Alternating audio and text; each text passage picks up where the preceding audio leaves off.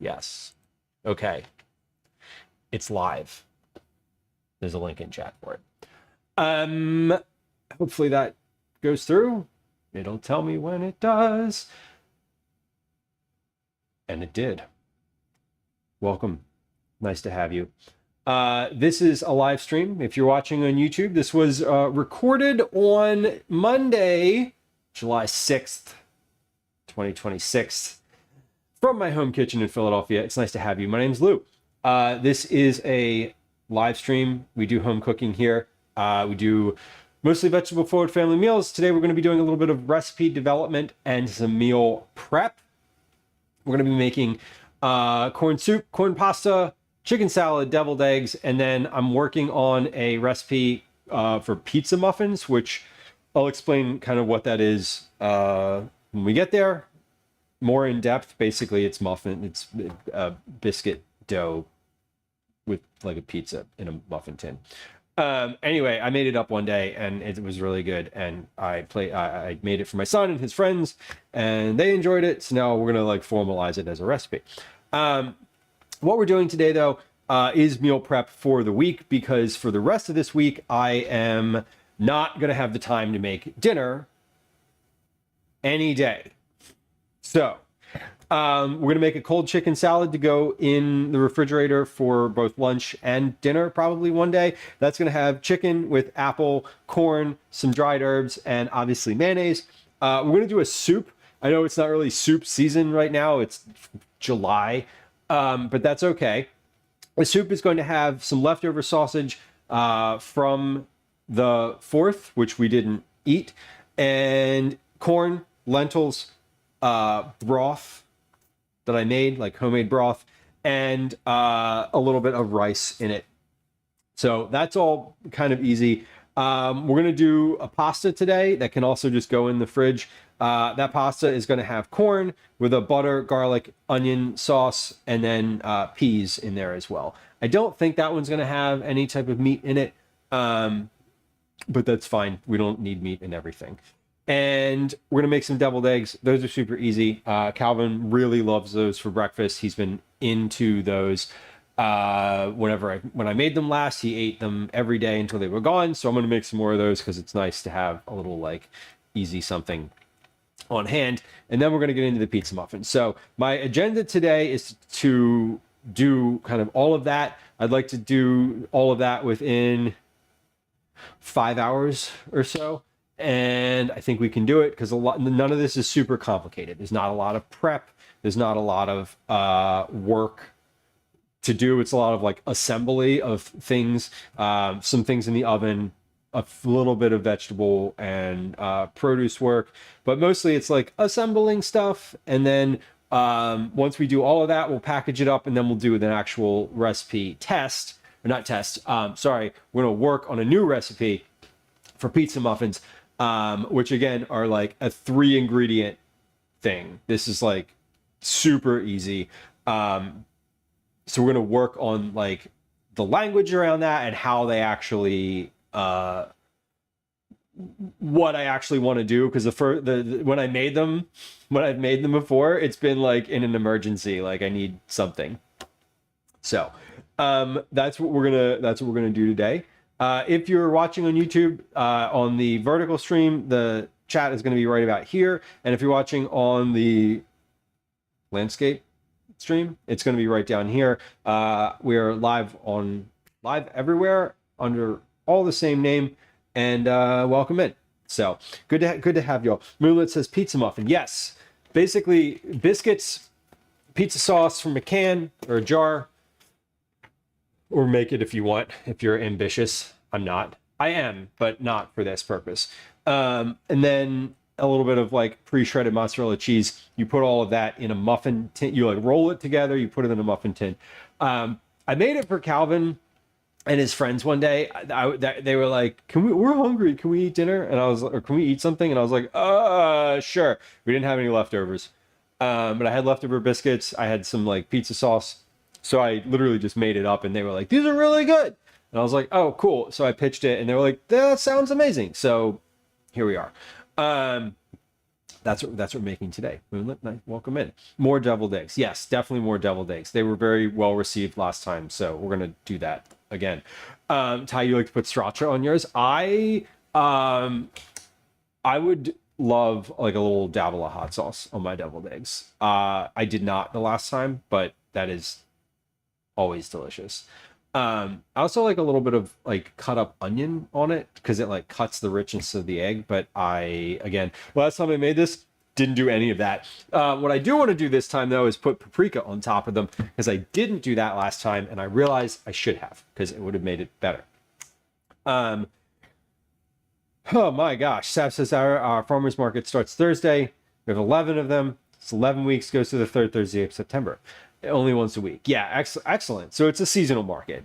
So you're like ramping up. Seasonal markets I always find are people love those. I feel like they're differently attended than the year-round ones. The year-round ones are like a lot of regulars. The seasonal ones I kind of love because like people like yourself like prepare for them. It's sort of the year-round ones that the folks are all, it's like the same thing week after week after week. The seasonal ones you get I don't know, it just seems like they're more excited about it. Like I don't know how to really really communicate what I'm trying to say, but it feels like the vendors are more excited because there's like an end. It's like a race. It's like a sprint rather than a marathon. Softy, welcome in. Hello. Amy, hello, welcome in. Cookie Club entry. I see you with your 20 check-ins. We're going to be doing a Cookie Club drawing today at the towards the end of stream. Not for that entry. That entry will be for the next month. But let's get started today. I have a couple things I want to cook. We have the oven. The oven is on. I already preheated the oven. So I want to put the sausage for the soup. One chicken thigh. I have one chicken thigh in the freezer. And then I want to cook some rice. We're going to do that on the stovetop, and then the eggs, which are going to be in the Instant Pot, which I have just off the screen right there. It's right there. So we're going to do all of that first. All the cooking of ingredients. So all those are things that go into what I'm making otherwise today. For the chicken salad, I have a whole bunch of pre-cooked chicken. That chicken that I made last week, the whole chicken, I still have that. I froze it, and that is going to be for a chicken salad today. Chicken salad, I usually do grapes in it, but I don't have those today. So we are instead going to do apples and I think a little bit of corn because why not? Because it's corn season, y'all. I got a dozen ears of corn. I made them on Saturday night, on like the night of the 4th, and they didn't all get eaten, so we're going to put those in basically everything today so that they get used. We love it. Okay, these sausages, I'm just going to put these in the oven and bake them because I don't want to do them on the stovetop, and I need the oven on, so we're going to make the best use of it. Caretaker, welcome in. Deviled eggs was our first food and drink stream. What do y'all like on your deviled eggs? Did you make them complicated, or did you just like do a simple deviled egg and make the stream complicated instead? Why not both? Deviled egg toppings for me, I really honestly like some seasonings are great. I do love some onion, and I love the green onion and regular onion are kind of wonderful. Curry powder is great. Wife's traditional deviled egg recipe. Love it. Keeping it easy. Probably something you've made before too, if I'm guessing. Like, it wasn't the first time we've made deviled eggs, but it was the first time we've like talked to people while we're doing it. That's always different. Okay, sausage is in, chicken is in, rice needs to get on the stove. Let me wash my hands because I just did some things with raw meat there, so we need to like clean off. Did I run an ad during the early part of the stream, the opening? I did. Okay, yeah, I remember hearing it. Okay.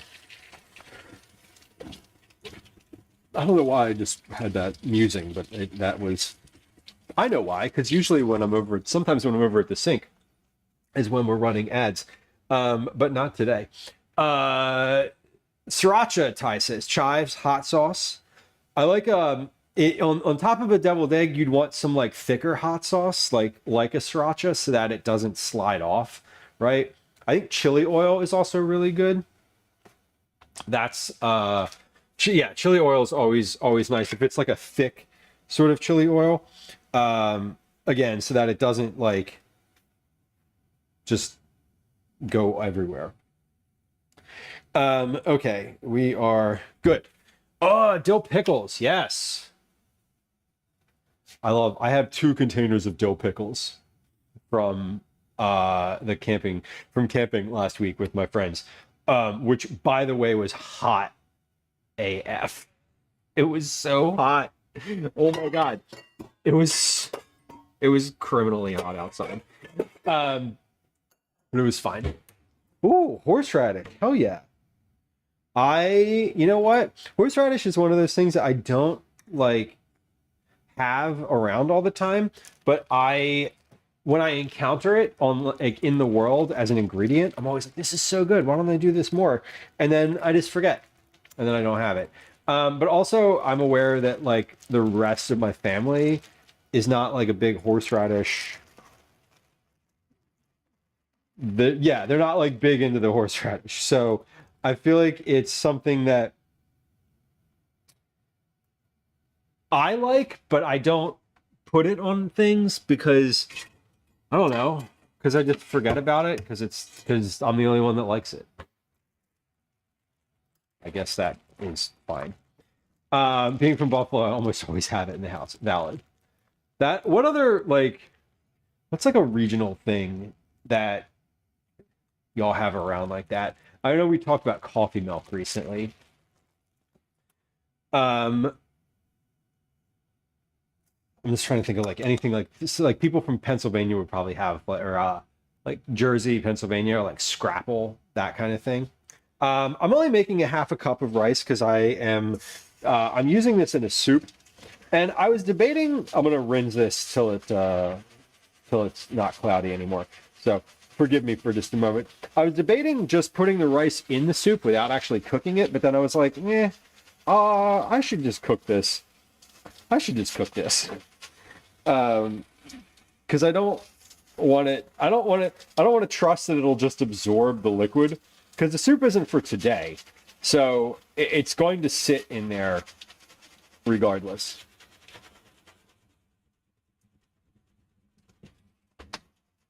You're growing horseradish. That is cool. What kind of... Okay, this is going to be a really uninformed question, but like, let me ask it anyway. Is horseradish its own variety, or is horseradish like a radish of a regular variety that is pickled or like preserved or fermented in a different way?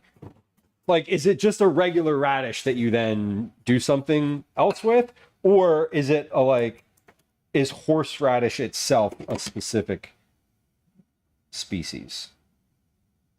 I hope that question made sense. It made sense when I was attempting to ask it, but I don't know if it made sense when it came out of my mouth. Okay. We're going to make rice though. It's its own thing. Okay. You harvest the whole root. That is good to know. I was unaware. Troy, hello. Welcome. That should set off the flirt bot. It really should.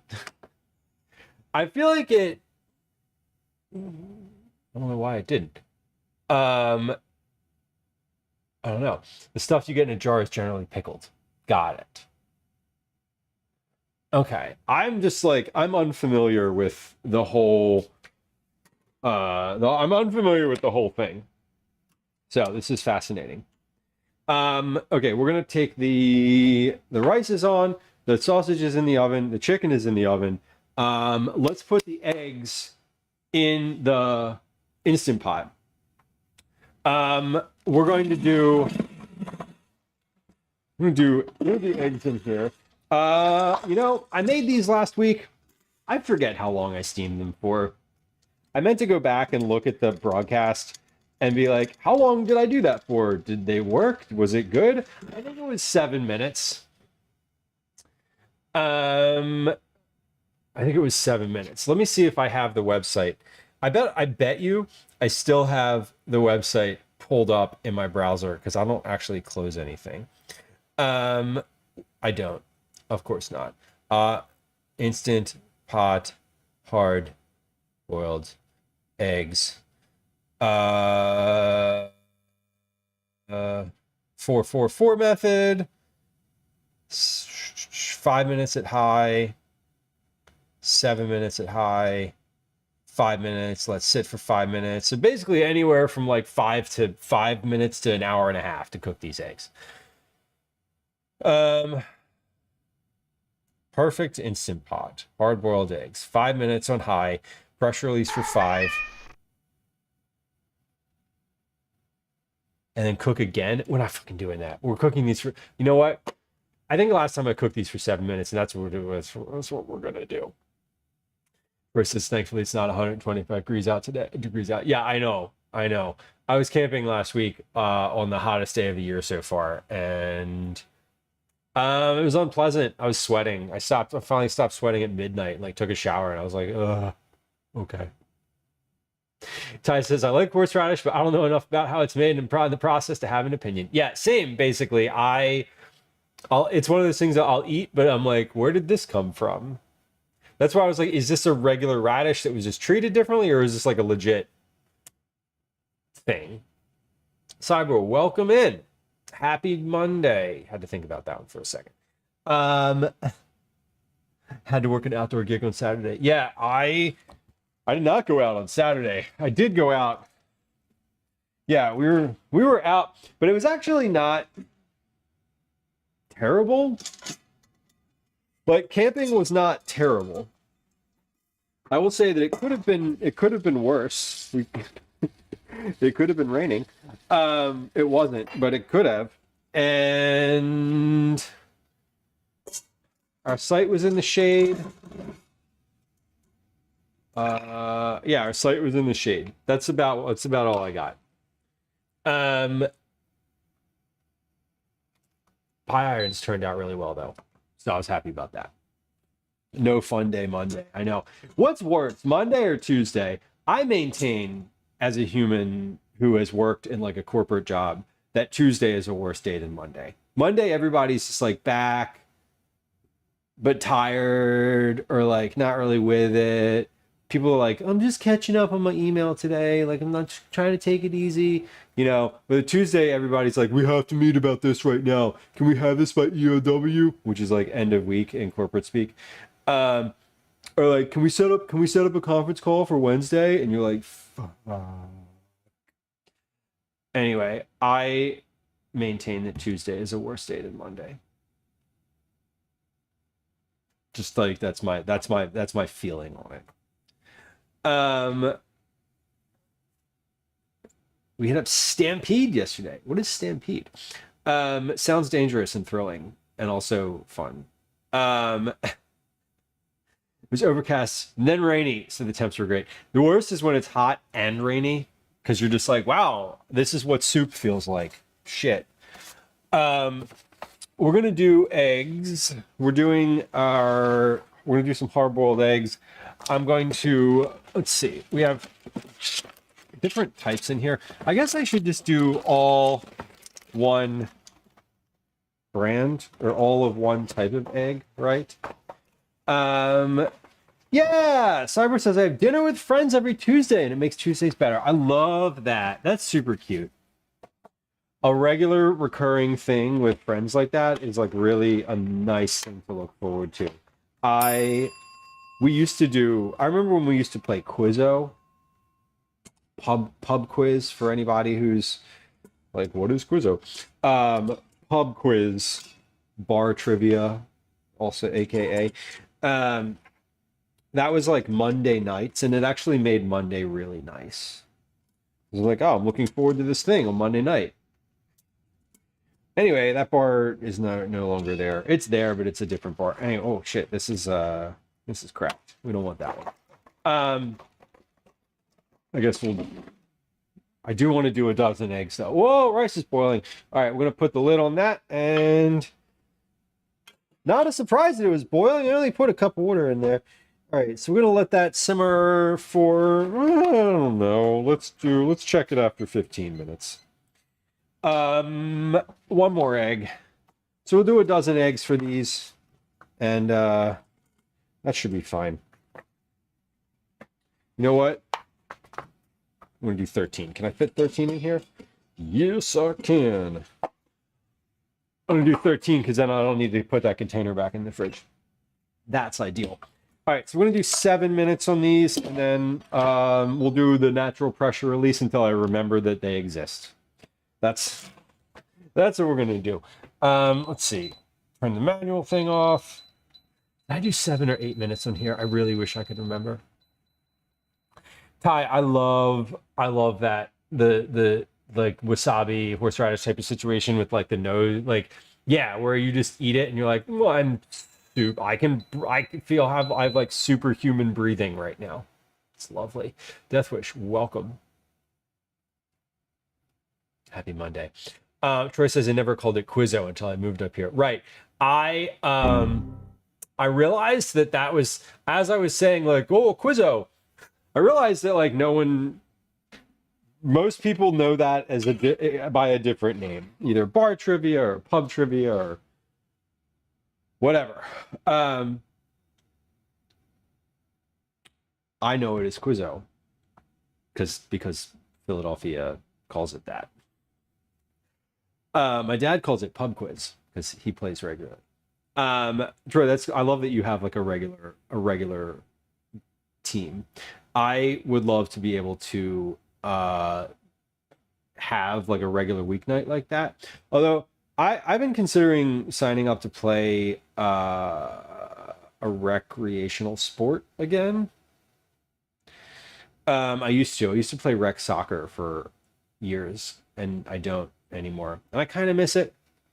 At the same time, I kind of don't. At the same time, I also enjoy not being like sore all the time. So it's a trade-off, you know? Taste a bit of horseradish off your finger. You could smell the color 7.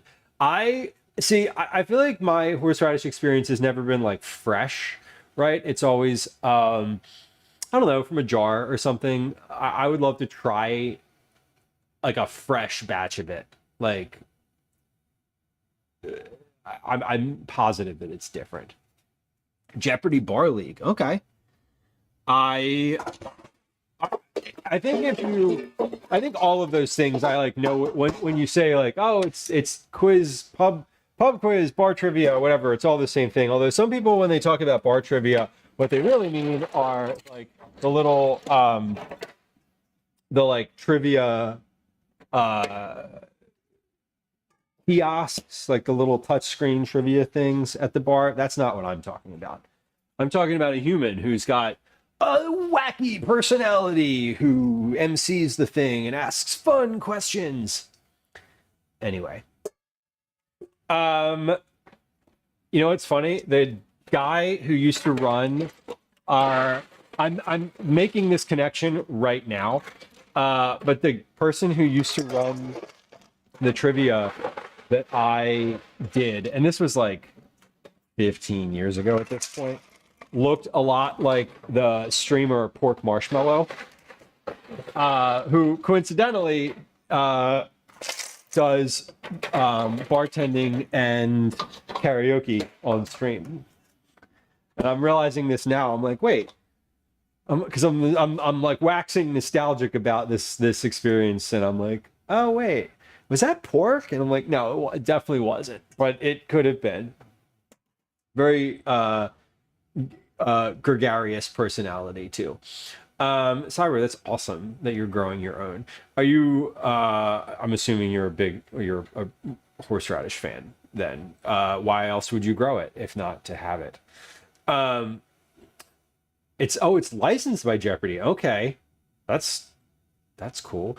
Do you get to meet the Jeopardy dude? Sofa, hello. Orthodontist appointment. He's not thrilled. I can imagine. I love I love going to the dentist. But I'm weird, and we acknowledge that. Now, you used to host it. It seems like a lot of work.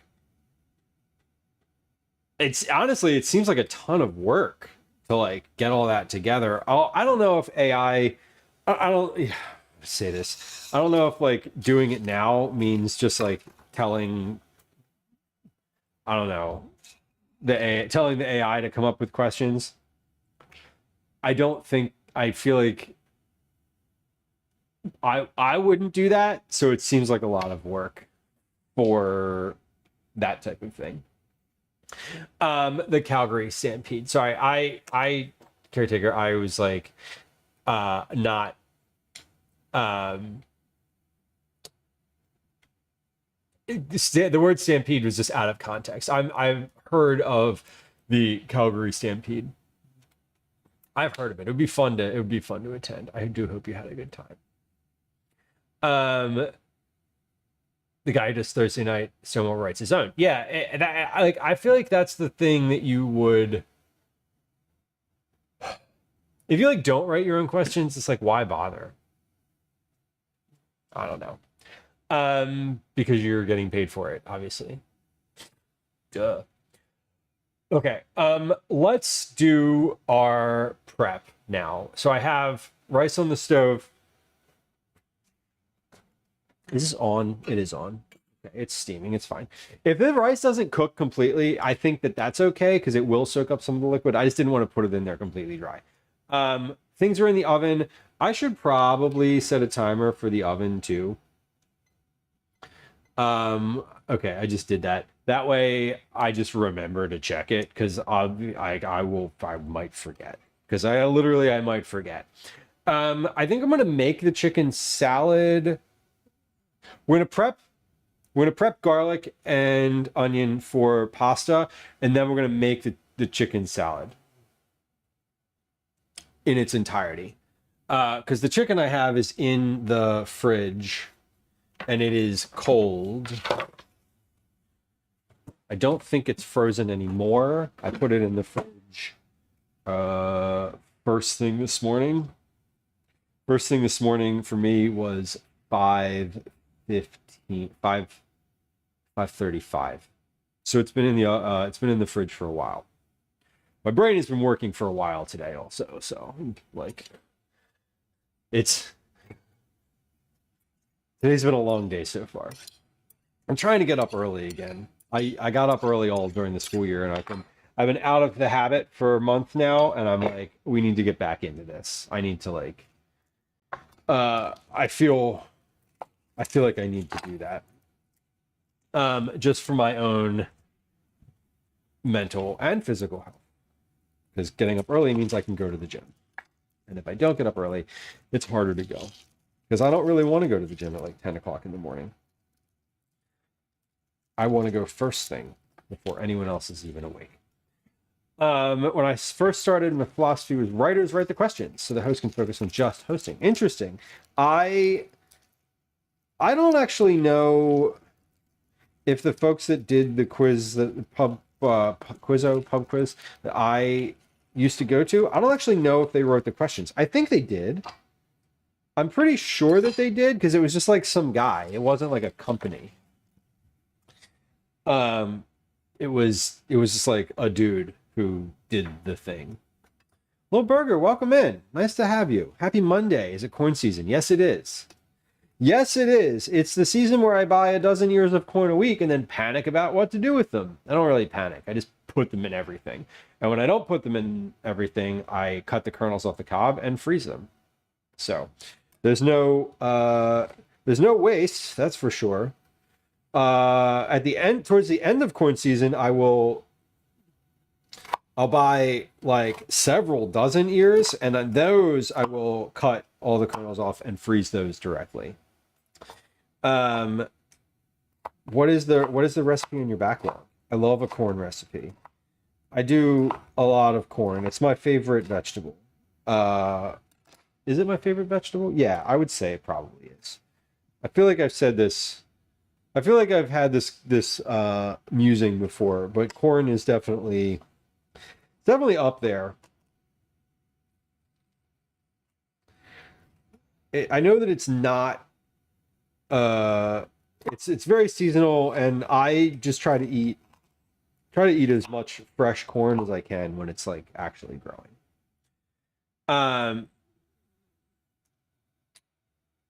So that is nice. 9, you got a resource from a friend who did questions. So you had like an archive. I feel like if you host Quizzo for a long enough time, it's sort of like being a teacher, right? Like you don't have to reinvent the thing every time. You know, your lesson plans are still valid the next year. So yeah, that makes sense. That's kind of cool. And so there's a bar around the corner. So would people like Quizzo snipe you, or they're like, we heard this question already. Twinderella says, speaking of corn season, I'm making succotash. Hell yeah. Ate it growing up, but I've never made it. And since it's fresh corn, I figured now is the time. Now is definitely the time, Twinderella. I have a recipe for succotash. That's just like it's not authentic succotash. Like disclaimer, it's made up and it's a quick one. But it is definitely that season. Corn, beans, beautiful. I hope you enjoy it. Command recipes. It's somewhere on that page. Corn sourdough bread. Okay. It's a corn milk. No idea how I make it, but I can't wait to try. Well, there's a couple ways to make corn milk. I know I have a recipe that I have made for corn pudding, and the corn milk in that is basically cobs of corn, like ears of corn simmered in literal milk. And then you just use that milk. And then you can eat the corn. It's like, it's delicious. It's very delicious. You can eat it.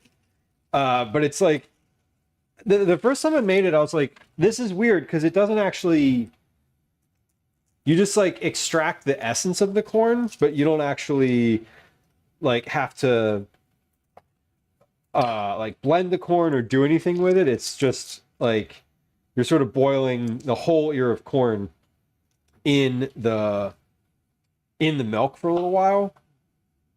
And you could probably do it with the corn, just the corn cobs too. Although the recipe that I was working from when I first made that was like, you know, simmer the ears of corn and then eat them. It was like, just eat them later. You'll enjoy it. And I was like, that's a weird way to do this. Like, is that really, like, you don't want me to do anything with these? It was odd. Omitting and adjusting. Yes. That is what I love about feeling comfortable. And when you get to the point of feeling comfortable in the kitchen, and you can read a recipe and be like, yeah, I'm going to change it to do this thing instead because I want to. That's honestly one of my favorite things. It also helps because you're like, you're looking at the recipe and then you're doing your own thing. You don't need to like follow it specifically. Come on, are we working here? What are we doing? Ah, there it goes. It's sealed. Okay. So we are sealing. I have my ice bath, not ready yet, but it's the ice is in the bowl over there. I need to fill it with water. I didn't want it to melt too quickly. It's kind of warm in this house right now. The oven is on, and also it's summer, so you know that kind of sucks. Chopstick Queen, welcome in. Happy Monday. I remember not feeling confident doing that. Yeah, totally, Twinderella. That is a real thing. You know, when you just like you feel like you have to stick with the recipe. Anika's Cakery, welcome in. Howdy, Carly. Hello, Carly Max. Welcome in. Welcome. Friends who are joining us, nice to have you. When we come in peace, we bring cake. Piece of cake. There's a dad joke. You can have that one. Please don't leave. Please don't leave. I'm just kidding. If you have other things to do, you can obviously, you know, whatever. Anyway, sorry. weird. I'm feeling weird. Anyway, hello. Welcome. Annika, nice to have you. Red Bean Bitter Cream, welcome in. Hello. Thank you for the shout out for fellow food and drink streamer, Annika's Cakery. Friends who joined us, welcome in. Housekeeping note, follows are silent. If you're a lurker like me, and you just don't want to be perceived by in a stream by the streamer or chat or anybody, but you want to follow for support, that is always nice. Followers are silent. There's no alerts, no sounds, no nothing. My name's Lou. It's nice to have y'all. This is in fact a cooking stream. We do cooking here. Today we're doing a bunch of meal prep and recipe development. Often we're doing vegetable forward family meals. Sometimes we get out in the world to do IRL stuff. Very conversational. I'm not a gamer. I just like to chat, and that's what we do. So welcome. It's nice to have y'all. Catastrophe, welcome in. Happy Monday. Catastrophe says, I'm interested in the pizza muffin. The pizza muffin is coming up. We're working on that towards the end of stream because that's going to be dinner tonight.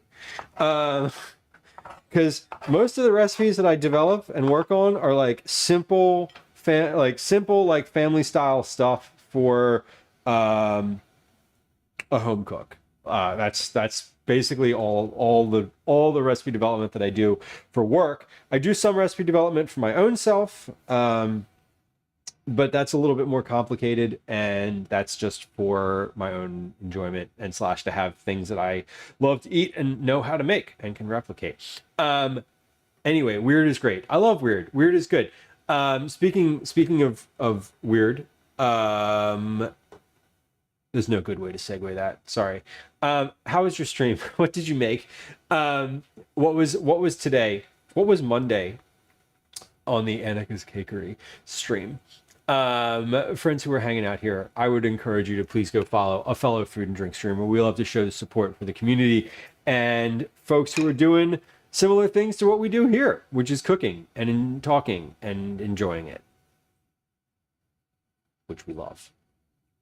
Beth, welcome in. Hello indeed. You're skirting 100. You're almost 100 check-ins, Beth. Almost there. I see it. I see you today. Annika says, today I made an apple crumb style cupcakes and some Pillsbury style picture inside cookies.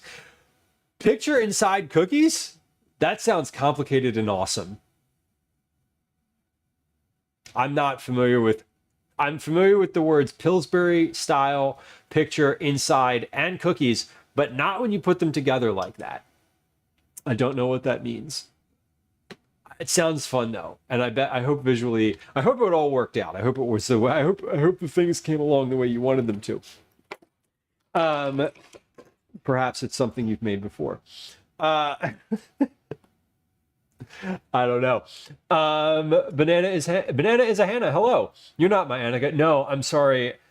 I'm not. And I hope that's okay. I do hope that's okay. We are just the next stop on a lovely raid, and at the end of this stream, we will raid somewhere else. And that's how we love to show support. But welcome in, regardless. They're a challenge. I'm not super great at it. Well, you're certainly well ahead of me, who doesn't know what they are. So that's cool. It's always fun. I think one of the neat things about live streaming as opposed to YouTube or like short form, or like basically as opposed to any other content, is you can just like do stuff and try it and sort of fail or succeed in and it just all happens in like real time.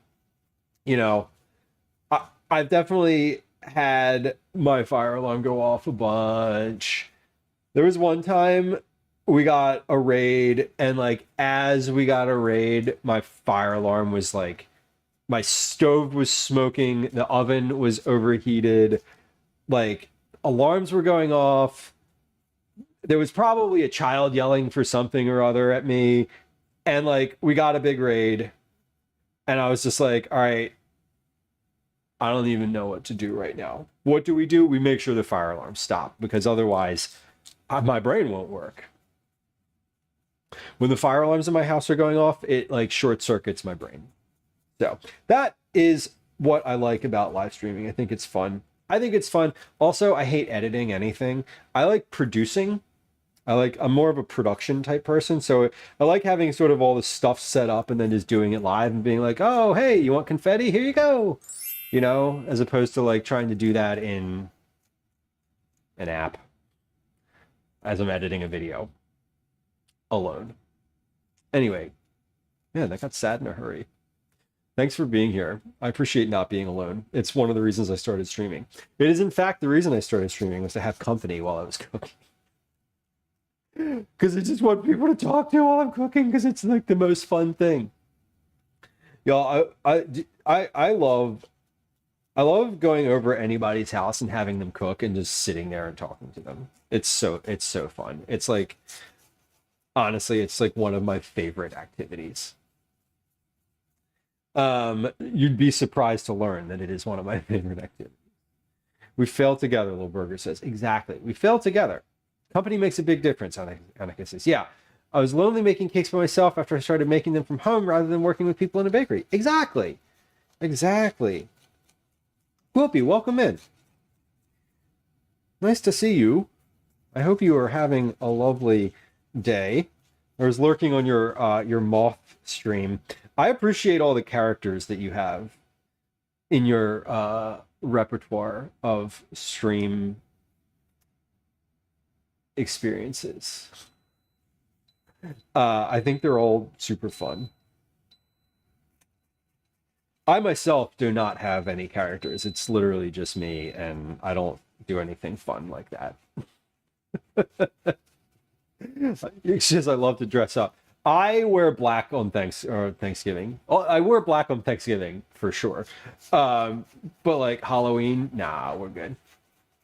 I appreciate people who enjoy costumes. The last time I dressed up was at the Renaissance Festival, and y'all were there to see it. So, chat keeps me sane when everything goes wrong. Yeah, very much so. I feel like that is.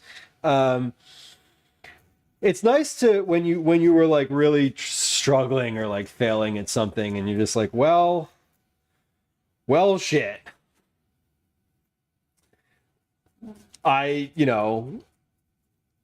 At least someone's laughing at me, because I don't, because it's not funny. I don't know, whatever. Failing, it makes failure more palatable. I'll say that. And it makes success also more fun too. Liz, I appreciate you doing the shout outs. We have a bunch of shout outs coming up, y'all. I would encourage you to take a look in chat as they come up. They're queued, so they don't all fire off at once, but they're coming. They're coming. So please support the folks who are here hanging out and chatting. We have our timer just went off. That was for my rice, I think. I got like a bunch of stuff going on right now. I don't really know what all is happening, honestly. Let's check the rice though. I think it was for the rice. The rice is going in the soup, and honestly, if it's not done, I don't really care. Looks done. Great. Looks done. Annika says, I literally knocked over a cake and almost ruined it. Right. Yeah, sometimes when you just like, if you are cooking alone, you just like, and things go bad, you're just like, ugh, this is the worst. This is the worst, and I just like don't know what to do. It sucks to fail alone. It's fine to fail with friends. And that's, I don't know. That's a platitude I'm taking to heart sometimes. Troy says, I depend on chat so much, and when chat's not active, I rely on my bestie and co-hosts. There are plenty of times for anybody who's streaming, whether you are streaming to an audience of a relatively small audience or a relatively large one, where people are not chatting, and like that's fine. Like I get annoyed. I don't generally watch streams where people are like demanding that people chat, right? Because like that's not how I experience Twitch as a viewer. But yeah, when you're like not when people are just lurking, I'm always just like, I'm just gonna keep talking. Like I'm gonna narrate everything I'm doing. And I sometimes it's fun. Because I do that in my regular life when I'm not live. I'll be like, I'm doing the dishes. I don't know. I just like every fucking thing that goes into my head comes out sometimes. Um, it is, I don't know, it is nice to have other people on stream sometimes. Uh, sometimes it's interesting because if there's a different flow and like a different dynamic. Um, Cookie Moo, welcome. Hello. Sometimes when there's a weird, not a weird dynamic, but like, here's an example, right? My buddy Drew is great. I love him a lot. And he is very good at just like banter. And so he's great when he like hangs out with us sometimes. There are sometimes when he's been on stream where he'll like start talking about a subject that I don't know anything about, or like specifically like I remember one time he was talking about sports and I was just like, I'm lost. But he was like having a good back and forth. And I was just like, oh, that's weird. It's weird because someone else is like talking about a topic that like I generally wouldn't engage with because like I can't. And so sometimes it's weird to see that happen. But I do love having other folks around. It is fun. Banana says, I don't know what that does. It just counts up and it puts your name in the little box until someone clicks it again. And every time it counts, it adds a point to the value of the thing. And then, yeah, so right now it costs 14 channel points to get it to 15, and then it'll cost 15.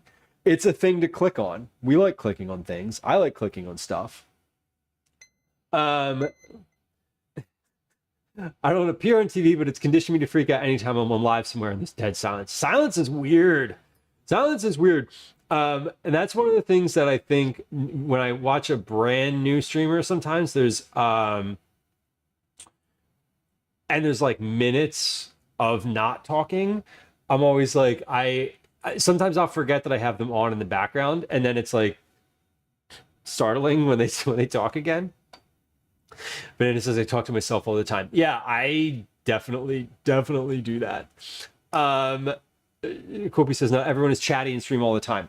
I can talk enough for everyone. Yeah, same. I will talk in real life, on stream, any context. I'm happy to speak. I've always said I don't like acting. I don't want to play a role, but I'm comfortable being on stage in front of people. If you were like, hey, here's a room full of 100 people, here's a topic, go talk for 5 minutes, I would be like, no problem. No, like literally no problem. No anxiety, no nerves. But if they were like, here's a role, you have to go out on the stage and act this thing, I would not do that. I would not do very well with that. I like being myself. It's part of what streaming is. It's part of why I enjoy streaming too, because it's less like I feel like if you're doing short form content, you're like in character sometimes, and I don't like. It's hard to stay in a character for like a long form stream, or it's hard to like maintain a pretense of something that's not authentically you. I don't know. Alley Cat, did I say hi to you? I probably said hi to you like 3 times already. Banana is Hannah. Usually when I stream, I get so locked in, I forget to talk. If you're gaming, that is absolutely true. I forget to cook because I'm talking. That's my problem. They're like, why? How can you cook that? Why does it take you 6 hours to cook that thing? I'm like, well, because for 5 hours and 40 minutes, I wasn't doing shit but talking. And then I was panic cooking for 20 minutes and not interacting with chat. And that's how. Okay, we have garlic and onion is ready. These eggs are naturally pressure releasing. There's still pressure in here. I feel like the last time I did that, the hard boiled eggs, I just let the pressure release completely. I don't think I timed it specifically. So I think that feels like what I kind of want to do right now. I'm going to take the temperature of the things in the oven because those have been in there for like 30 minutes at this point. I have sausage and chicken in there. I put them in the same pan, even though they're not going in the same dish. So we're going to take a temp here. The sausage is for the pasta that I'm going to do, and then the chicken is for chicken salad, which is coming up. It's probably going to be the first thing I'll make on stream today. These are definitely not to temp yet. No, 134, not at all. 154 on the sausages, not quite. Okay, so we still have, let's do 10 more minutes of those. Let's do 10 more minutes. After 10 minutes, they'll probably be pretty cooked. 9 says, I've never done eggs in my Instant Pot. I just did like eggs for hard boiling in here for deviled eggs. I just did hard boiled eggs in the Instant Pot for the first time 2 or 3 weeks ago. So I'm definitely no expert. There is a rack in there. So what I did was the Instant Pot comes with the trivet, right? The little like trivet thing. So I just put the eggs on the trivet and then filled water up to like just underneath of the line of that. So I don't know if that's the best thing or whatever. The first time I made these, I did 45 seconds worth of interneting to determine how to do it, and I was like, great, that seems fine. Did I write it down? I might have written this down. No. Unless it was farther back than I thought. No, because this is from May. I haven't been using my notebook as often recently, because I haven't been cooking as much. So I haven't been doing as much meal planning. I did meal plan this week though. Here it is. And we're meal prepping today for sure, because that is because like as I said, I'm not gonna have time to cook the rest of this week. Okay, pause. Let's get a ice bath ready. And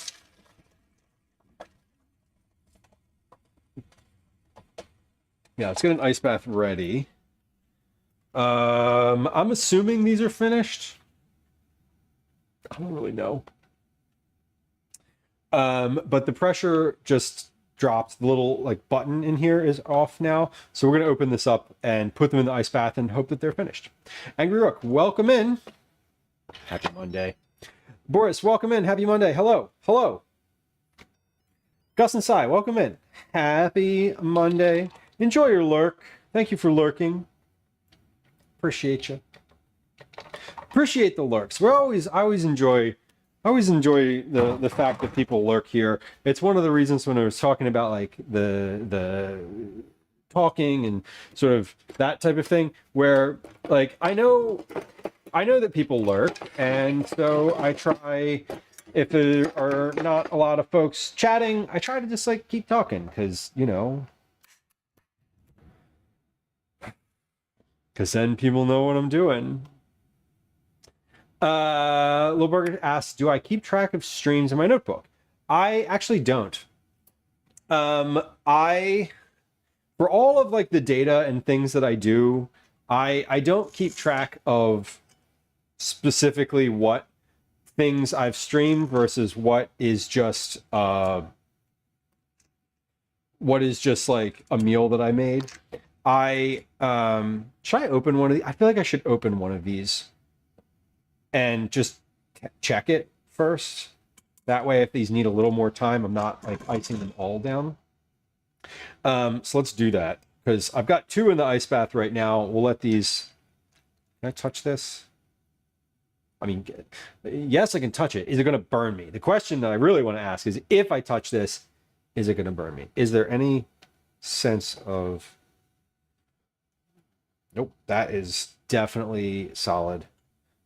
I feel like these are fine. We're just going to go with it. And one of them cracked. So that means that I really only have 12 eggs after the fact, which is kind of nice. 2 of them cracked. Oh, no. Well, that one didn't crack. 3 of them cracked. That's okay.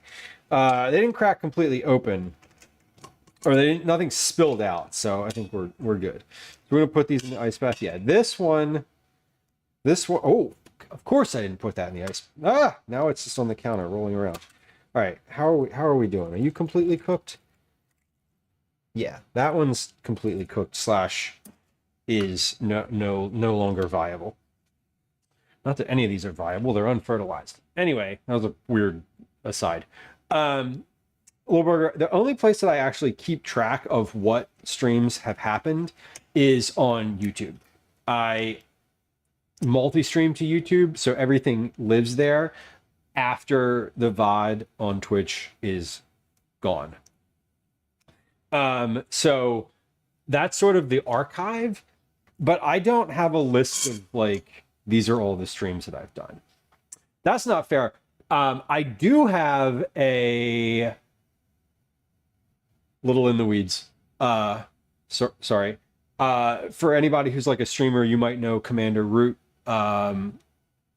They provide a bunch of different tools for streaming, and they also provide archival services. I do archive all of my streams and clips on Commander Root, going back to like somewhere in the hundreds. We're at stream 569. Nice. We're at stream 569 right now. I've been archiving them with Commander Root since somewhere in the hundreds. And what I could do, like, I could do something with those, but that's really it. My cooking notebook only has cooking stuff in it. I don't do anything stream related in there. So it's really like the only thing that is in the cooking notebook. If I'm streaming a meal that I'm making, I'll put like an asterisk next to it. That's quite literally it. But even then, with the prep stuff, like I write out prep steps if I'm making dinner, the same whether I'm streaming or not. So, first, since I mainly do community and Jackbox games, when I started out, I would call out lurkers because I wanted to get good crowd. Not realizing it was a terrible idea. No, it was a terrible idea. If I go into a stream and they're like, if I go into a new streamer and I don't chat and they say my name, I panic and leave. I'm just like, we're good. I'm not gonna tell them why makes me uncomfortable. I'm just like, I just don't want that at all. I don't care if you have your viewers list up and you see my name there, but if you're like, hey, Eat It Dads, like, how was your day? Like, it was great until this very moment. Now I feel on the spot. But that's just me, and I don't chat in most streams. When I am literally like, I'm a lurker through and through. I chat very occasionally, and when I do say hi, I just like, I kind of just want to, sometimes I just want to say hi and be like, hello, it's nice to see you, goodbye. But anyway, then I get anxiety about doing that. But yeah, from the archive side, I have a whole archive of streams. It's the way that have you ever seen those 24-hour, like the 24/7 streams? Like a lot of the big streamers will be like, you know, this is just old VODs, like from forever ago, just running constantly. Like that's how they do that, with where it has like the chat replay and all. Like that comes directly out of Commander Root. So if I wanted to, like, I could set up a 24-hour, like a 24/7, like Eat It Dads, you know, Eat It Dads open 24/7 or something like that, and have that just stream all of my old VODs from literally years. Don't really, I don't know. I don't see a reason to do that, honestly. I think I don't know. I don't see a good reason to do that. To me, and I'm being like just being really really weirdly honest, it feels a little like navel gazing and self-indulgent to me to do that. I'm sort of like, if you're live, you're live, and if you're not, you're not. Like, but then again, what do I know? I'm not a big streamer. I don't have thousands and thousands of concurrent viewers at the same time, so who's to say? We upload all of our VODs to YouTube as private and then publicize it if and when we choose. Caretaker, that makes sense to me. I just multi-stream it. So right now, this is live on YouTube in both the horizontal and vertical format. And if you're watching on YouTube, I appreciate you. You should like and subscribe. Anyway, self-promo. Because I don't want to have to re-upload the thing. Like once it's done, I just want it to be there. I don't watch streams that rebroadcast old things or other people's content. Yeah, Tundra, there's a couple that I subscribe to. I just think those are there's a couple IRL streamers that have 24/7 streams. And I think those are interesting because they're like out in the world doing something, right? And it's like, I don't know,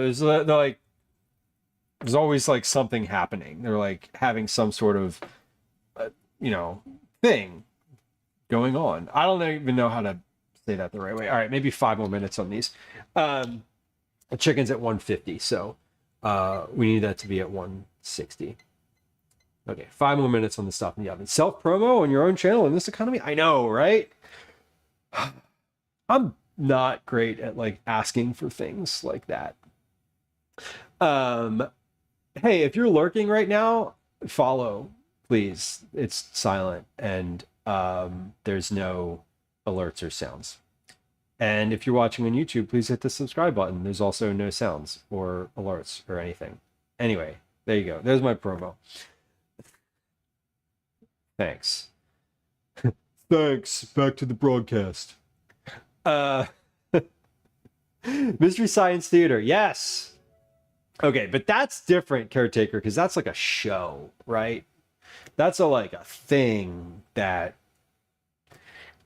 I don't know. That I feel like that's different than just like someone who's been talking. I don't know. Maybe it's not. I mean, literally, that is the show. That is the show. Oh my god. Sasha, welcome in. Thank you for the bits. Good to see you. Good to see you. And thank you for the gifted sub to Space Taco. Space Taco, by the way, Twitch DJ on Twitch, friend of the stream, curator of the High Vibes raid train. Great person to get a sub. We love that. Thank you. Mystery Science Theater is such a comfort, Camille says. It totally is. It totally is. I remember watching it when I was younger. It was great. It's a really fun show. I enjoy it. Little Burger, thank you for your sub. I appreciate you. Thank you for the tier 1 sub. The tier 1 sub is the gold standard of subs. That's the one where you're just like, you click the actual subscribe button. That's super cool. Thank you. Thank you. You've been poisoned. Click follow for the cure. Right? Oh my god. Yeah, a lot of it is so navel gazing to me. It's just funny. Sasha says I love Twitch GGs. Yeah, same. Music is one of the things that I watch a lot of on Twitch. What vibes? High vibes. High vibes, like weed. Like high vibes. It's not complicated, but it is. It could be if you want it to be. I had to check. I'm so in. Yeah, it's a fun one. And yeah, she organizes that. And Sasha Eats, a fellow streamer as well. Thank you for your generosity. I appreciate it. We're cooking chicken. We got 2 minutes left on the chicken. I'm almost through my cooking list. The only other thing I need to cook is pasta. So let's get out a pot for that, because this is going to be one of those things where when I want the pasta to be, when I want to put the pasta in, I'm going to want to have hot water. And often I don't remember, not often, occasionally I don't remember to like, I don't remember that in 20 minutes I'm going to need something.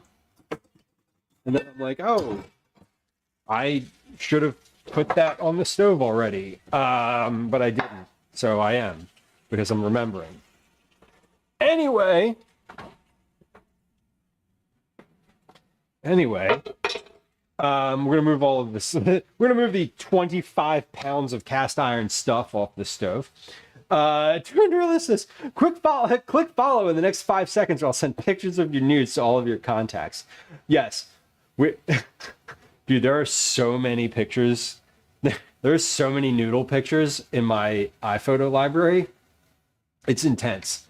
I got all sorts of different presentations and toppings and innuendos.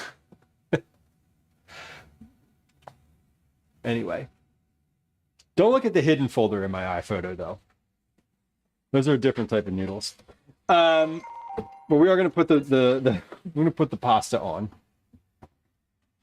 No, but seriously, stay the fuck out of my hidden folder. Thank you. It's password and facial recognition protected. Okay, here comes some water on the stove.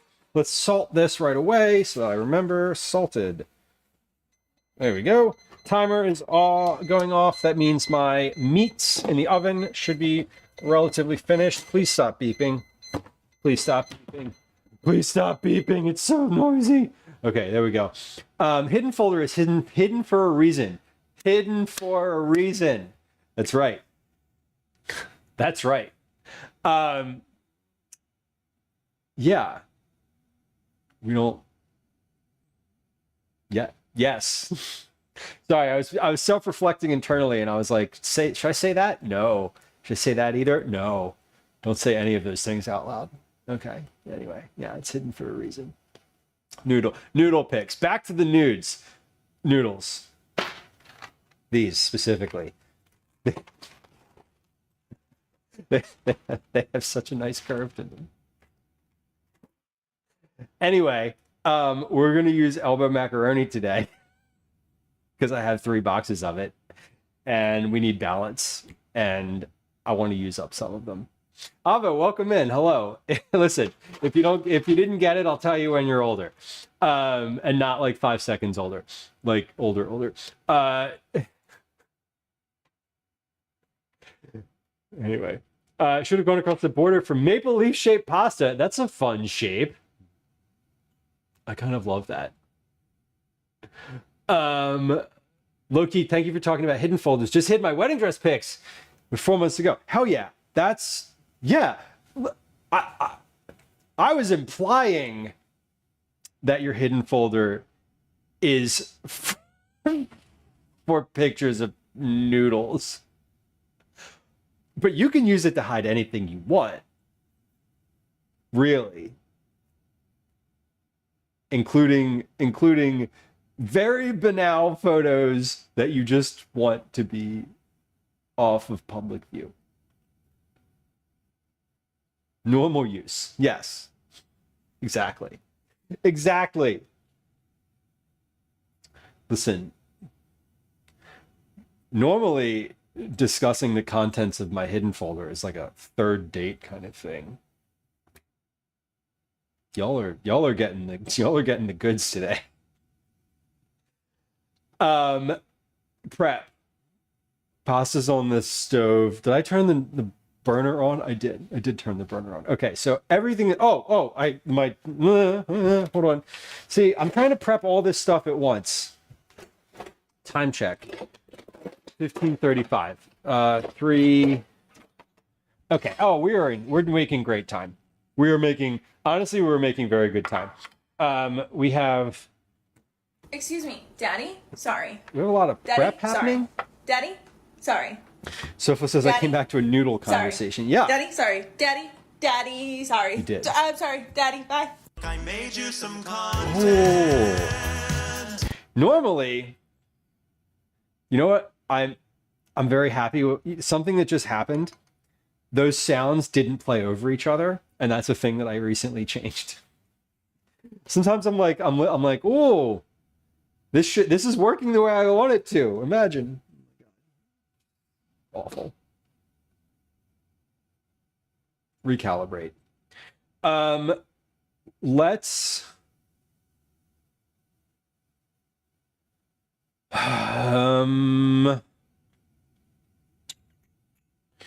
let's put the soup on the stove. Then we'll make the chicken salad. Because the soup is going to be very straightforward: sausage, corn, lentils, broth, and the rice. I need to melt my oh shit! Get in there. Oh, one down. It's okay. It's okay. I just got stuff falling out of the fridge at me. It's fine. It's fine. Did it crack? No. Okay. Damn. Anyway, here's some broth. That is broth that I made. So we're going to, what is this? Two quarts of broth. Let's make this size pot. This is a 4-quart pot. So if I don't want to make more soup than this, because really I'm just trying to get rid of some stuff here and use up these 2 things of broth. So if I have 3 quarts of soup, 4 quarts of soup, I think that's fine. We're going to melt this first. Thaw. Yes. We're going to thaw this first, and then we'll put the ingredients in it. I just cooked the sauce. I cooked the sausage. I cooked the rice. I don't need to cook the corn. So I'm basically going to just assemble this once this is melted. Let's get this in. Is this all going to fit? Of course not. Okay, it'll fit like that, and eventually it'll melt in. Elisa's Reverie, welcome in on YouTube. Good to have you. Good to have you. Thanks for saying hi. Enjoy. Hope you enjoy hanging out. So that is on the stove. That is I'm going to turn that on low, and that'll just kind of melt. I'm going to let that melt for till it's done. I'm going to leave the oven on because we're going to end up with our we're going to do the recipe dev needs the oven, and 3, 4, you know what, no, let me turn the oven off actually, because I don't need it to be on, and if it's just heating up the room, I don't need that either. So we'll turn that off. We're just going to keep it closed. We're going to make sure nothing's in it. Yeah, nothing's in it.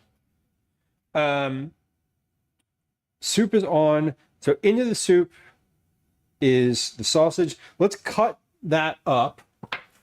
So I want to get everything for the soup completely ready. I think we're going to fill...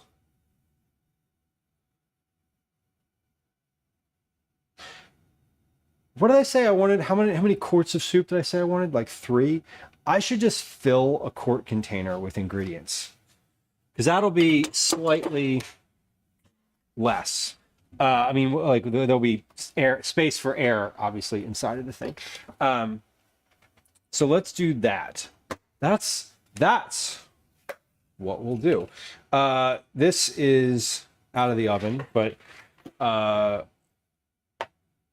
I'm going to cut it up anyway. Almost done with work. Well, I hope the rest of your day is an easy one.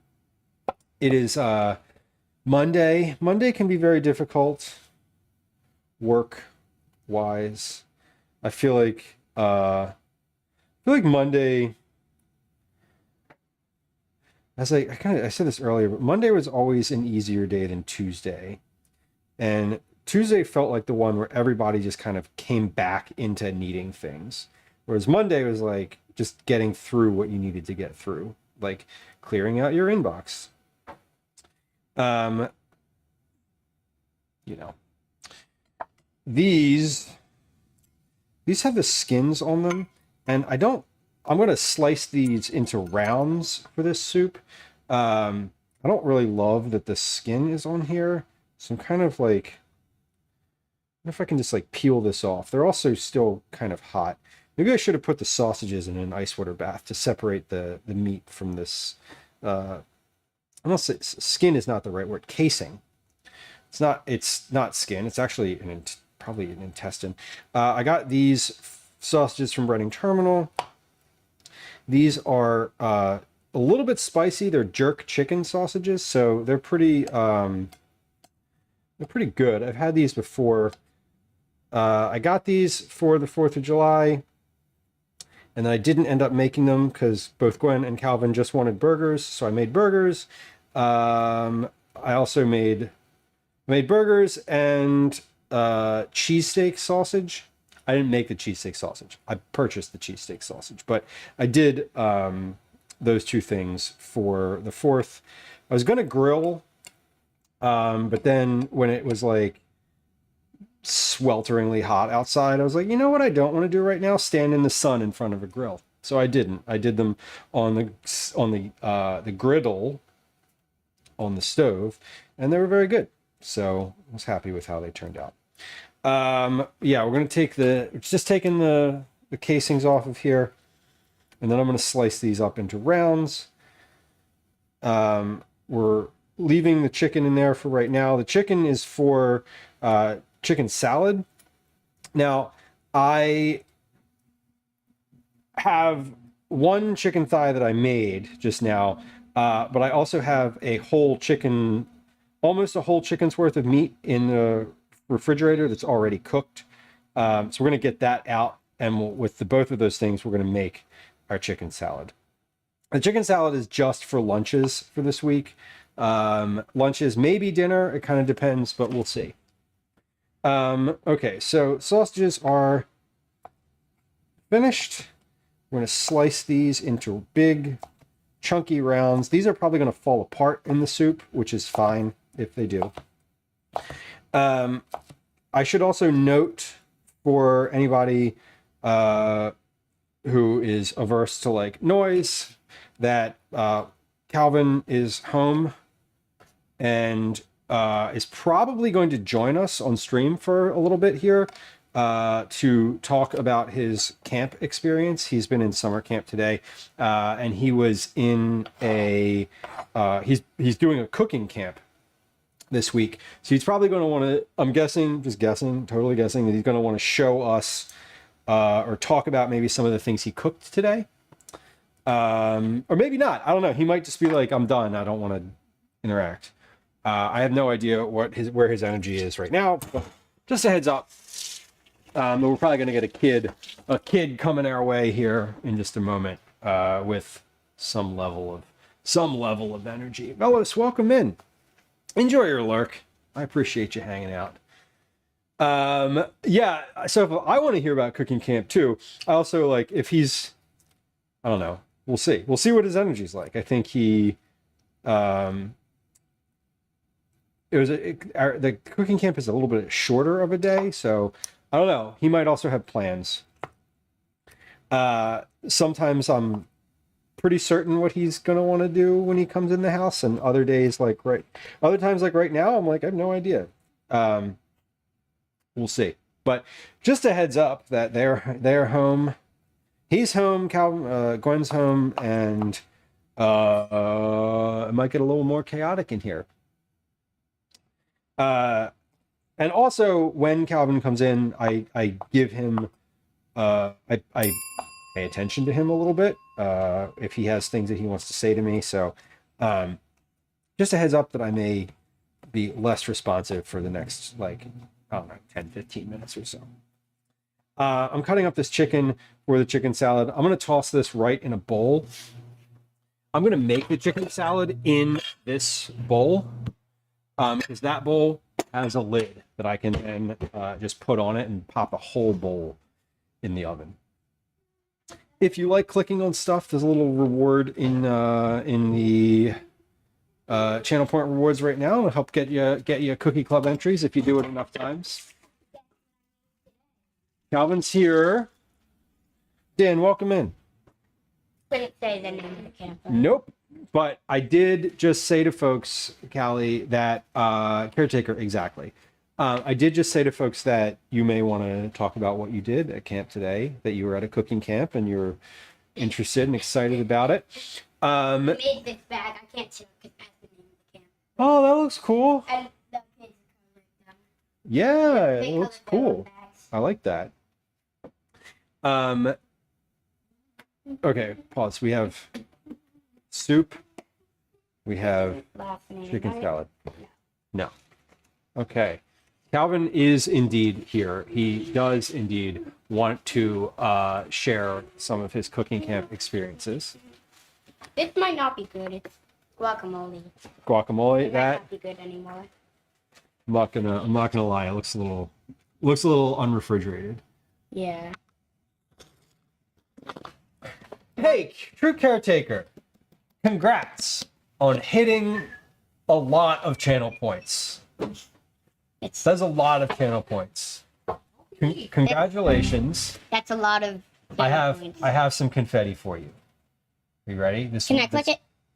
Yeah, Calvin, you want to click it? Yeah. Here, click a confetti. This Ready? one? Yep. Yeah. I'm There gonna you go. throw some this time. Hold on. Calvin wants to throw some too. Here, go ahead.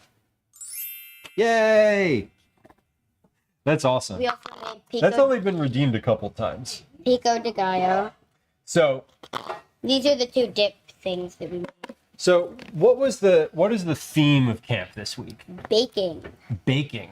So This was not really baking. no, pico de gallo is not really baking. That's kind of raw. We made tortillas too, but Okay. So you made it was tacos today. Are we having pasta? Oh, we're not. I'm making pasta, but we're not having it. we also made beans, mushrooms, chicken, corn, and rice. Okay. We made that too, and just like Wow. put all that on a plate plus 2 tortillas. And if you Okay. wanted more, you could get more. Yeah. So you were in camp for 5 hours. Mhm. Okay. We also made raspberry cheesecake. Raspberry. Hold on. Can I open this? Yeah, that's fine. I'm glad they. It's kind of crumbly, so I'm glad don't they like, labeled these. best not yeah. to grab it. That's okay. We're gonna do this so I Yeah. can show a cross section. This raspberry cheesecake that Calvin made. That looks really good. There's more on the other side. I think is Yes. Well, I mean, you Might can be. see. You can see. Oh, the other side would be a better cross section. There we go. We're getting art direction. There because we go. that's where like the 3 layers That's are. Calvin's raspberry cheesecake. Okay, let's make this back flat again. There we go. Okay. Oh, sorry. So all this is going to go in the fridge, right? So they get to bring food home, like whatever leftovers are available. Raspberry muffins too. Raspberry muffin. Oh, damn. These you can grab. This week is dangerous, y'all. I love baked goods. They're my literal favorite. Here, hold that up. There you go. There's a raspberry muffin. On the top there is we made streusel, I think it's Streusel. called. What is streusel? Um, Do you remember what was in it? Timmy, welcome in. there was brown sugar. Okay. The streusel was brown sugar, and usually there's another ingredient in streusel. 2. I forget. Butter, probably. Mhm. Yeah. Also, I think there's some. No, there wasn't. Never mind. Okay. I was gonna say some vanilla, but There might have been. Not yet. Yeah. I don't think there was. Timmy, welcome in. We're hearing about Calvin's cooking camp today. He was at So far, a summer camp. we've heard raspberry muffins, raspberry cheesecake, pico de gallo, and guacamole. Excellent. This is my son Calvin. My name's Lou. This is usually a cooking stream. It's a cooking stream today also. and most days. Sometimes we're IRL. We do a lot of family meals. We do some baking occasionally. We do meal prep, which is what we're doing today. We do some recipe development, and we are chatting about Calvin's camp. I've Welcome not in, tried this yet. friends who are hanging out. Timmy is a fellow food and drink streamer, but also plays games. Was streaming food and drink today, though. What were you making today? How was stream? I've not tried this yet, but this is chocolate chip cookie cake, Chocolate chip cookie cake. Shut up. and we got to decorate them. Shut up. I wanted to put sprinkles on them, but 2 of the 3 people didn't want Yo. sprinkles, so like they 2 of the ruled us 3 out. people in your group didn't want They sprinkles. ruled us out for some reason, even they're though there wrong. was only 2 people. They're wrong. And Anyway, we were like, "How about just sprinkles on like half of the thing?" air fryer crab rangoons. And they were Oh like, yeah. "No." Do you love your air fryer? I don't have one. I feel like I want one. We've talked about this many And that's times. it. And that's it. That's it. That's all they cook today. Yeah, we barely ate Muffins, anything. tacos, cookie cake, raspberry cheesecake. Yeah. What a good day. Are you full? Yeah. Kind of. You ate. Okay. Yeah. Did you eat? Did you Yes. eat? Did you eat all of your lunch? Yes. Yeah, I Actually, bet. it was very good. That's awesome. And you're looking forward to doing that again tomorrow? Yeah. Cool. It was what you were expecting? Mm. I love that. I'm glad. Welcome home. One of the people that goes there was at my summer camp last week too. Is that right? Yeah. Oh, cool. They were at the same camp. Okay. Was it someone that you liked or someone that you're just like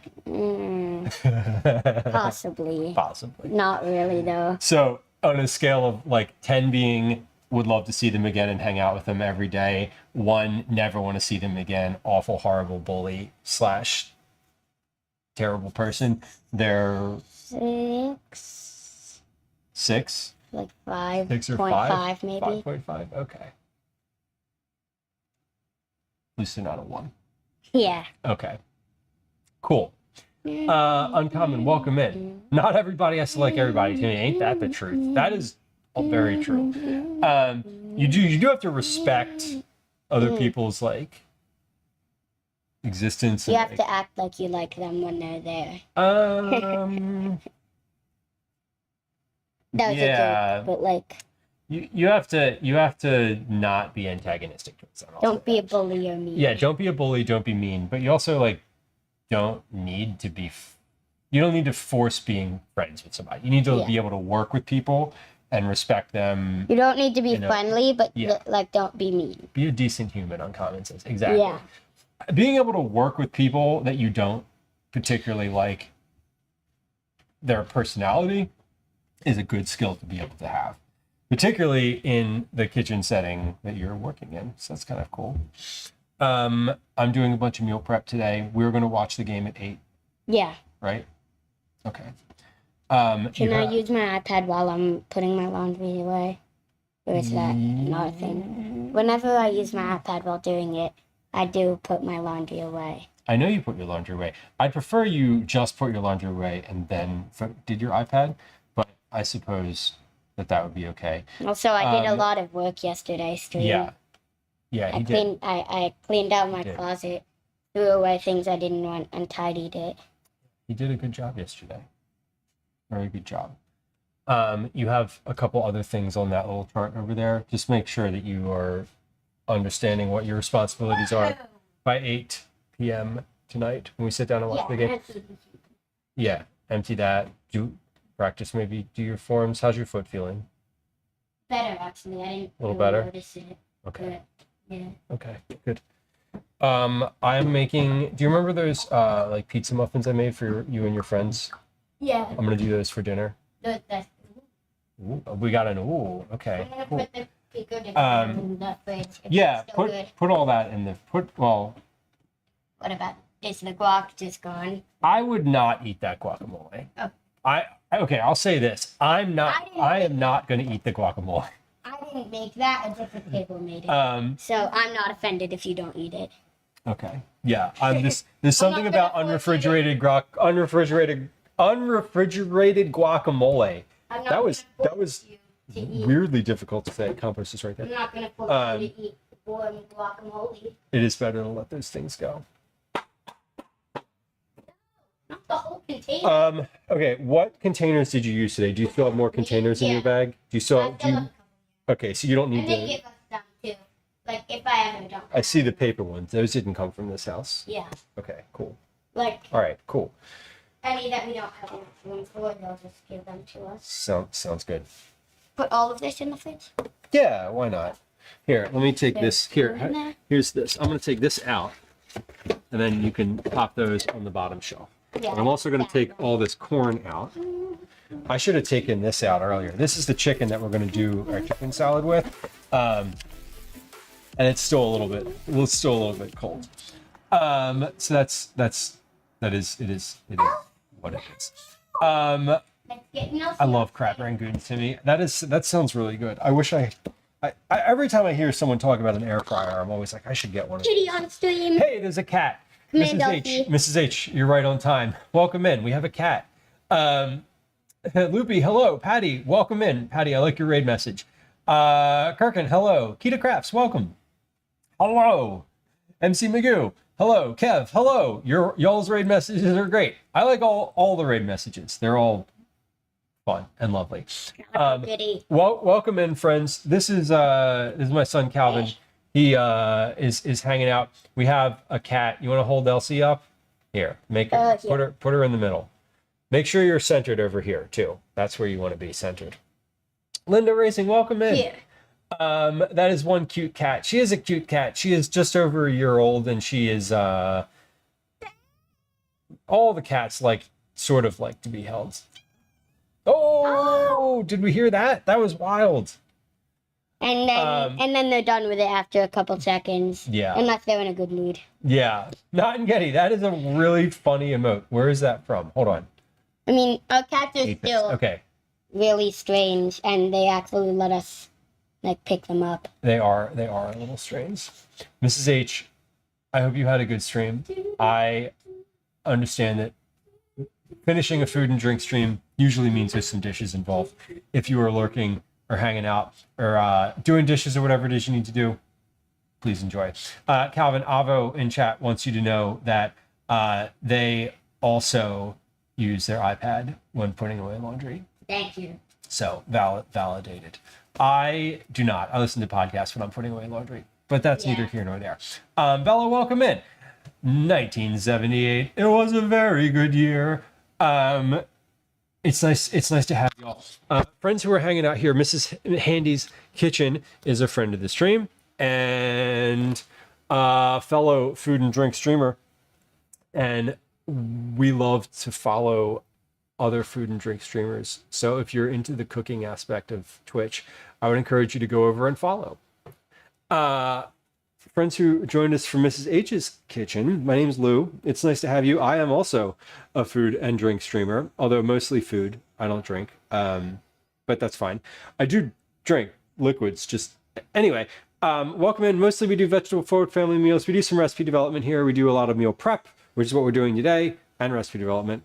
We also get out in the world for IRL streams. I'm a dad, I'm a home cook, and it's nice to have you. Welcome. We love lurkers here. I should note that raids are not raids. Follows are silent. So if you're the type of person who just enjoys lurking and does not want to be perceived, you can go ahead and hit the follow button. I will not call you out. Literally nothing will happen other than following, which is great. Let me tell y'all what we're doing today. We've had a productive day so far. Hopefully more production to come. We're doing a bunch of meal prep. So this week, I don't really have time to cook in the evenings. Really any day but today. So we're doing all of it today. We're making a soup. We're making a soup with sausage and corn. Sausage, corn, lentils, homemade broth, and a bit of rice. We're making a pasta with elbow macaroni, corn, butter, garlic, and onion sauce, as well as peas. We're doing a chicken salad, like a cold chicken salad, with apples, corn, and dried herbs. We're making some deviled eggs for breakfast. My son Calvin, who was here just a few moments ago, likes the deviled eggs for breakfast and has been enjoying those. So we're doing some more of those. And we're also going to work on a recipe today. So it is 1600 hours my time. That is 4 p.m. We have until 17:30, so we have 3.5 more hours roughly to get all of that done. What have we done so far? Good question. Glad you asked. We have made the eggs for the deviled eggs. I have cooked the sausage. I've cooked a piece of chicken. We made the rice. So we made all the stuff.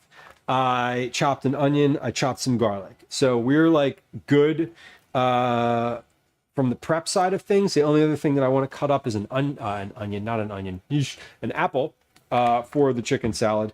Right now, we're going to take this chicken, finish shredding it for the salad. Then we'll cut the apple up and put that in, and we'll finish assembling the chicken salad. I'm waiting for my broth on the stove to finish defrosting. It was frozen. Once that's done, we're going to throw the things into the soup. I've got my soup ingredients in this quart container. We're also going to add some lentils to this and put all of that in basically at the same time. I don't know how many lentils we're going to add. Probably this bowl amount worth. And as I am putting these in the bowl, we're just going to do like a little spot check for rocks, any type of like rock thing that could be in here. You always want to check your lentils, dried beans, anything dried like that is important. Wonder how. Welcome in. So hot. Indeed it is. I hope the grid is holding up there. Stream is good apart from the mic failure. Amazing. American diner style food. I kind of love that. What was your favorite? American diner style food is, I think I know what you mean when you say that. I also know that depending on the diner you go to, there are different. One of the things about diners here in America. So I live in the U.S., Philadelphia specifically, East Coast United States. One of the things that is kind of amazing about diners is some of them have a menu that's like that rivals like the Cheesecake Factory. And if you know what that means, it means that the menu is 8 pages long. Has everything you could possibly want. Those diners are always fun. It's fun to look at the menu, and then it's also like I just get the same thing. Because you got to stick to the classics sometimes in those places. Salt beef and smoky mac and cheese. Oh, smoky mac and cheese sounds kind of great, honestly. That is that mac and cheese is like, that is definitely a classic diner. Very, very distinctly a classic diner food. I hope it was fun. What inspired you to do classic diner stuff? And was there anything interesting that came up in your research? Because that is a genre of food that is like both broad and weirdly specific. I should wash my hands. I'm gonna like make chicken salad. I'm gonna wash my hands and I'm gonna put gloves on because this is not getting cooked any further than it is. Oh my God, Avo, storms knocked out power. That is dangerous in this type of summer weather that we're having. Not having power is definitely dangerous. We had a storm last night here that lightning like struck basically like the house next door, and thunder, like the thunder was so loud and so big that it shook my house and set off car alarms. It was intense, like really, really intense last night. It was kind of, it was scary, and it was also like exhilarating. right? If my power had gone out, it wouldn't have been as fun, but ours did not. And it was, as I experienced it, just the like, oh my God.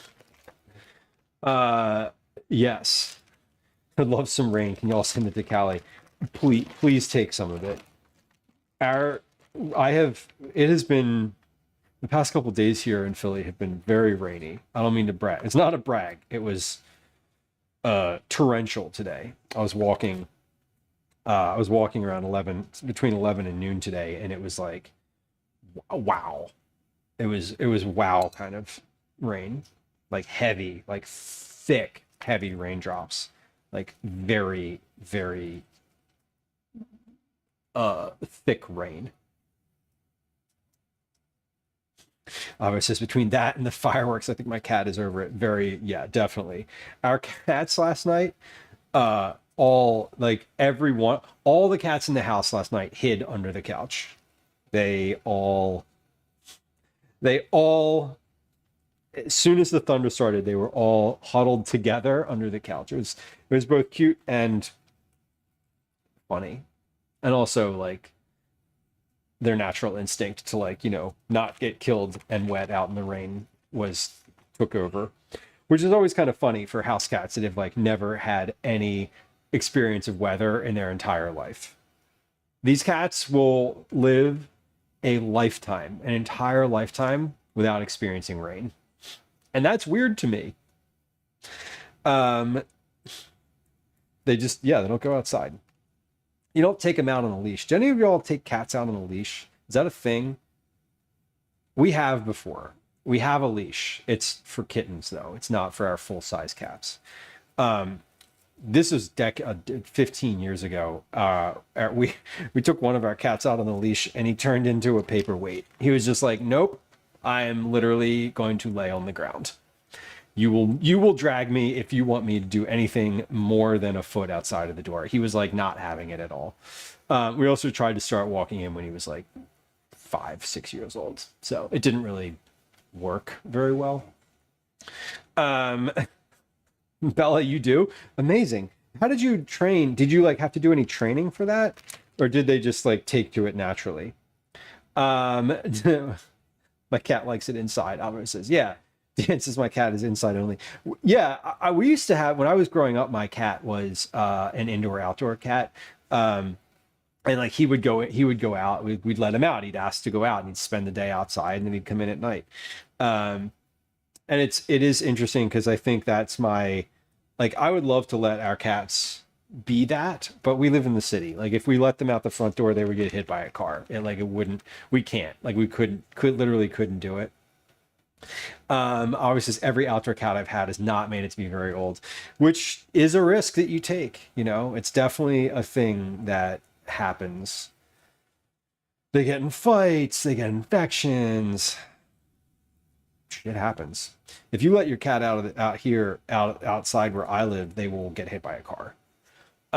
Two things happen to cats that stay outside in this in the city. They either get hit by a car or they get picked up by someone who and this is terrible, but they have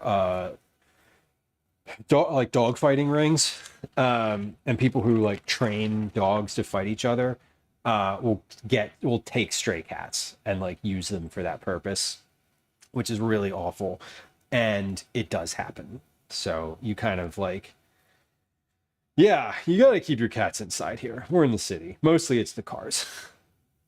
Sick person who likes hunting cats, Avo. Yeah, exactly. And that's kind of who I'm talking about. Bella, you let them wear the harness inside. Okay. Then outside and on a leash and then small walks. So small baby steps, like literally. That's a good idea. Wearing it inside, I think like wearing it in and around the house for a couple hours and just getting used to like the feeling of it. Because cats don't they don't wear clothes, I mean, like neither do dogs, but like mostly dogs wear a collar. A lot of dogs will just have a collar on all the time, whereas cats are just like, I don't know. My experience with cats is they don't have a collar and they don't go outside. You got a microchip though. Albert says, I want to figure out a way to contain my balcony as a catio. Hell yeah. That would be really fun. I love the ones that you put the cat in the window. They have like the seat that kind of goes in the, it's like a sort of like a little screened in thing. Some of them are solid, some of them are like literally screens. Those are always really fascinating to me.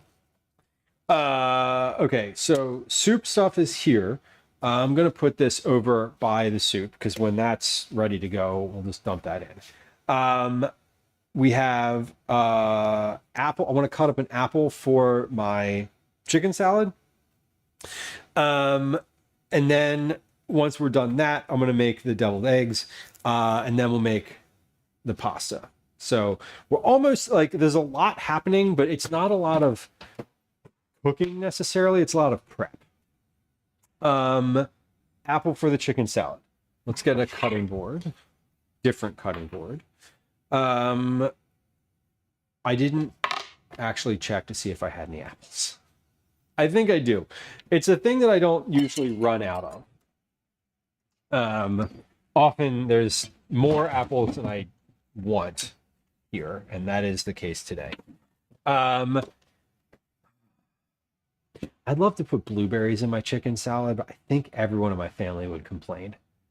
I don't think that would be a very popular idea. I'm pretty sure that they would get angry at me if I did that. So I think we won't. I think we'll just go with the apples and some corn. Because I'm putting corn in everything today. Just I don't know if that was made clear. This is a use up like 8 years of corn day in addition to being a meal prep day. So fun fact.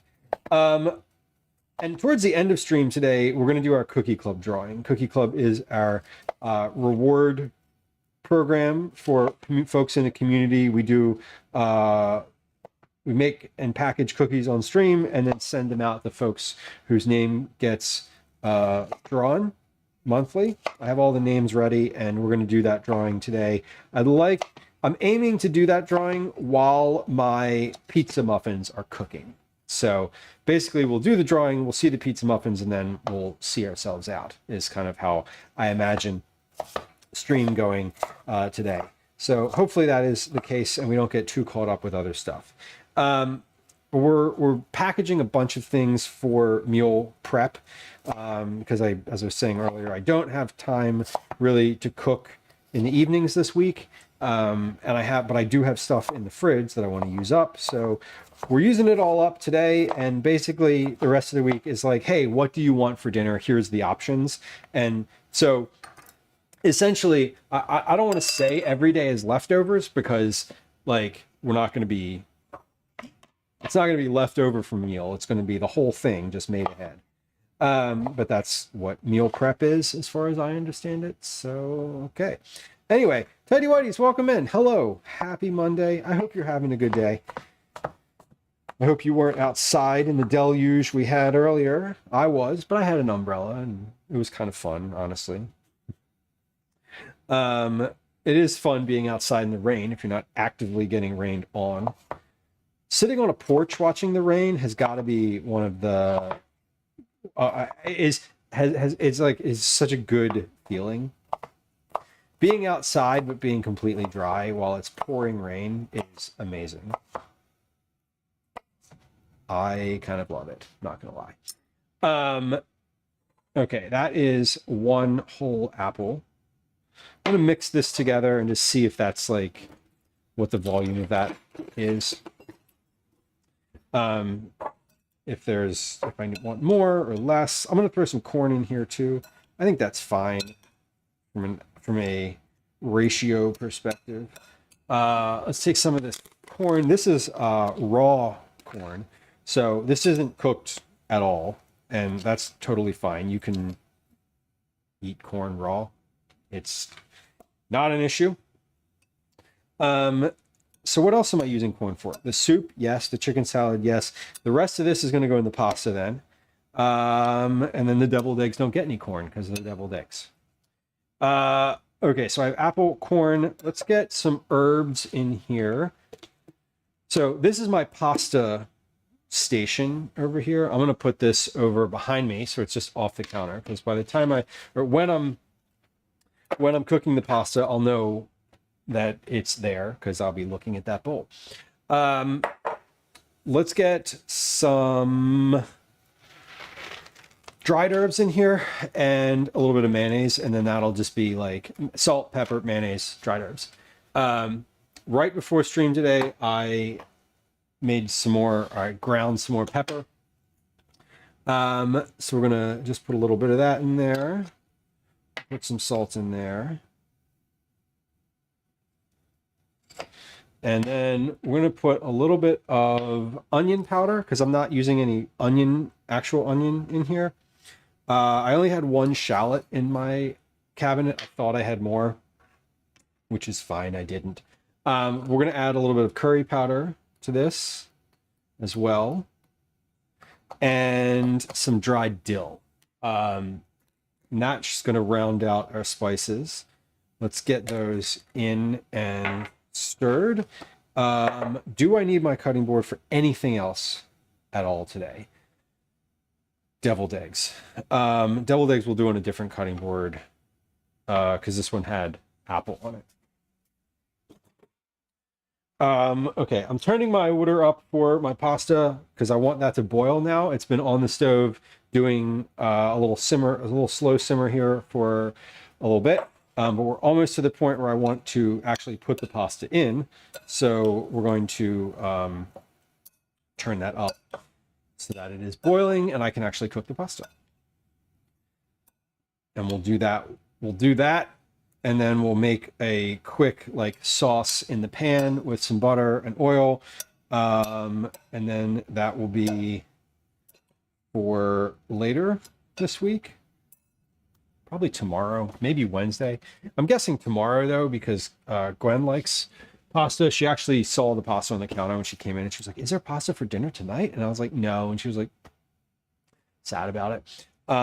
So she maybe could have some of that tonight. And Calvin and I will eat the pizza muffins because he came in and I told him what was for dinner and he was like, "Oh, those are really good." So it's all about variety. We're going to add a little bit of mustard to this as well. Let's do some Dijon, as well as mayonnaise. So we'll get a little mustard, a little mayonnaise. We'll mix all that in. I should have mixed that together in a bowl first so that it's sort of all mixes together. But this is not a... We're just going for it today. This is a ad hoc chicken salad. I'm not following any specific recipe for this today. I have a recipe for chicken salad. Command recipes if you are interested. It is uses chicken thighs and grapes, as well as some fresh dill. So it is a good one. I have a formal chicken salad recipe that I really love to make, but it is not what we're doing today because I don't have any grapes and I don't have any fresh herbs, so we can't. Today we're just making chicken salad with the things that I have. So that's fun. So welcome back. I know I saw your chat, but then I didn't acknowledge it. Thank you for the recipes command. It's I'm anxious. I was anxious today about my timing of all the things on stream today. I feel like we're moving along pretty well. It's 16:20. Y'all, it's 4:20. What's up? It's 4:20. Here, East Coast, United States, it is time to party. Anyway, our chicken salad is pretty much mixed together here. I realized that as I'm stirring this, that I could just put the lid on and shake the heck out of this, but I didn't. So that's awesome. Well, I mean, it's probably because of all that rain that you had, all the rain that you had, and now it's like the weather's nice and it's finally just like popping, everything's popping off, which is super fun. It's nice. It's nice when your herbs are thriving and not dying. All right, let's take a little bite of this and see how we did season-wise. Great. Yeah, no notes. That's delicious. I don't really think that it needs to be, I don't think anything else needs to be in here. Do I? No, but I'm going to add a little bit more curry powder anyway, because I do think I'm not getting as much of that as I want. And we'll add a little bit of pepper as well, because I'm not getting as much of that. I'm tasting it, but it's like, I'm getting a lot of mayonnaise in this, which is good, and there is mayonnaise in here. I'm using Duke's, which has paprika in it already. But this should be okay. Yeah, we have also been getting a ton of rain, and it is kind of nice. I wish the rain meant that they would break the heat, but it doesn't. It was good before, now it's better. Great. Okay, so chicken salad is done. I'm gonna pop that in the refrigerator. This is again just for later this week. I don't know which day, actually. What I did was I looked at the week and I was like, here's how many meals we need. Here's how many days I can cook. The days I can cook was 1. The meals that we need were like 5. So I am making meals and we'll just kind of work off of what we like. Because if it's all pre-made, you can have whatever you want any day. Now the pasta and the soup will obviously need to be reheated, but that's not in a position when it's already made. Okay. Now you have to do some fridge management here. There's a lot kind of happening. I already have some leftovers in here, which I've accounted for in my meal planning as well. Pasta is about to drop, so let's put that in the pot. That also looks like my soup has thawed, so I want to get that in. Basically, I want to cook the soup. I want to cook the soup to the point where the lentils are soft, and then I'll add the rice to it, and then we'll finish. Then we'll package it. So this is mac and cheese, or mac. This is just mac. It's just no cheese involved yet. 7 minutes, it says. Okay, so let's cook 7 minutes. And I actually want a little bit more than what's in there, so I'm going to, as I have done many other times, I have all of this orzo. I'm going to supplement the macaroni with that. Is your laundry in the dryer? No, I don't think anything's in the dryer. So there might not be any laundry to put away. Oh, I thought that you knew there was laundry. No, it's usually the laundry gets done over the weekend, and the thing is just a recurring. It's just a recurring chore. Yeah. So, what I will say is gather your laundry in your room and bring it down. Okay. Yeah. Nudes in the pot. Love it.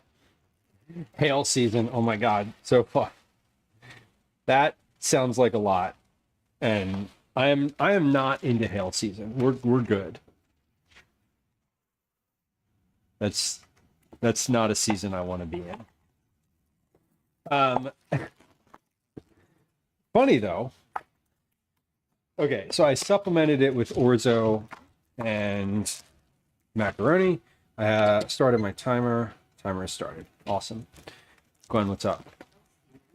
Dinner is the pizza muffins.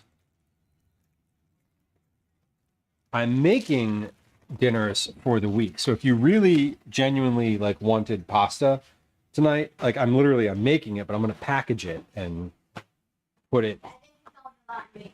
in a container. So, okay, cool. Well, yeah, if there's no laundry there to put away, then you don't have to do that. Yeah. I mean, he put away a bunch of it yesterday. So, okay. On to the deviled eggs. Pasta is cooking. Soup, I think, is completely thawed. Let's check this. Yeah, this is thawed. So I'm going to turn this up a little bit so that it boils. Not that it boils, but like I'm going to get it to a simmer. I'm going to dump my stuff in there right now. So I have lentils and corn and sausage all going in. You all right? Yeah. Okay. I'm waiting for it to heat up. Okay. Feral Terminator, welcome in. Hello. Brooks, hello. Happy Monday. Okay. So I'm just waiting for it. I need some. Yeah, that's fine. You need to make a bottle? They all ate like a I ton know, but earlier. Link is like needing a bottle. They're regressing. Just Link. And he's smaller than others, so Okay. you're supposed to let them wean at their own pace. I don't He care. still I'm wants not. a bottle. No, you must force the cat to not have bottles. If he's not weaned next week, that's what's gonna happen. Yeah. Okay, let's see. This is good. This is going. Soup is going. I need to season that. Hold on, I need to recalibrate with my like to-do list here. That's what I need to do. We cooked the sausage, we cooked the chicken, we cooked the rice, we cooked the pasta, we cooked the eggs, we prepped the apple, garlic, and onion. We're cooking the soup. We've assembled the chicken salad. We're currently cooking the pasta. Then the eggs are next. Eggs and pasta are next, and then we're gonna start with our like development of pizza muffins. So while the pasta is cooking and the soup is going, What the fuck? watch. Don't go fucking come over here and mansplain the fucking sink faucet to me. You've been Yeah. waiting too long for it to get hot. It's not getting hot because it wasn't. It was getting hot. Do your thing. God. I'm just saying, if you want the water to be hotter, you have to put the thing all the way back, and it wasn't. And it's being weird and catching on the windowsill, and I figured out a little trick to get it to go all the way back instead You're of catching on the limit. I'm catching something. Catching fucking strays over here. They're not straight. They're not strays. They're aimed directly at me. Oh my god. Feral Terminator made a Cajun chicken mac and cheese last night. I would eat that. Did you put chicken in it, like blackened chicken? Yeah, it might be catching hands soon too. Yeah. I don't know what I was doing with my hands just there, but it wasn't anything useful.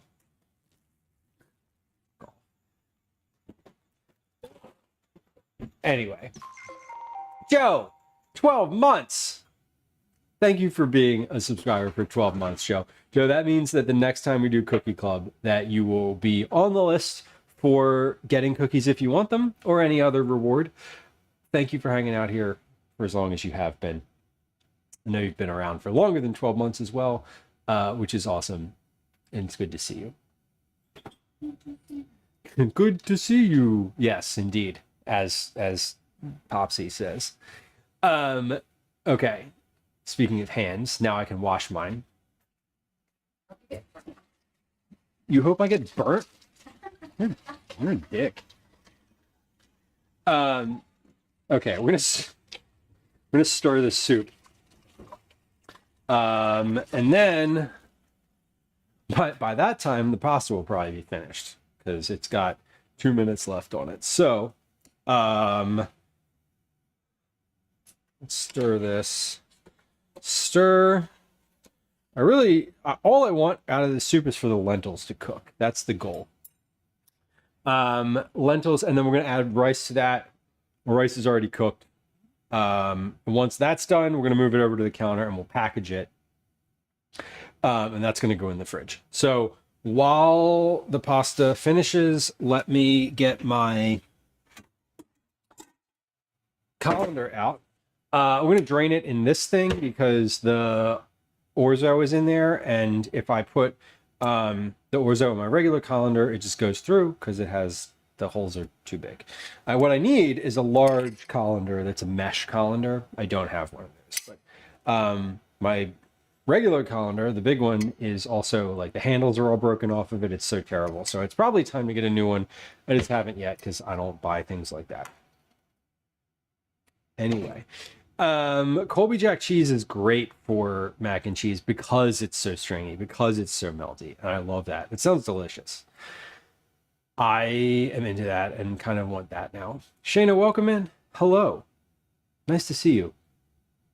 Shayna, I saw your comment around the thing, the auto posts in Discord and the community live channel. I was looking into it today, and I think that that's a thing. Somehow, like, the system does that. I think you're right. It, like, there's nothing in the setup of that would make like a backslash at the end of those names. I don't understand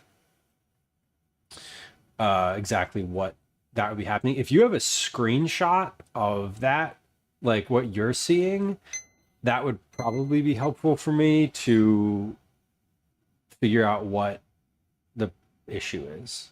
Anyway, welcome in.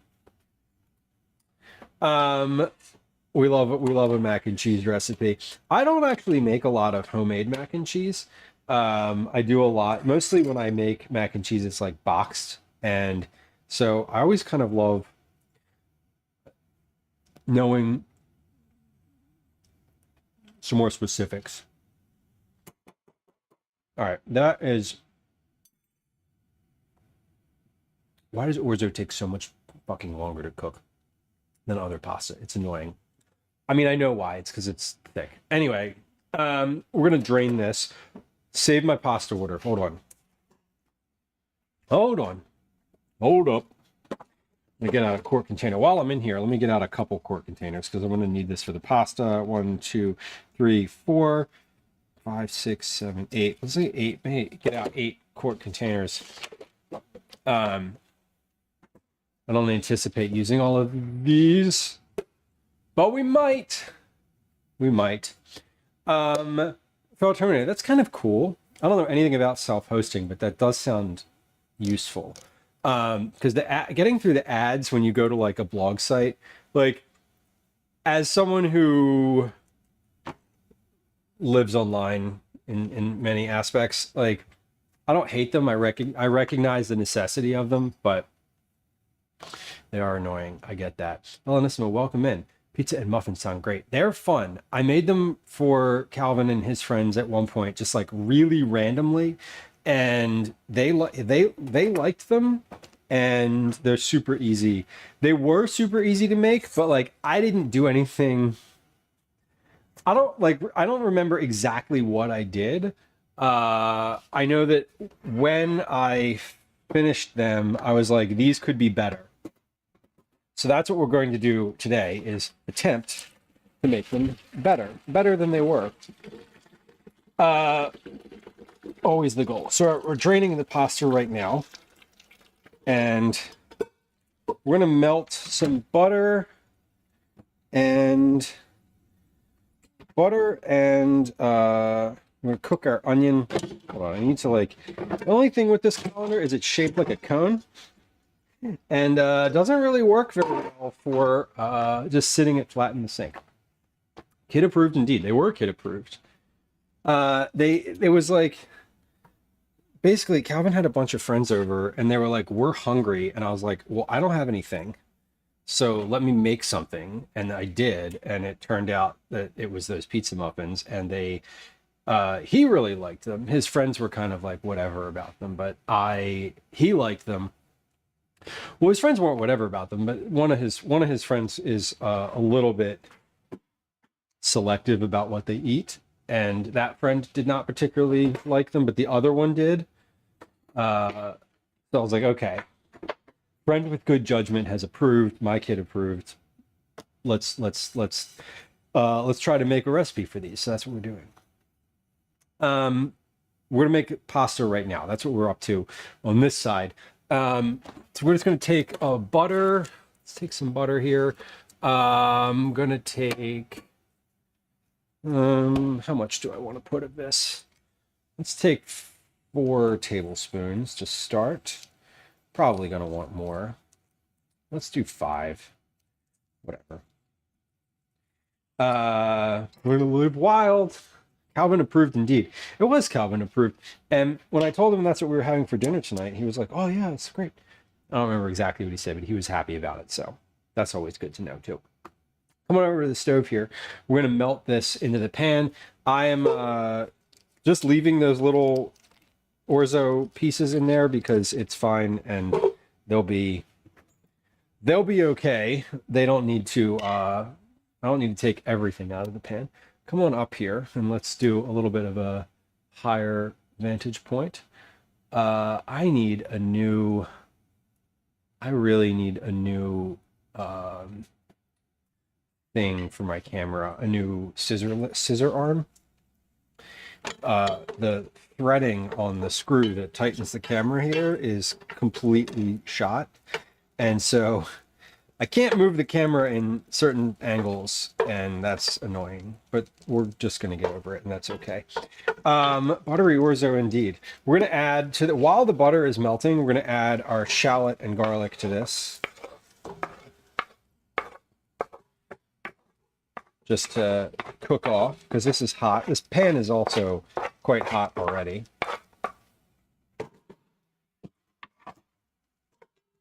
Just gonna let that cook. By the time the butter's melted, this will be cooked, fully melted. The garlic I just grated on microplane, and so that is just going to melt away to basically nothing. I am very much going to need more butter than this because I just remembered that I have more than a pound of pasta. I'm like, what is the orzo doing here? I thought we were doing elbows. Yeah, we are, because we put both, and that's, we got more. So we're going to add some more butter to that. I'm also going to add some salt and pepper and a little bit of onion powder. I know that we have shallot in here, but I want a little more onion flavor going on in this. So we're going to add some onion powder and a bit of dill and pepper, so those can go in as well. Phil Turnus has been learning how to cook with my stainless steel pans. Turn the temp down lower than I'm used to. Yeah, you gotta treat stainless steel is weird. You can treat it like cast iron. Really, I mean, preheat it. Preheat it is definitely the move. MD Fit, welcome. Nice to see you. Happy Monday. I hope you're doing well. Speaking of fitness, I've returned to the gym. I feel very good. I was away from the gym for, how long was I? I was away from the gym for 5 weeks. I'd had surgery, so it was intentionally an intentional break. I needed a break. I was medically mandated to have a break. We are back now. I feel very good about it. I'm going to add a little bit of white miso to this butter here. Yeah, a little gym hiatus. It was not the best, not what I really wanted, but it was, as I said, medically required to not work out. So I didn't. Darlene on YouTube, welcome in. Happy Monday. So I've been doing a lot of miso in basically everything. I haven't added any salt to this yet, so I'm just going to do miso instead. I'm going to add a little bit of my cooking water in here to help get this melted off. Yeah, Feral Terminator, it's not hard to give up an occasional beer. It's not hard to give up an occasional beer. It's hard to give up your regular, or a regular beer. Do I feel okay? I feel great. I feel great. It was a elective elective surgery. I don't know if this is TMI, and I'm not going to share more, but I had a cyst removed, which if you've ever had one of those is like really annoying. And I'd had it for like well over a decade, probably 15 years. And it was just time to get it. It was time to not have it. And so it was not a high risk procedure, but it was a like, hey, you just cannot work because of risk of things. You cannot work out. Brooks, haven't gone in a year and a half. It is hard. Going to the gym is so hard to get back into a routine. It really is. If you like get away from it for long enough and then you try to like step back in, it can feel really defeating because like where you were when you stopped, right? Like I just went back. This was day 3 today. It was day 3 back in the gym, and I felt like crap because I felt so defeated having done, having been at a certain place and now not being at that place anymore, like fitness level wise. But I also know that I'll get back there. Like I'm well aware, having gone through these peaks and valleys throughout my life, that like I will get back to it. And I think I'm at an age where I know that the feeling of going regularly is better than the feeling of guilt for not going or just not going at all. I also recognize that I am in a place of privilege to be able to have a gym practice, to have the time for it and the financial resources to be able to join a gym, even one as inexpensive as the one I go to. Yeah, for alternator, that's kind of where I was with alcohol a few years ago, where I was just like, well, I drink, but not a lot, but like, I'll have like a beer or I'll have like a drink every day. And sometimes, very occasionally that one drink would turn into more. But usually I just had one and I still felt like crap. So it was like, why bother? Like legitimately, why bother having one if I don't really get value out of it? Pasta, corn, butter, garlic, onion. Oh, peas. I wanted to add peas to this. You know what? I'm not going to add peas to this. You know what I am going to add to this? A can of tuna, I think. Just like regular, like a literal can of tuna. So I think that would go really well. But I'm adding my pasta first. Yeah, uncommon. That I also like. Yeah, I would love to be able to do more outdoorsy stuff as part of a gym practice, but for myself, I recognize that I want to do things more frequently than that, I have time to be able to get out of the house, M says, even as a professional, I go through up and down seasons and other factors play a role. Right. Yeah, totally. Yeah, and I mean, I imagine that even, everyone has this seasonality. If you were the type of person who works out at all, I think getting disappointed in yourself when you have not done that for like a week or two, it can, for me, I know in the past what that has meant for me is that it snowballs into not going for months at a time. I'm a similar workout journey after 7 months straight of having 3+ jobs simultaneously. Smattering, welcome in. Thank you for lurking and hanging out. And yeah, I think, they're always, all the you hear like trainers and they say like all sorts of, things about motivational stuff. And the one thing is like, there's always a good day to start, and the day is whatever day is good for you. So this says, I don't like people, so gyms are hard. Yes. Yeah. And especially as a woman or anyone who is a woman or female presenting in any capacity also has an extra level of like annoyance when you go to a gym, especially a gym where, men are there and you have to deal with people staring at you or gawking or like looking sideways or even just coming up to you and saying things, asking if you need help with your weights. No, I don't need fucking help with my weights. Nobody ever needs help with their weights. When they need help with their weights, they're going to be like, help. So certainly anybody who is female presenting has a very different gym experience.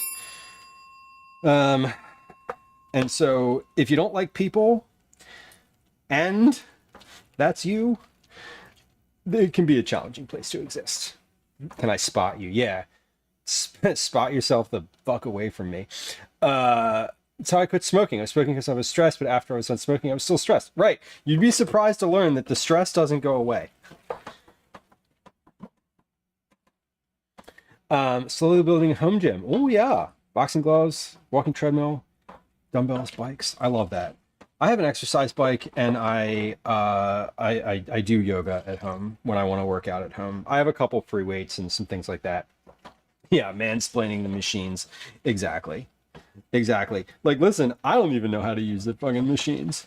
I asked some guy for help at the gym the other day, and like a month and a half ago when I was like in a good rhythm before, I like didn't know how to use something, and I asked, like, I was like, let me pick this burly human here, and surprisingly enough, they knew exactly what to do. I was like, I'm picking my audience. What a nice ding. We love the ding.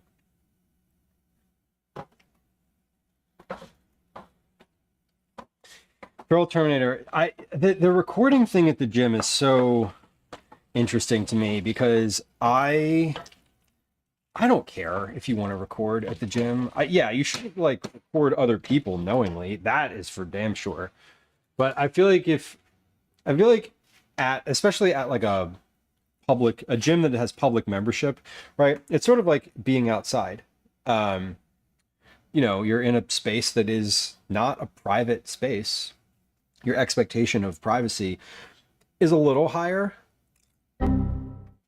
But what does that need? That needs salt.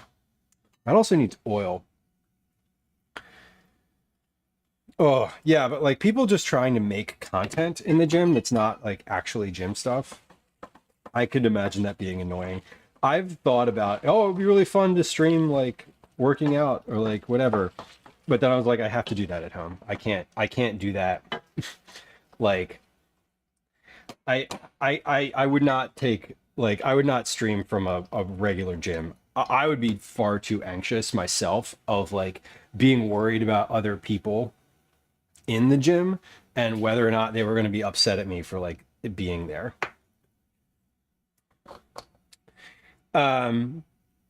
I tend to go to my local gym off peak hours to reduce chances of unsolicited approaches. Yes.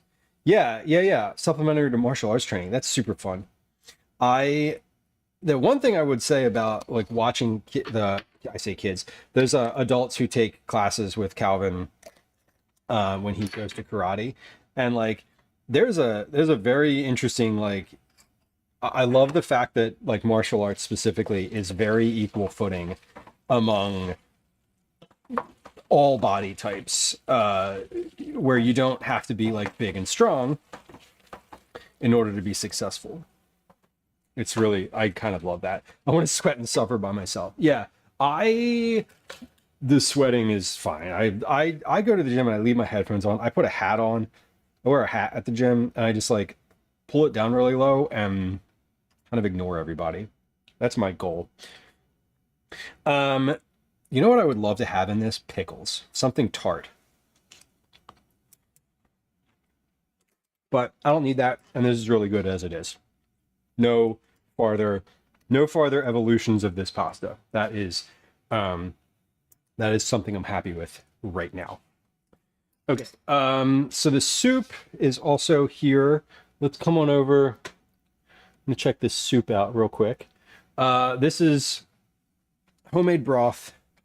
There is corn. There's red lentils in here, which are now light brown, and sausage. I want to taste this, and we're gonna taste for seasoning here, but this is pretty good. I'm gonna taste for seasoning and for lentil doneness, lack of a better term. So let's use my big spoon and kind of pull some lentils out of here. So these look finished because they're all broken apart.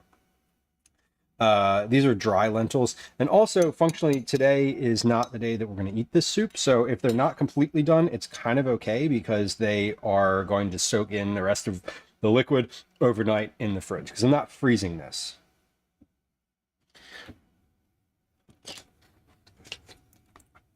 Oh my God, it's so fucking hot. Obviously it's hot. Jesus. Okay. Oh my God. Okay, that needs some pepper, that needs some salt. Definitely needs both. So there's some pepper. Here goes the salt. Tuna pasta, Bellanissima, my favorite tuna pasta. I actually I have a recipe for it. Command recipes. It is on my on the website. But my favorite tuna pasta is like a bunch of olive oil, a tuna, and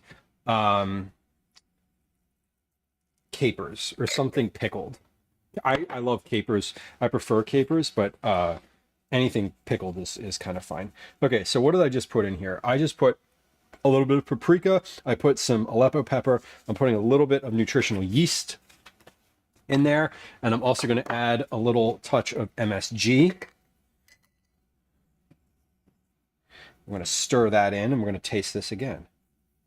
Smattering says, I wear big noise-canceling headphones, maintain a face that reads, I'm very mean, and blast hyperpop the entire time. Face is key. Yeah.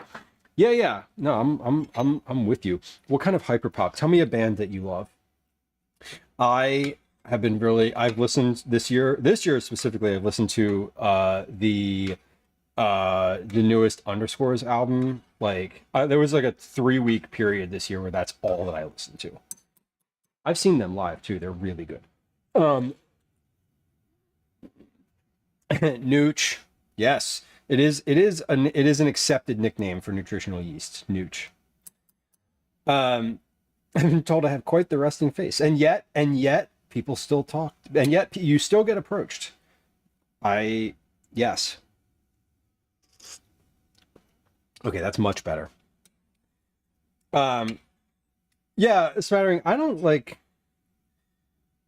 I just recognize that like people don't want to be talked to at the gym. It's just that, like, they just don't. And it's really rare that I speak to anybody at all while I'm there. Like, it just is super rare. Mostly if I'm talking to somebody at the gym, it's almost always in the locker room where like I'm finished, we're both like not actively working out, don't have headphones on anymore. And it's usually like some comment, just like side comment about something or other. It's never like,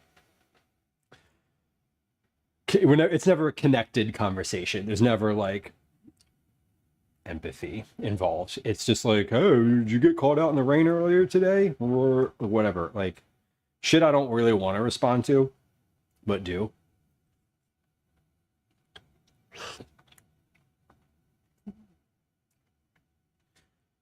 Pink Parenthesis, Charlie XCX, Magdalena Bay, Slater, Sophie. Okay. I'm with you. I love those. Thank you for the recommendations. I think Slater is not one that I've heard of before. So we're gonna look them up later. How's the weather? Yeah, fucking it's outside. You should go there too. That's probably my preferred answer. Generally speaking. Let's package the soup. Let's package the pasta. Then we're gonna make the deviled eggs. That won't take very long because they're just deviled eggs. Like there's no cooking. I just have to shell them. If they're cooked all the way through. If they're cooked all the way through, we're gonna make deviled eggs. If somehow something's wrong with them, we're gonna make egg salad. So that's where we're at today. But we're gonna get these two things ready. Soup is a little spicy. I kind of like it. It is jerk chicken sausage. So the sausage has its own heat to it, which has like come out into the soup, which is really quite delicious. Okay, but let's put these into containers. I'm not usually when I package up pasta, I'm making like individual portions for lunch and things like that. Today, I'm just packaging it all at once because it's because it's for a meal. Like this is just the meal. I'm going to dump all of this out again. And when I do dump this out, I will add some liquid, some water to this to help rehydrate the sauce. When one is at the gym, one should be focused on getting the most out of their intentional movement time and minding their business. If one is talking, one is not breathing. Yeah, you know who I don't like at the gym? No, I don't. I get so annoyed at the people who are on their phone. I get really frustrated at the people who are on their phone because you shouldn't be. Like you just like there's not like if you're on like a treadmill or you're on a machine, right, and you're like pedaling along, I don't really care what you're doing on your phone. It doesn't bother me. What bothers me is the people that are like taking up a bench or taking up like one of the machines, and you're just like, what? You've been like, it happens so often where like I'll do 3 sets of something on a machine, and I will be next to somebody, and then there is like I sit down at the machine, I do a set, a minute, a set, a minute, a set. So grand total here, talking about 4 minutes of time. They will not have done anything except sit on a machine and take up space and be on their phone. And I'm like, get off your phone. Like I get so annoyed, especially if they're on a machine I want to use. But also, do I ever go up to them and be like, hey, do you mind if I like use this machine while you're doing this instead of you sitting there? No, of course I don't do that. I don't want to talk to them. Again, see for reference, I don't want to talk to them. And also, I don't know what their reaction's going to be. Like, because I'm going to have to see them again, and I don't want them to be mad at me. I don't want them to have an adversely negative reaction to me, because then I have to see them again, and I don't know. I don't want to create waves, but also like stop doing that. But I love going. I enjoy it. I have little fun nicknames for all the people I see at the gym though. I keep a note on my phone. That goes in the hidden folder. No one ever gets to see that. My little petty nicknames for everybody.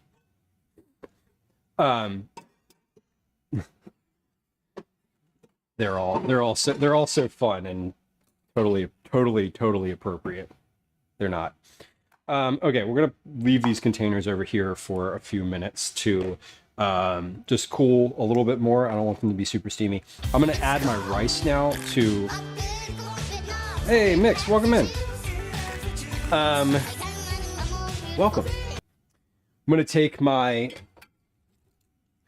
rice. I'm gonna put it in my soup. The rice is completely cooked, so this doesn't need to. This did not need to be in this pot at any point prior to this. But the rice is just the rice is for a couple reasons. One, because it's kind of nice to have rice in soup. 2, I wanted to have a carbohydrate in here. And 3, it just adds volume to an otherwise liquidy soup. So we're having sausage soup with rice and corn and lentils. Lentils are also a carbohydrate, but like, shh, don't worry about that. Yeah, rice and soup is really good. It's an underrated ingredient, I believe.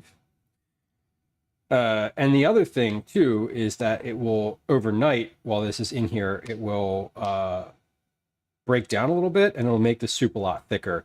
Like it'll just make it a little starchier and thicker.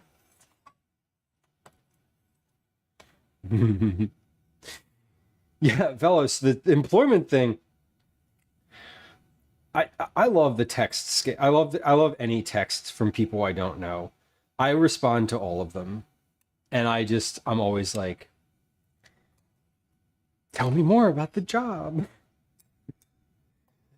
It's weird. Do y'all get texts from like political not campaigns? I know you get texts from political campaigns if you're in any way actively engaged. But do y'all get text from pollsters, like people who, when they're like 27% of people say that like the chicken came before the egg. That's not true. The egg came first. Anyway, because that's not how genetics works. No, not one debate. But like the people like trying to poll you for things. I don't know who's who. I would love, honestly, if I knew which of those was legit and which was a scam, I would respond to the legit ones. I would love to sign up. Like, hey, when you're taking a poll, pick me. I'd love to tell you my opinion. I fucking love telling people my opinion. Why won't you ever ask me? But then they're like, we text you all the time. And I'm like, yeah, but that could be a scam. So do people asking me to get them Apple gift cards. Like, I don't trust either of you, right? Party things are different. Like, I get texts from anybody I've donated, and I know that they sell these lists because it's like, I'll get texts from people I've definitely not donated to, and I'm like, it doesn't feel good. It does not feel good. Yeah, 4 out of 5 dentists. That 5th dentist, they're a quack. But they take my insurance, so we got to keep seeing them.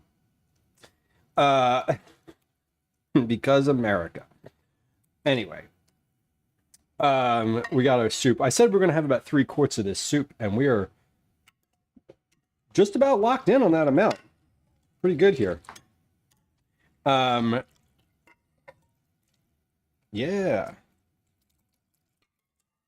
Damn.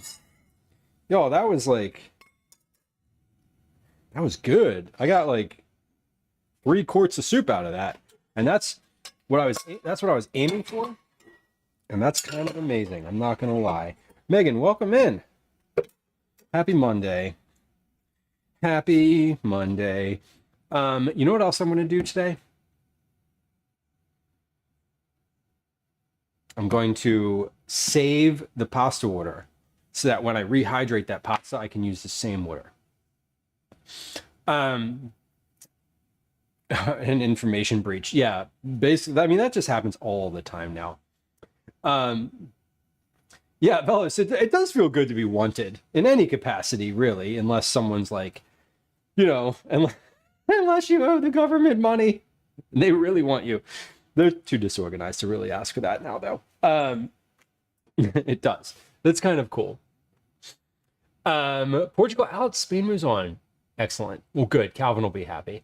He's been rooting for Spain for some reason. He's not Spanish, does not speak Spanish, has no association with the team. Doesn't matter. He's still rooting for them. Okay, let's see. We have 1, 2, 3, 4, 5, 6, 7, 8 containers. I'm going to save the pasta water. So 1, 2, 3, 4, 5, 6, 7, 8.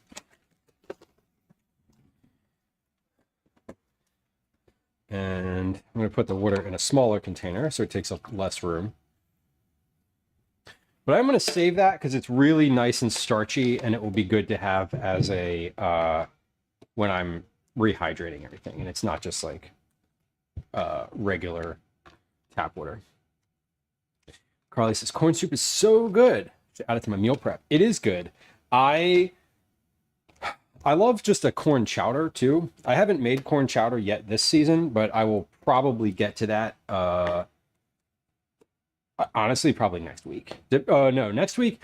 Next week is going to be rough. I don't actually think I'm going to be streaming next week. We're going to be traveling. We have like some stuff happening. So I might, if I stream next week, it's going to be like Monday or Tuesday, maybe. Because I'm not bringing my IRL stuff with me. It's like too much. We're doing family stuff, so I'm kind of like, I can't really.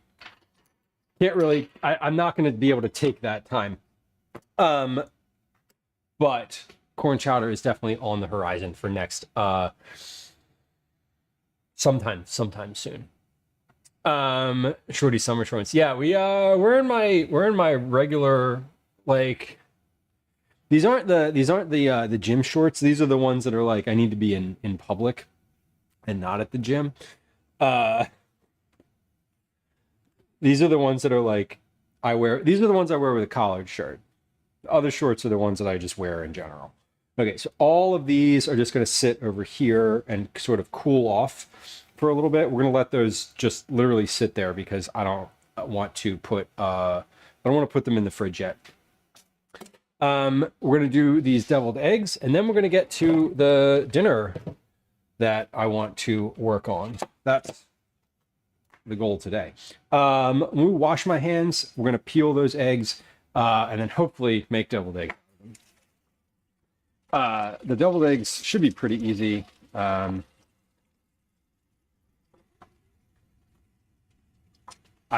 time I put them in a piping bag. I don't think I'm going to do that this time. I think I'm just going to put them in a plastic bag and cut the corner off because that seemed a lot easier. Every single voter in Alberta had the personal info lead online. Perfect. We love that. Everybody's on the same page at least.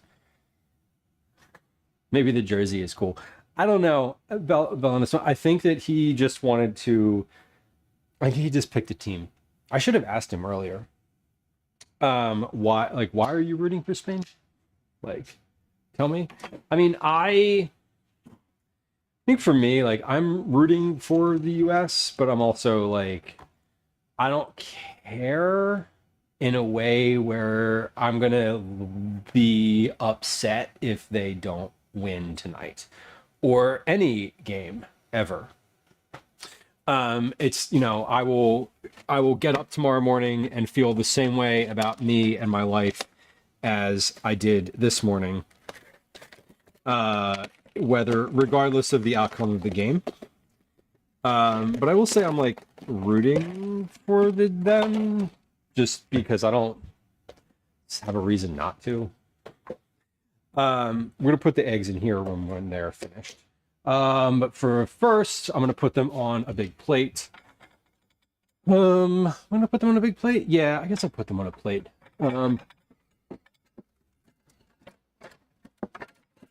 Yeah, let's put them on one of these. Probably two of these. 12 eggs, but that means 24 halves.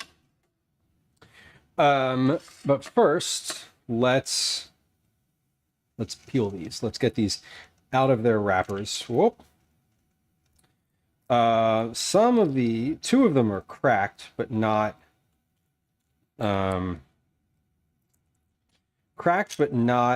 in pieces. They cracked at the end of the process, so that's a good thing. Jimmy, thank you for your resub. Good to see you. Welcome in. Happy Monday. I hope it's a good one for you.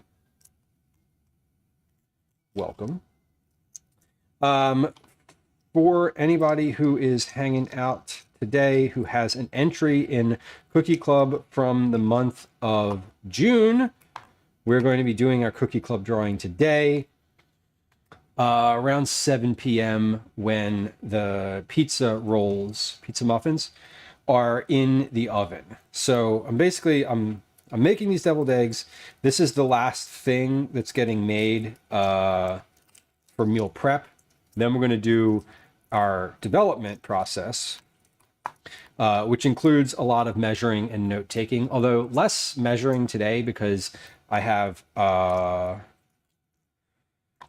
it's only 3 ingredients and I'm going to use the whole thing. I need to measure like how much of each ingredient to do in each muffin tray. Anyway, a little less precise, not less precise, but a little bit less in the weeds today than other recipe dev days. Today we're more concerned about shape and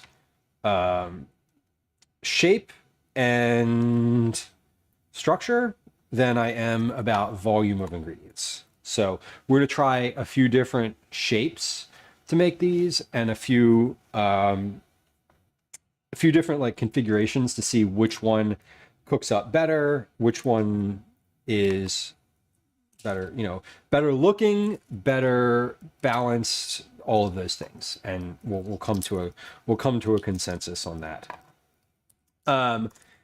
But yeah, while those are baking, we're going to do our cookie club drawing today. So FYI, that's happening. I have all the names printed out. I have all of the names cut. Everything's ready to go. And I know what cookie we're making this month. I feel really ahead in some ways. I also feel, like this is just a normal, this is the first stream of the month, and we're ready to do cookie club, and we'll make the cookies on the second stream of the month, which is like not typical. Usually there's several streams before we end up making the cookies. At least the past couple months that's been the case. I've been like a few days behind, like a week or so. Yeah, Mix, I'm trying today. I basically like, I feel like maybe I'm sort of organized for the summer, right? So far at this point, I got everything's on the calendar for the summer, like everything. I just went through yesterday and Saturday and added all of the streams for basically the whole summer to the schedule page and the actual calendar. So if you put command calendar in chat, I have a calendar that I update that is like a Google Calendar you can subscribe to that will, if I'm going live that day, it will be on the calendar. And if I change that, I delete it.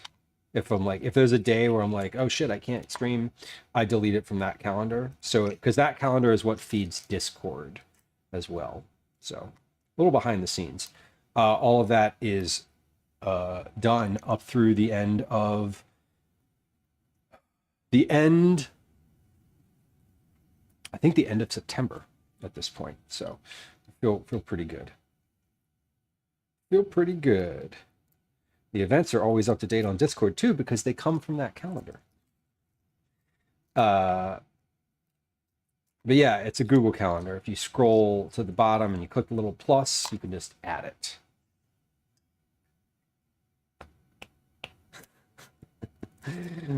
Mix, right? Sometimes you're just like, why is this word so hard? I have words that are hard to spell, and then there's the words that are hard to say. And none of them are the same. Right. Eggs are good. We're going to get these cut and the yolks taken out, and we'll mix the yolks up together. I'm just going to use that same bowl that they were soaking in, because why dirty another one? Why dirty another one when this one's fine?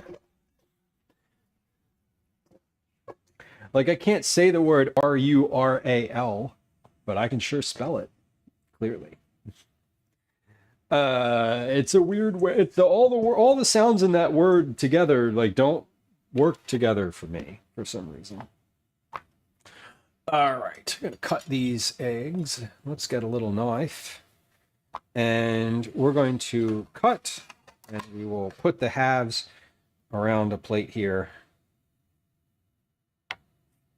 And these turned out really well. So 7 minutes, full pressure release is what I did. And I feel like this is, the yolks are not brown, they're not gray. They're a good color too. Not that I really care about that as much, because I'm gonna like mix them up with other stuff. But it is nice to have them be yellow as opposed to gray or brown or any other colors that mean that they're very overcooked. But the whites are solid and the yolks are cooked all the way through. And I was a little worried about that, but turns out they look okay. Mick says, I didn't hear someone say the word Cthulhu out loud until I was in my late 20s. I had spent so many years reading it It did not sound at all like the word I knew. Right? I'm 40 and still won't say it out loud. That's really funny. Mix. I can definitely relate to that. One of my issues that I have when I'm reading is when you're reading a physical book, right? You pronounce a word, or you like say a name, or you say a thing one way, right? My issue sometimes when I'm listening to a book, like an audio book, as opposed to any other way that one might experience sounds. What other kind of books are there? Well, there's Braille books, but you don't listen to those. You read them with your hands. Anyway, total aside. When I'm listening to an audiobook, there are occasions where there's the names or like locations or like some sort of noun in the book I can't envision the spelling for. I am currently reading the Dark Tower series by Stephen King. I'm on book 4, I think. Wizard and Glass, whatever book that happens to be. And there's a character in that series whose name I hear, but I don't have any idea how to spell it. And I don't want to look it up, because what I don't want to happen is I don't want to look it up and have it be like the first thing I see be like, oh, they died in this situation or this book or whatever. I don't want to know, no spoilers, right? I don't want any spoilers. I just want to know how to spell the name. Because I'm like, it's a main-ish character, and I can't imagine what the spelling of it is. So I put this yolk, the egg whites on this one were cracked.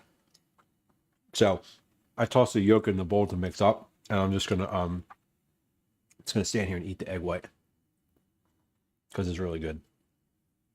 And why not? Okay. The yolks here, we're gonna mix these up with a couple things. I'm gonna put a little bit of salt, pepper, some seasonings in there. We'll add, again, a little bit of dill. We'll add a little bit of just a touch, like a little dollop of mayonnaise. Actually, do I want to add mayonnaise? If I have sour cream, I might add that instead. But we'll do, yeah, I did pepper, do a little bit of salt. Let's see what's in here. Do I add sour cream or do I add mayonnaise? Probably mayonnaise. Calvin likes mayonnaise more. Might as well. Too bad they can't figure out how to make movies. Right. Well, that's the thing, caretakers, when there's like 9 books in a series and they try to condense it into like 2 movies. It's like, all right, this is definitely not going to be as good. Like, there's no way that it's going to be as good. I've read and stopped and read and stopped the first Dark Tower book probably 3 times over a span of a couple years, and just this year I got into a rhythm, and like I'd always finish the first one and then I'd start the second one and like couldn't quite crack the first 100 pages. And it wasn't because I didn't like it. It was always like something time related. Like there was always a little like, oh, I don't know, for whatever reason. I just like I don't know. I just like stopped it for too long and then I lost the thread. But this time it stuck, and I'm finally like on book 4, and I have a good like, oh, I know who the characters are. Like I know the arcs of all these stories, and so that's been nice.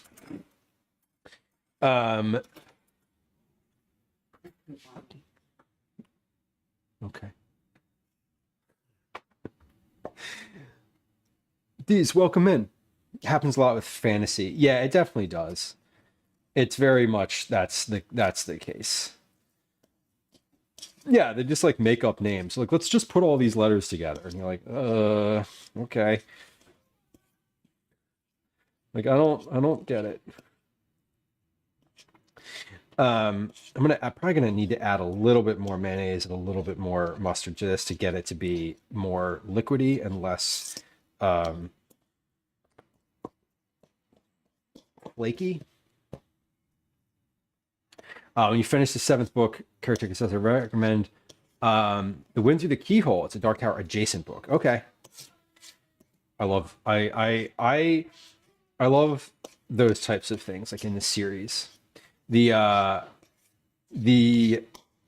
most recent series that I finished that was like a long form series was the Expanse series, which was a TV show. It was like an Amazon, and it was like a whatever. It was on like Sci-Fi and Amazon, and it lasted a couple seasons. They didn't do the whole series, unfortunately. It got canceled.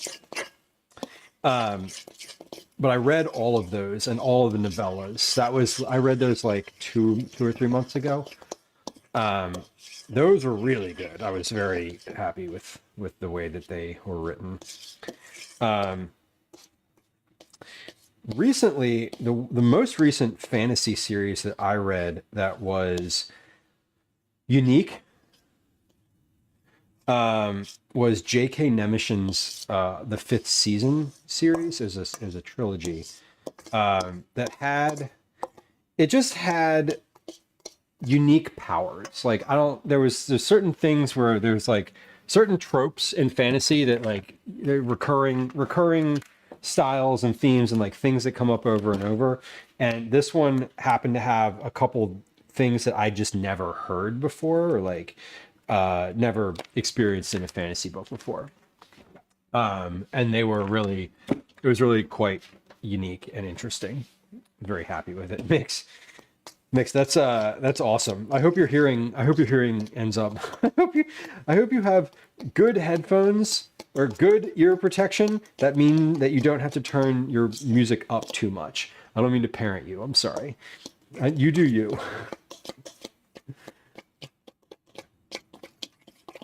I love audiobooks though. I got into them when I was a kid. I used to listen to books on tape a lot.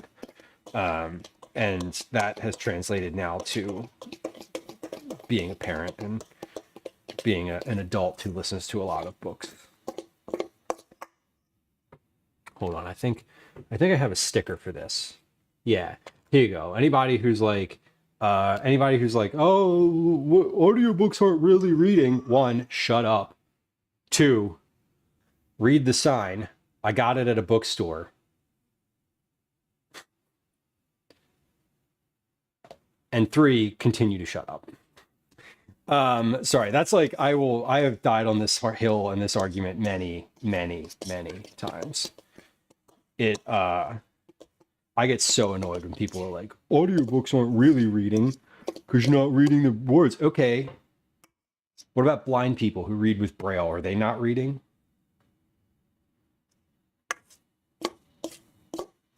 What about people who are blind and don't know Braille? Do you think that they acquire knowledge differently? I get so heated when people are like, it's not really reading. I'm like, right. Well, it's the point that they always try to make is like, well, you can't, well, like you could do it while you're doing other stuff. I'm like, right. But then you're not actually listening either. Like, if you're browsing the internet and listening to an audiobook, you're not really listening to the books. You're not absorbing as much, which is valid. So anyway, when I listen to an audiobook, I only listen to the book, or I'm doing something that is mindless enough that I don't need to make judgments or thoughts or things like that. I will listen to an audiobook when I'm putting away laundry or folding laundry, or in the bathroom when I'm just like doing my like nighttime routine, like showering and pampering and all that shit. I'll put on an audiobook then because I don't really have any other thoughts. Like I can focus on the book itself. So Anyway, little aside. Yeah, Deez, I love that you saw her speak. That's amazing. Yeah, she won some prizes for those books too, like big prizes. And exactly, yeah, the social organization, the social structure in her book was different. The skills and the abilities that the people had in her books, I was like, I have literally never heard of this before. It was like so good. It was so good. And I was just really really pleased with how her story turned out. So I'm glad that you made it home. It is nice to have options. Like, you know, you're on a really long car ride and you put on an audiobook and are just driving and not looking at your phone. Like, totally normal. Totally, like, you're getting the story, your brain is doing the same thing to process the words as it does when you read on a page. You're still imagining the characters and what they look like. And I don't see much of a difference. Obviously, there's like the obvious differences of like you're not using your eyeballs, but that's okay. Bath time with the Fisher Price cassette player. That is super relatable. I had I had like a radio, like a boombox type radio, and I just listened to all sorts of books on tape. I'm adding a little Thousand Island dressing to this because I have it and I'm like never going to use this again. So why not, right? Yeah, monotonous tasks. Exactly. When you're on autopilot and you're doing something and you don't need to use your brain for the decision making, like you're doing something that is not like an activity that requires analytical thinking. That's when you can read, and that's when you can like do an audiobook and it's like similar to an actual physical book. So flip, that's amazing. Very good. Good for you. Gwen just recently read something and really enjoyed it. And that was awesome. That like, because it's hard. If you're not like, the other thing too is like, if you're not a regular reader or you like haven't cultivated the practice of it, it's also kind of like going to the gym. It's hard to get back into. Like, it's just hard to do and start fresh because it's such a different amount of like, a different type of energy. It's a different type of time requirement to like get into it. And I tell this to Calvin all the time when he's like, you know, I'm going to read for 10 minutes. I'm going to read for 20 minutes. I'm like, that's not enough. You need to like set aside a space, a chunk of time so that your brain can get absorbed in the story for a little bit and get lost in it. And then you kind of come up for air, you know, an hour later. That's the ideal situation, I think. Yeah, mixed, same, very much same. I mean, like, yeah, well, the world was different when like you didn't have any streaming services. You know, video games were kind of different, and you also had you know, network TV is very different than like what's out there, what's available now. Like, everything was very different, and I don't know, I feel like when I was a kid it was easier. Yeah, it was definitely like a prime entertainment methodology. Like, also my mom was a librarian, so that certainly tipped the scales in that direction for me, for sure.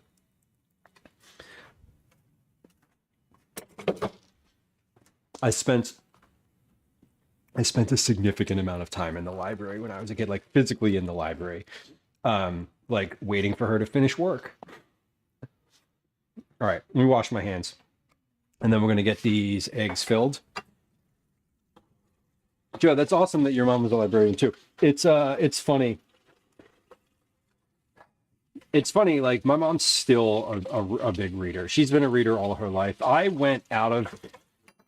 had stretches of life where I wasn't a reader, where I didn't have any type of literature practice. And for a couple years now, like probably since before COVID, I've been in a good rhythm of like, at least a book a month, usually more, but at the very least, I do like a book every month, which 12 books a year is certainly more than a lot of people read. So, and I don't think it's a competition either. There's no like, well, I read more than you. I'm like, okay, cool. One TV and only over-the-air channels, Feral Terminator says. You waited until 6 p.m. for The Simpsons, right? And you used the bathroom at 5:55 so that you didn't have to get up. I remember going, when I was a kid, the public library was one of the places that I was basically like allowed to hang out in. Like when you're a child, when you're like a teenager, right? There's not a ton of places for you specifically, like third places that aren't like home and school. For a lot of people, that's church. Church is probably the most common third place, but for for those of us for those of us for whom that was not true, having a third place is important. A youth center, commonly a rec center, things like that, where you can just be a teenager and exist without someone hassling you and telling you that you need to move along or like be suspicious about what you're doing or any of that. And the library is a very good place for that, and it still is. That's the thing. Not to relitigate, but also dyslexia exists. Joe, yeah, we're not relitigating here. You're continuing to hammer home the point that I was making. Plenty of people through disability or choice or life circumstance have difficulty or find it impossible to read a physical book. But that information is still very much available and in the same methodology of understanding in an audio format. So, exactly. Vault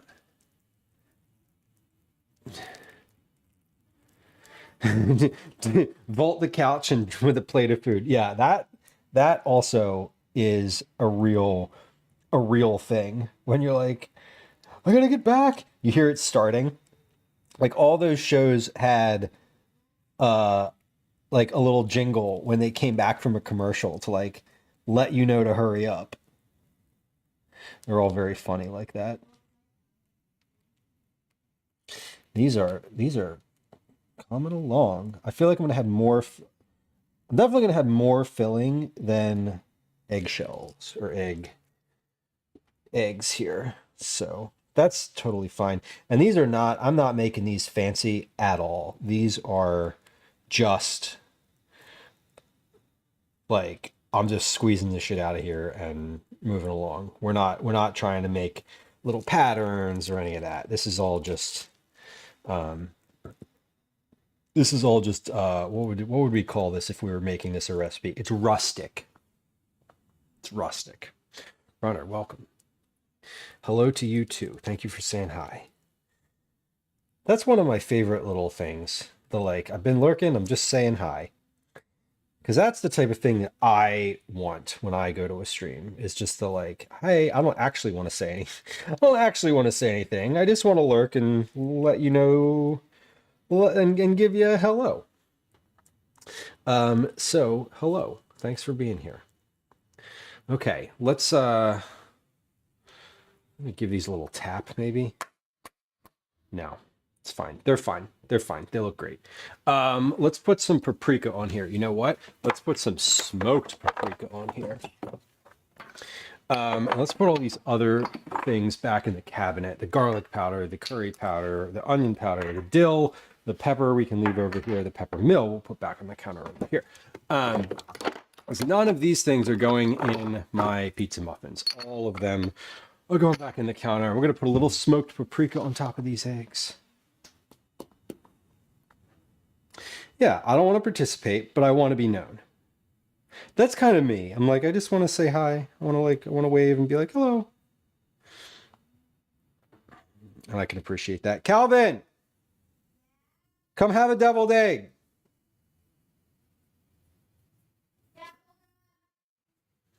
Okay. I'm eating them all. You got to come soon.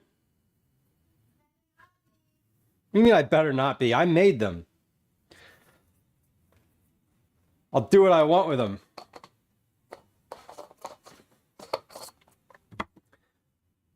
Okay. Well, here they are. These are the deviled eggs. You snooze, you lose. Exactly. Or you get a full night's rest, and that's good too.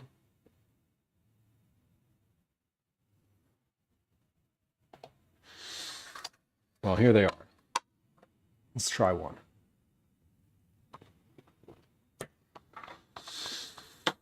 Oh my God, I love deviled eggs so much.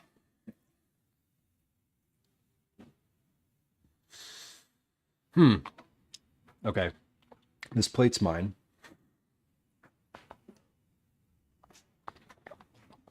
Yeah, caretaker, these aren't going to last long. But Calvin's been eating them for breakfast. When I made them the last time, I made them specifically for him to have for breakfast. And he did and was very happy with them. So we're making them again. Because these are a relatively decent breakfast, right? Like, eggs are always pretty good. And it doesn't really matter what format they are. Like, you know, deviled eggs are not exclusive to appetizers at a picnic. They are still the same egg that you would like scramble or fry. So I in my quest to get him to like eat breakfast at all in general was like, well, he likes deviled eggs, maybe we'll just have those instead. So we did. And it was a good like parenting food decision. So we're putting these in some containers here, and these will just be breakfast for the next 5 days or so. Maybe, I don't know. He usually eats 2 or 3 of them. I mean, I just ate 2 right now. I could definitely eat 5 plus of these without even thinking. I could eat 3 of these in my mouth at one time. So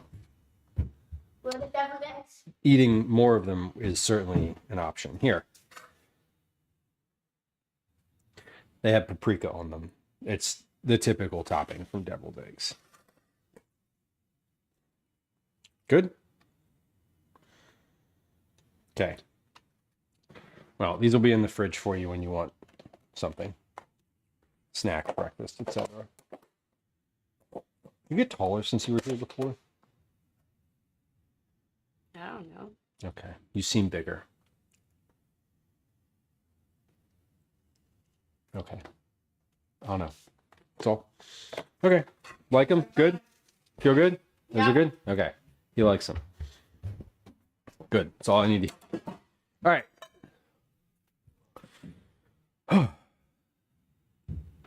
We did all of our meal prep.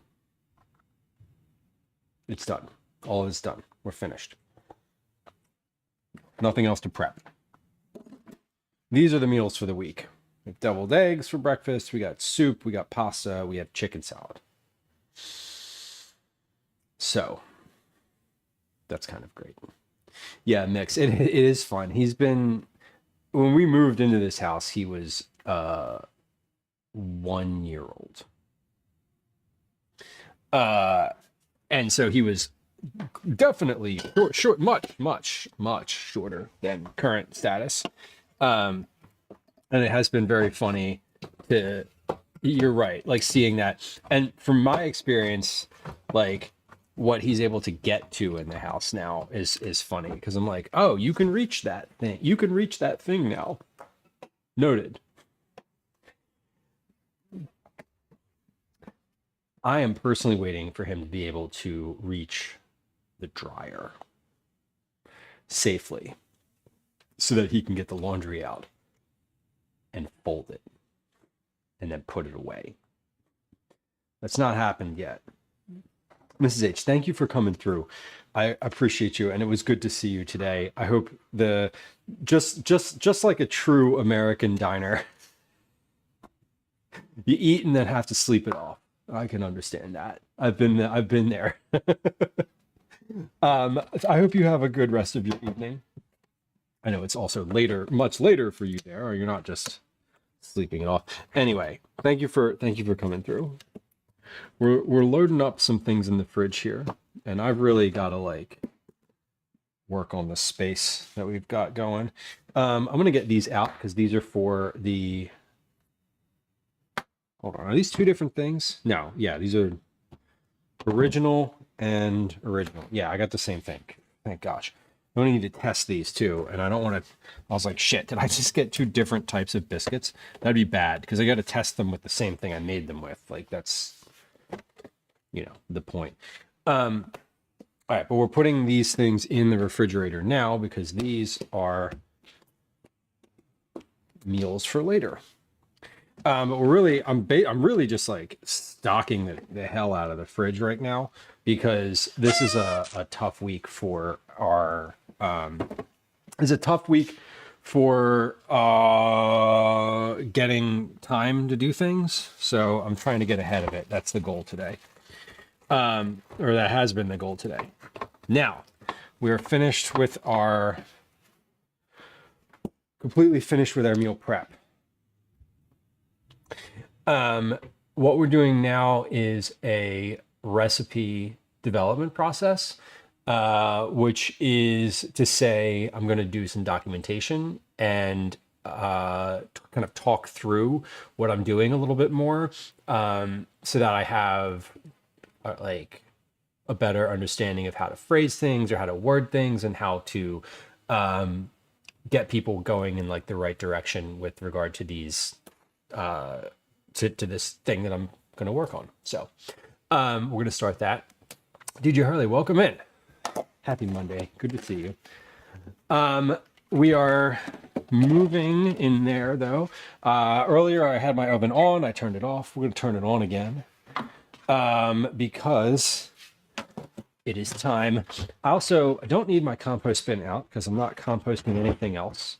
I don't need my Instant Pot out because I am not Instant Potting anything else today.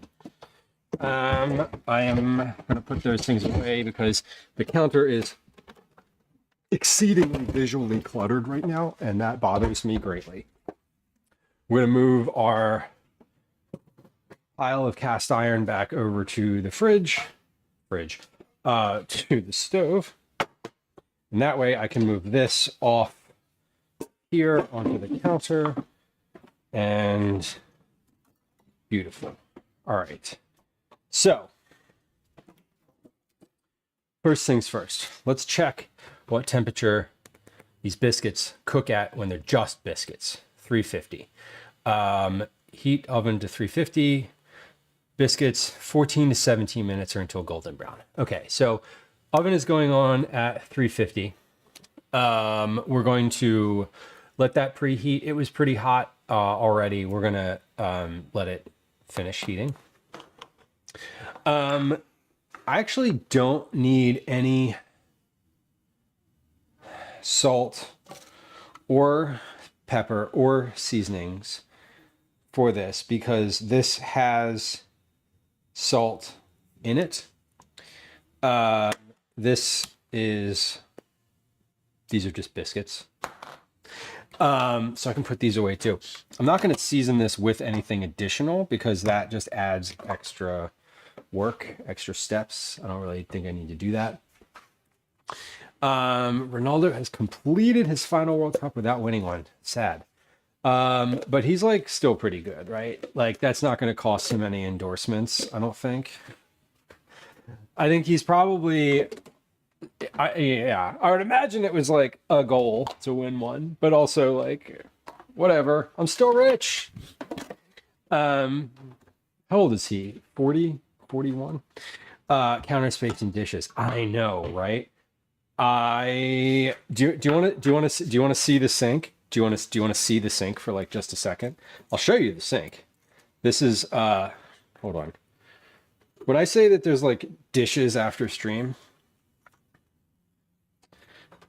this is what I'm talking about. So here's the sink right now. So that's full. That is completely full. And then there's these on the counter over here. So all of this, a lot of this goes in the dishwasher, which is empty. But like there's a lot going on over there. I know, sad. It is indeed sad. It's fine. It happens. The thing that's different, I was cooking the other day. I was doing some recipe testing work, like paid work, the end of last week, and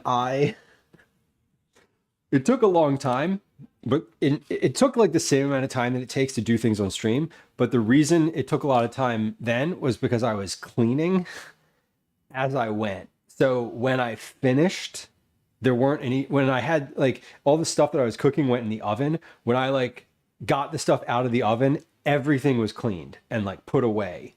So that was kind of nice. Honestly, that was actually kind of nice. My dish pile makes me angry. It definitely,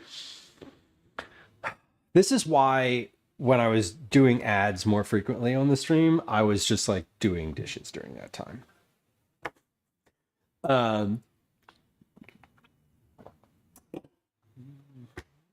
But that's why, because I haven't done any dishes today, and all that shit is over there. I'm coming back. Speaking of ads, I'm coming back around to the concept of just running mid-roll ads and like not, and just like not chatting or not like continuing to progress the meal that I'm making during that time. The reason is I just feel like that might be nicer for folks joining the stream in some capacities. I don't know. I'm still like, I just keep seeing stuff on the internet and people are like, you should run mid-rolls. You should never run mid-rolls. It's always just so annoying. I just hate how interruptive ads are. Anyway, we're not gonna bitch about that right now. No, are we? No, we're not. Hold on. I need to turn my air conditioner on because it is off because no one's walked by it in a couple hours, and it is 26 degrees in the house, and that's warm. Okay, so during the recipe development process, we're going to take notes because that is what we do. So we're going to start out with a Mark. We're not going to talk about ad square. I know that's a pretty frequent one, Joe. That one is right cat corner to the like. We're not going to talk about that political thing today. I don't want to get mad. I'm already mad. I'm fucking hostile. But I don't want to do that on stream. Because I want to cook and not raise my heart rate to that level. I do that the other hours of the day. Call your senators, call your elected officials. I do all the time. It's so fun. Any complaint that you have, you can just pick up the phone and use your real human voice to tell them directly. It's so cathartic.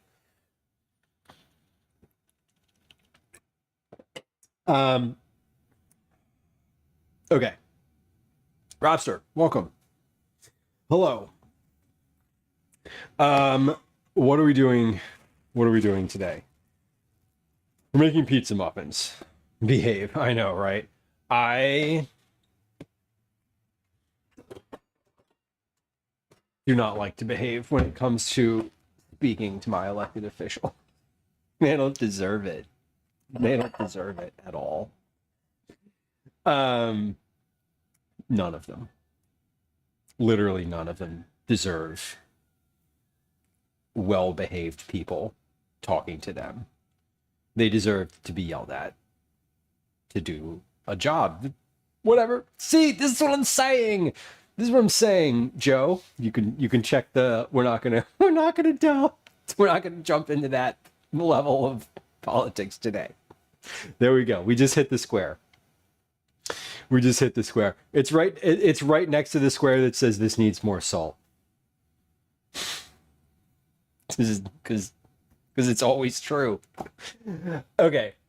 We're working on a recipe today because what's more important in the world than making fucking Pillsbury Grand biscuits into pizza muffins? You're doing great, buddy. Oh, that was one of the new sounds. That was amazing. That was a good one. We changed I added some new sounds so that you're doing great per request of folks in chat. There's a couple. I think there's like 5 or 6 now. Okay, so what ingredients do we have? The tats pain. You know what? I actually did not find getting tattooed to be painful. I am kind of weird like that. I was. There's a weird thing when you just go through it and there's like, what else is there? Like, yeah, it hurts, but like also it kind of tickles. It's weird. Yeah, it depends where. In my armpit, yeah, I felt that. I really didn't have a lot of other thoughts other than ow, ow, ow during that time. But like up here, nah. I was just like very comfortable. So we have Pillsbury Grands Original Flaky. This is a 16.3 ounce package. That sound is wild. Okay, hold on. This is so I'm not going to use this whole thing. We'll do a fit check in just a second. Can we look at the branding of? Hold on, I don't have that camera enabled. 3, 2, 1. Can we look at the branding on this can? Look at this. Don Pepino. You know why I think Don Pepino is not a legitimate chef? Because Don Pepino has a pure white apron.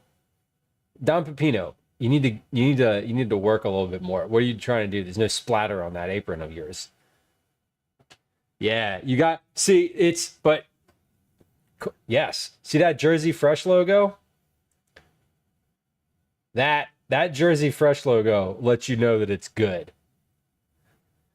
This is made with my favorite brand of tomatoes, Jersey Fresh tomatoes. If you've been hanging out on the stream for any amount of time, you're probably aware that I have a can of Jersey Fresh tomato sauce in the cabinet. Yeah. So this is my favorite brand. This is my favorite brand of tomatoes. I use it for everything, for any type of tomato-based sauce. World famous vine ripe tomatoes made with Jersey Fresh. You know, New Jersey is like a really big, like, there's like a lot of agricultural type of stuff there. It's you think that it's not. It has a reputation of being crappy, but it's not. It kind of is. Lots of parts are, but all of southern Jersey is like either a sand pit or a farm. So we're getting pizza sauce. I am using the 14.5 ounce can But I'm not going to use all of this, so I'm going to measure how much pizza sauce I end up using. Basically, I'm going to weigh the can. I'm going to take the lid off, I'm going to weigh the can. When I'm done, I'm going to weigh the can again, and then that'll tell me how much of this sauce I used total. I'm going to take like a tablespoon and put it in each thing, but this will probably end up having about half the can left over. So Chef White serve more for the same reason loads of nannies and moms were white. You could just like stew it in bleach. Exactly. And also functionally, if you're wearing white, and it helps you know when to change. When you're too dirty to continue working in the kitchen environment, it's a lot easier to tell. Yeah, you can have the rest on the side for dipping. 9, exactly. That's what I use it for sure. You weigh your car before and after you take out the scrap metal. Yeah, it's exactly like that. And we're doing like when I'm doing recipe dev stuff, I do a lot of weighing of things pre and post usage. So we're also using cheese shredded. I'm using shredded pizza cheese today. This happens to be the Kraft brand mozzarella and Parmesan pizza cheese. That is an 8-ounce package.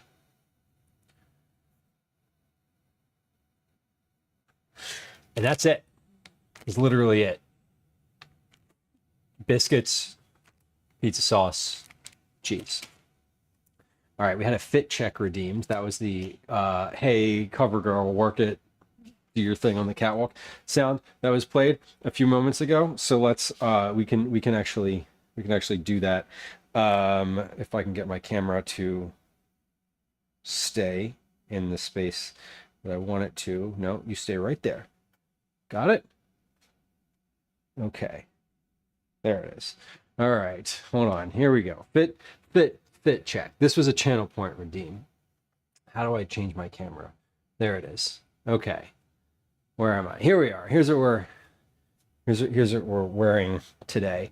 I have my kitchen / house Crocs. No socks today. It's too hot for that. Brown shorts from J. Crew outlet that are elastic waistband shorts. They're kind of nice. A black t-shirt from the black t-shirt company. I don't know which company. I don't know where this t-shirt comes from. It's just a legitimate black t-shirt. I'm wearing a button down, an Oxford style button down, meaning it has a little button right here. This is from H&M and is 15 years old at least. At least 15 years old. And my normal watch, and the hat is as usual from Ape and Bird. It is the hat off of which the channel emote is based, and that is today's fit check. Do you re-dye your black shirts? I don't. I just buy new ones. I have a lot of them. Some of them. This happens to be a good one. Happens to be a good one. Oh wait, hold on. This one happens to be a good one. I have like the good black shirts and then like the old crappier ones. So this one is just newer. I buy like 3 or 4 a year. And the shorts I bought for last summer's trip. Went to France last summer, and I was like, oh, I don't have any shorts that aren't gym shorts, so I need those. So went to the J. Crew outlet. I was like, I'm just gonna buy whatever's on sale, and they were on sale. They were shockingly cheap. I at first went to like, I don't even know, Old Navy. I don't even care. All of my clothes are a decade old. A lot of them are super old. When you redeem Fit Check in 3 years, I'm going to be wearing these same shorts, having not purchased new ones. So that's fun. Okay, here's step one. Step one, we're gonna get out the biscuits. I don't know how many biscuits there are in here. I think there are 6, maybe. 8. 8 biscuits in here. I have 12 muffins. So I could do one of 2 things. I could use, yeah, I'm still gonna use this muffin tray because this is a muffin tray that most people would have. I have one that's for like larger muffins and it's like a 6 muffin tray. But we're gonna use this one. So for the biscuits, we're gonna do 8. That's like 1, or it's like, what is that? 12. It's less than 1. 8 divided by 12. As a 0.6 biscuits per tray, per muffin.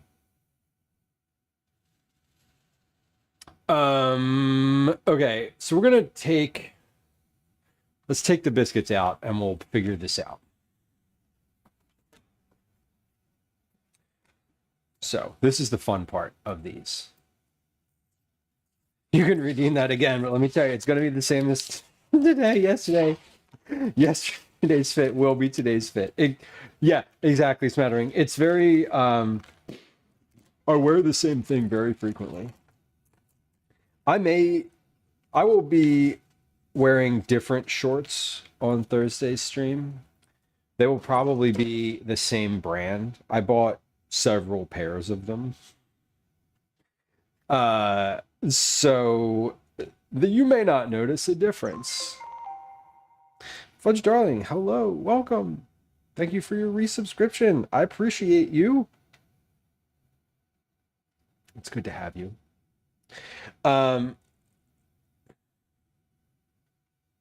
Here's what we're gonna do. We're gonna tear off. How am I gonna direct people to do this? Tear off about 1/3 of each biscuit. That's really what I want you to do. So let's do that.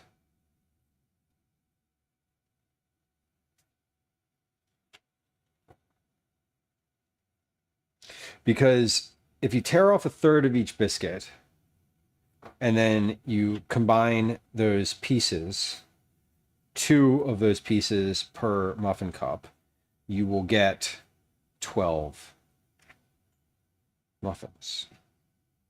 And I would say tear them in half, but 1/3 is so much more annoying.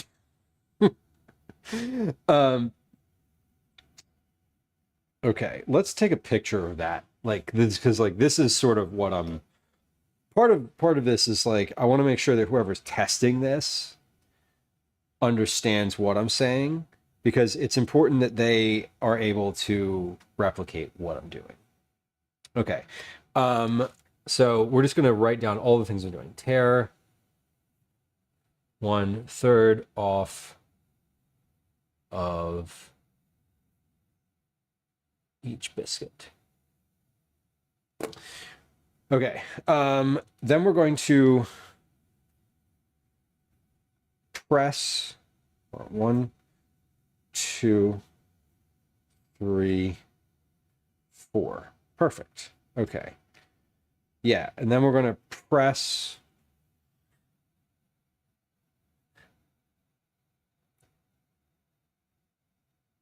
how do I phrase this? Press the biscuit thirds together in pairs. Nice.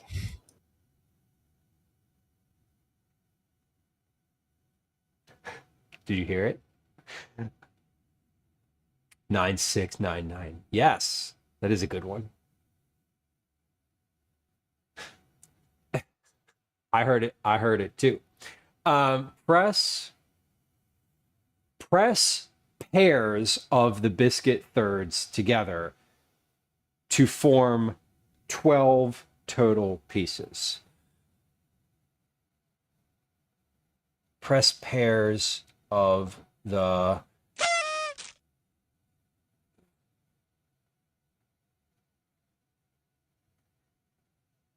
together to form 12 total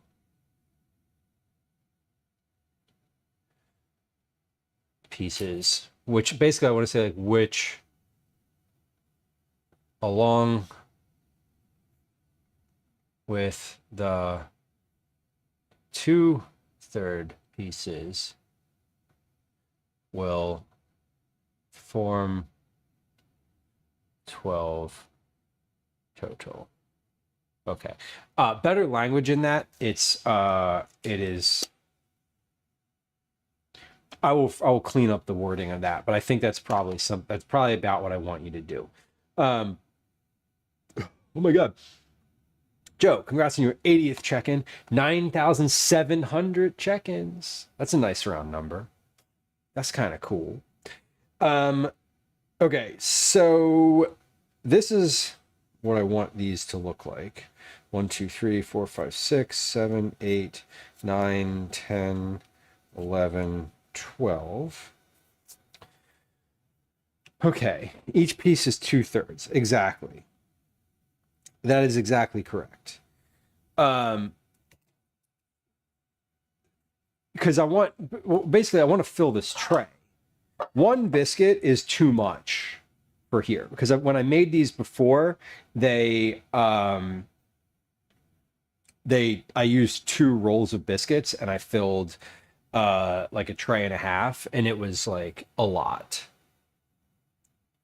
Each piece is 2/3 a biscuit. Cool. So I also want to grease this tray. We're just going to use some spray. This cooking I'm not sure. Cooking spray, I'm olive afraid oil we cooking need spray. to use math. That was a good one. I'm going to spray this over the sink so it's not all over the counter. 3, 4, 5, 6, 7, 8, 9, 10, 11, 12. So certain things I have like stock phrasing for, right? Like I don't need to. I'm just going to write down like spray biscuit tray because that's an easy one. I also want to note that like if you want to use olive oil, you just have to like apply a thin layer of olive oil with it.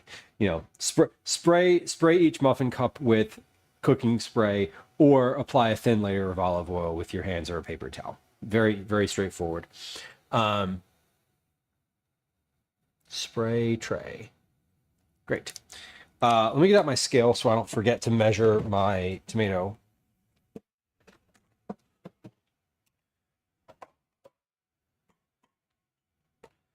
And what I want is we're going to try 2 different ways of making these. We're going to try one where you press the biscuit in and you make a cup. And we're going to try one where you press the biscuit in and you thin the biscuit out a little bit and you roll it so that there's ingredients distributed throughout, and one where there's ingredients in the middle. So we're going to try, basically I have 1, 2, 3, 4 of my my pressed together pieces. So we're going to do 2 and 2, like 2 of each variety. And then we're going to do 1, 2, 3, 4.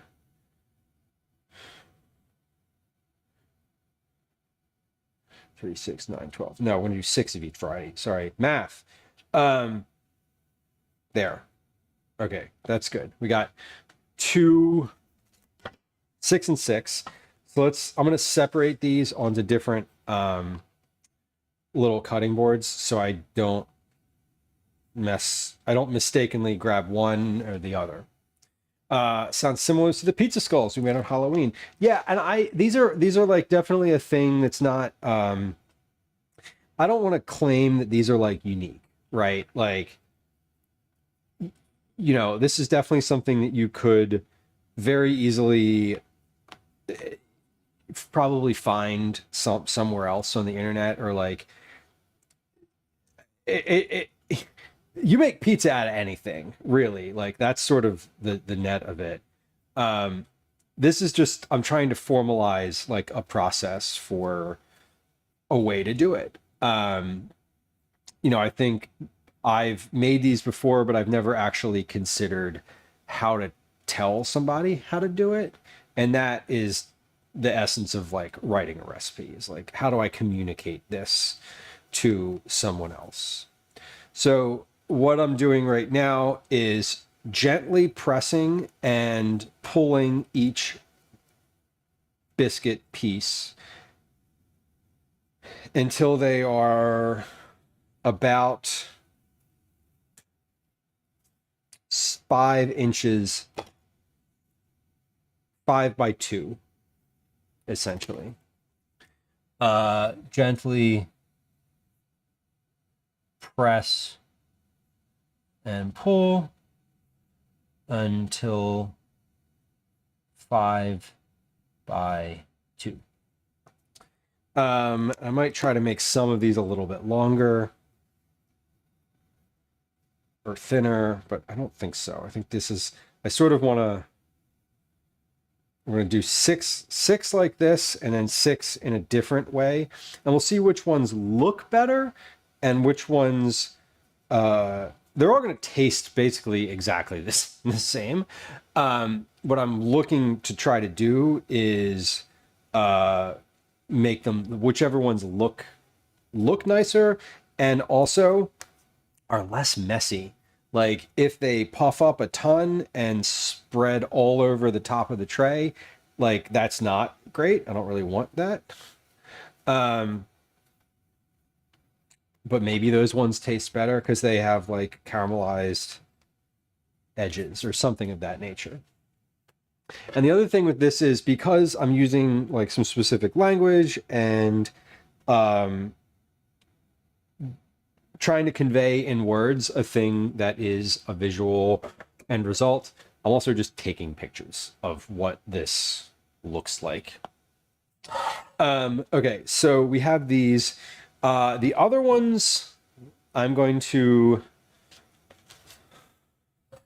how do I do this? These I want to press into rounds, or I want to gently press and stretch into squares. Squares or rounds, approximately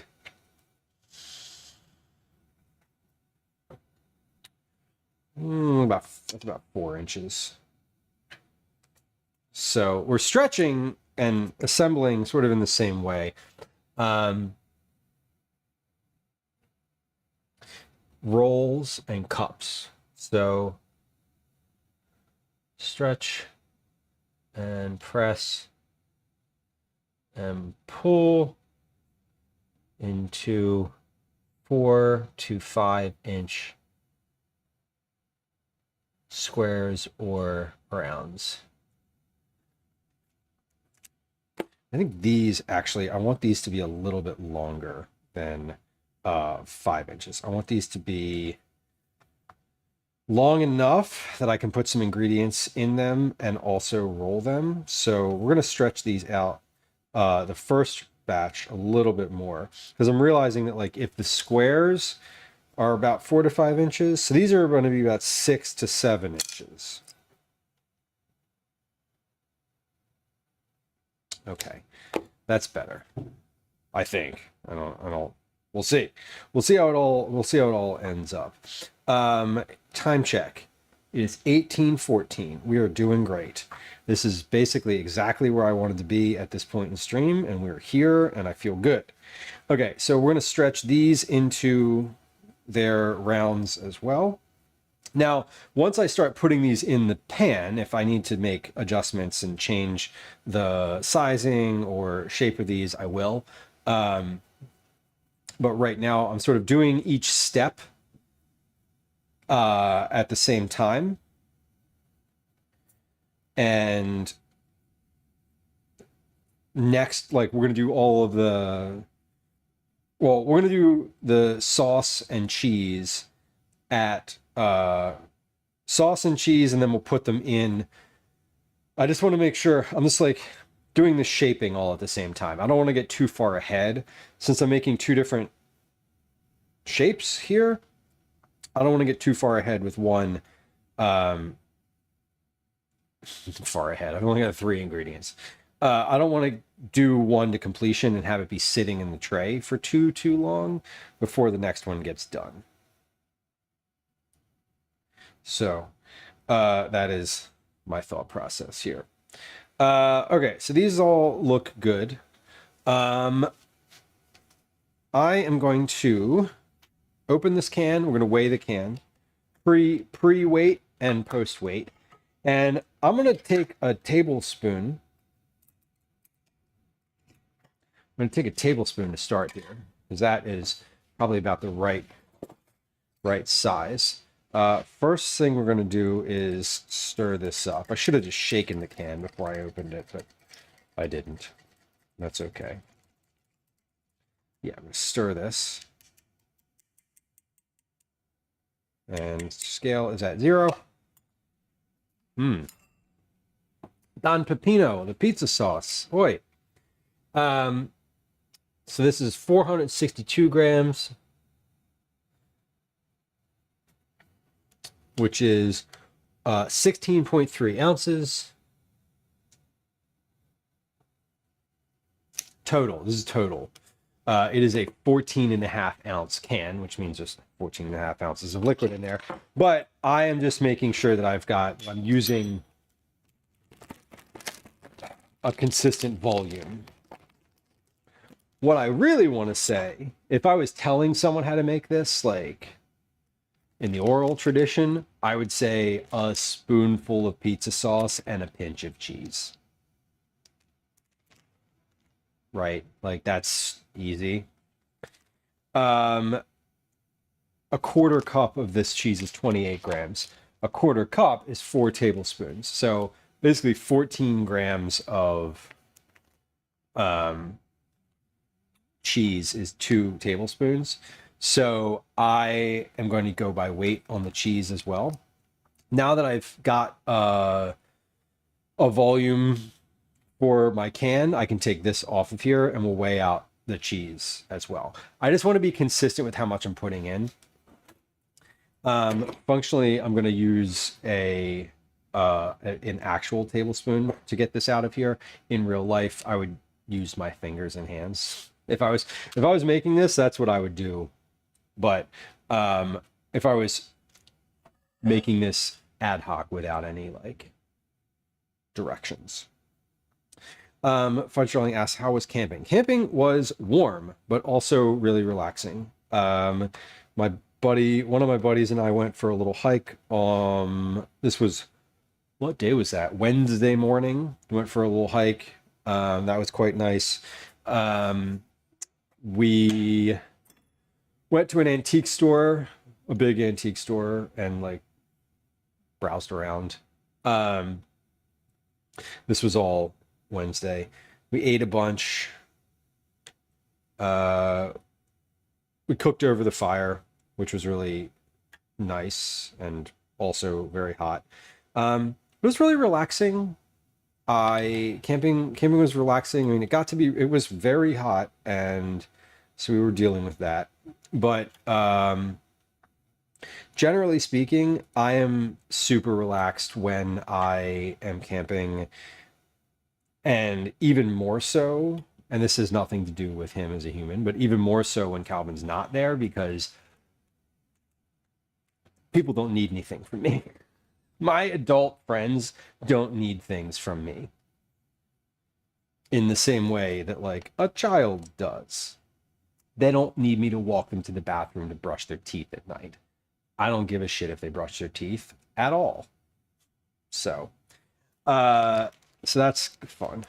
Okay, so I want to do about 14 grams of cheese per thing, which is this. Quilpy, I'm glad you made it. Glad you made it. Nice to be home. Nice to be home. Always. Get your home clothes on. 14 grams. That's 2 tablespoons. And we're gonna spread that evenly over the roll. So right now I'm doing roll-ups. I'm gonna take these and roll them from one end, and then we'll just pop them in the muffin cups without. We're gonna pop them in the muffin cups as if they were cinnamon rolls, so that you can see sort of the cross section of the roll itself. So fluff, right? Is it's very. I tell this to my friends all the time when we go camping. They're like, "Ooh, sit down. You gotta like relax a little bit," because I'm doing the same thing there that I'm doing when I'm with, Calvin or with he and his friends, which is to say, like cleaning up and like managing the campsite and like all the things. But I tell them that I'm like, I am relaxed because I don't have to think about what a 10-year-old is doing right now and whether they're safe and, whether they're just up at the store eating ice cream all day. Like, I don't care about any of that. Like, y'all are adults. Like, I don't need to consider you in the same way that I consider the existence of a child on a regular basis. So it's just a very different experience. Yeah, caretaker, that could be true. That is a likely scenario. I'm not gonna lie. Although I don't think he watches stream. He's been on stream before. One of them has been on stream. The other one was like, absolutely not. I never want to be on your stream. I hate the internet. And I was like, that's fine. That's totally fine. Nobody's forcing you to come onto the stream. I'm also going to take 3 of these and add pepperoni to them because that will be better. Now, the recipe's not going to call for pepperoni, so this is sort of like we're going. I'm trying it to try it, right? Right, full-time job, exactly. It's very different when I'm with adults because they don't need anything like that. I'm like, hey, what time you guys want to eat dinner? They're like, no, whatever. No, they're whatever, whatever you want. I don't need to like get them fed before it gets dark, for example. And functionally, I don't need to get them fed at all because they are, my buddy Drew cooked the first night we were there. Like, he made dinner. It was great. I was very relaxed. I was literally tending the campfire and sitting by it and waiting for him to make food. And then, it was like 8:45 at night. And I'm like, all right, but I'm hungry now. All of y'all childless people who I'm hanging out with have no concept of parent dinner time. We eat early. They eat late. Okay. These are good. This is what I've got. Let's take a picture.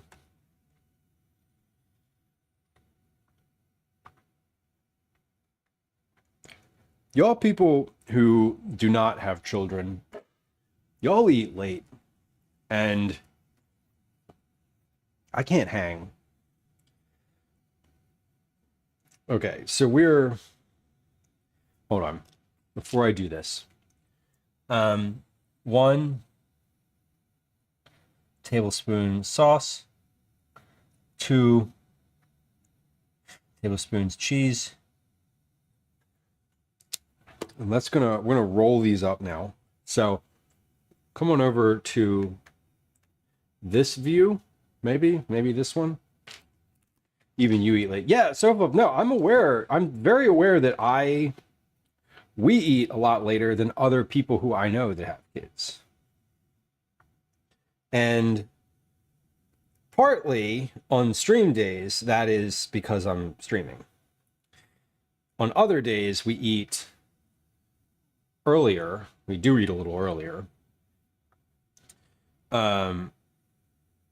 Because like this week, right, I've got dinners ready to go. We'll probably eat at 6 p.m.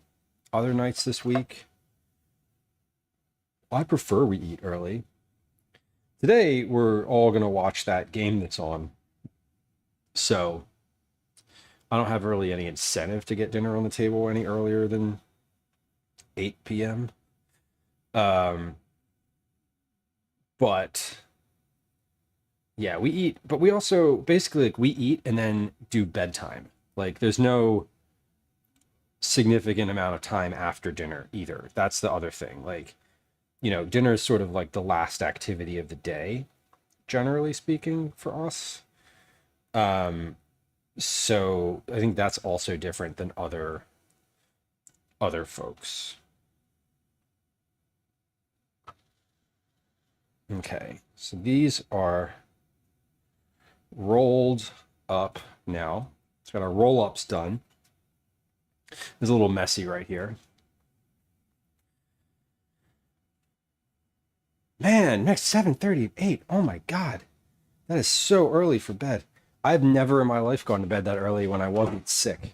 If I'm sick, oh yeah, sure. But that is super early. But I'm assuming P-Dog also gets up earlier. Yeah, 4:30 pre-practice, 8:30 post-practice. Yeah, that, oh my God. Seriously, fudge drawing, that is the dilemma. That is like the parents' big dilemma, is that exact thing where it's like, welp, what are we supposed to do? How are we supposed to even do this?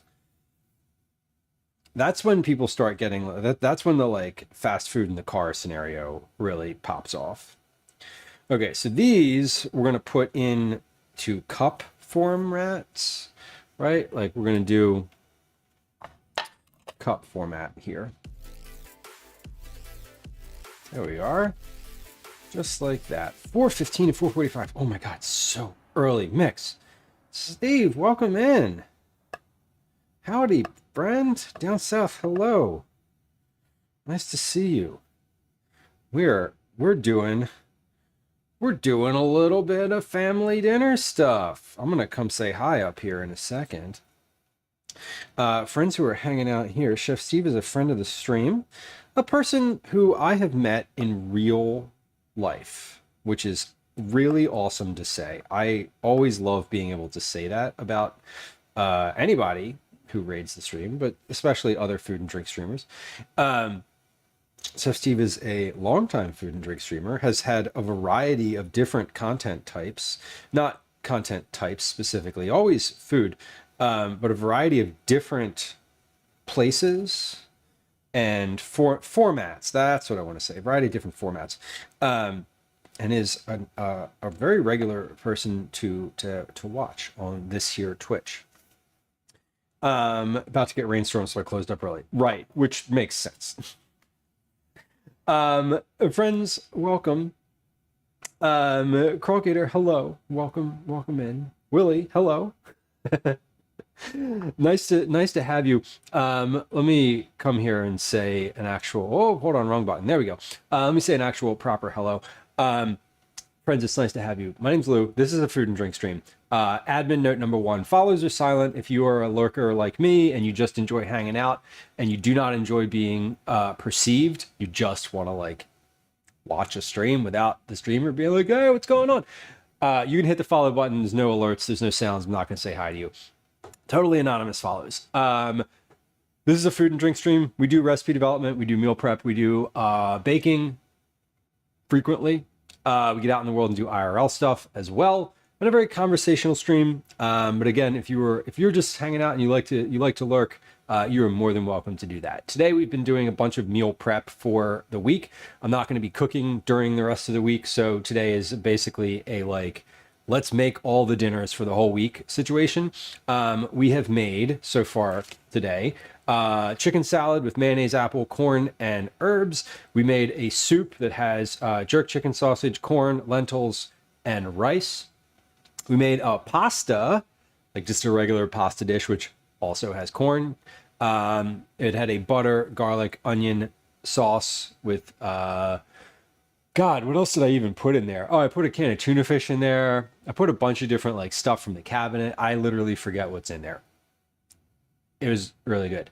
We made deviled eggs for breakfast for my son. And right now we're working on a recipe that I'm writing for work that is a real straightforward family dinner style type of snack. It could be dinner, it could be snack. It could be breakfast. I don't really give a shit what you eat for breakfast. See for reference the deviled eggs that I made. Anyway, these are pizza muffins, and we are about to fill the second bit of this. We've done one half as a roll up, and then we're doing the second half here as a... Oh, that's not the right one. That's my butt. We're... Fuck, come on. Hit the right button, Lou. God. So we did some of these as roll-ups here. We just like rolled them. Some of them are falling apart a little bit, which is like totally okay. The ones with pepperoni are falling apart. But we're also going to do the same thing on here. So we're going to put pepperoni in the ones in the center just to keep it consistent. And then we're going to do the same amount of cheese, the same amount of sauce in all of these as we did in these, so that we have some consistency. So, put corn on the pizza pockets. I know, right? And generally, I'd be happy to. Generally speaking, I would be happy to. I don't have any more corn. I used it all up. So we're pressing the pepperoni in here. Listen, I yell at myself all the time. This recipe, these pizza muffins came about because I was home. This was like a school was closed. I forget, for some holiday or in-service day, or who knows why they closed school, really. If you check this school calendar, you know why they closed school, because it's on there. But anyway, my son Calvin, who is 10, had a bunch of his friends over, and they were like, "We're hungry," and I was like, okay, I guess I can make you food. And so I made these. Jamie, these are biscuits. So they are literally Pillsbury biscuits. That's it. Also, I see you. Thank you. Message received. These are Pillsbury biscuits. What we're going to do with these is, and I basically I had biscuits in the fridge from something. I forget what. They were, I don't even remember why I had the biscuits, if I'm being honest. But we used all of the biscuit. I was like, I had biscuits, I had pizza sauce, and I had a little bit of cheese. And I was like, well, I guess we'll just do it. I guess we'll just do this. And we did. And they turned out great. And I was really pleased with them. So what we're going to do with these pizza pockets is we're going to fill these with cheese first, and then I'm going to pour the sauce over it, because the cheese is going to melt, the sauce is going to sink in, the biscuits are going to puff up, and things will look really good. So we're weighing our cheese here because they are because we're working on a recipe. So I'm being consistent with what I'm doing. Generally speaking, I don't love, for this type of thing, I would never measure out a tablespoon of cheese. That's just not a thing. That's just not a thing I would do. But yeah, okay. Sorry, I was doing math in my head and not speaking at the same time. But because I'm like doing this for a work thing, I want to make this consistent. And importantly, I want to make it repeatable. That's really the important part of this, is that you as a person who is reading this recipe can make it and have it come out the same way that I did. Which is super fun. Command recipes if you want to read some of the other recipes that I have published in the past. So I'm just putting a scoop, 1 tablespoon of olive oil, not olive oil, 1 tablespoon of pizza sauce on here. Once we're finished scooping this out, I'm going to weigh my pizza sauce again, because I did a pre scoop weight, and when we do the end result, I'll be able to see how much I used, and that will tell me how much to recommend. So we're going to tear my scale again. I'm at 0, and now I'm at 276 grams. That's grams specifically. So we like to use grams around here. I also use ounces and cups, etc. Okay, so post, we have 276 grams, and what's that in ounces? 9.75. So we have, let's see, 16.3 minus 9.75 equals 6.55 ounces, which is about 3/4 of a cup. So 6 ounces is 3/4 of a cup. So roughly we used about 3/4 of a cup, which is not a whole lot.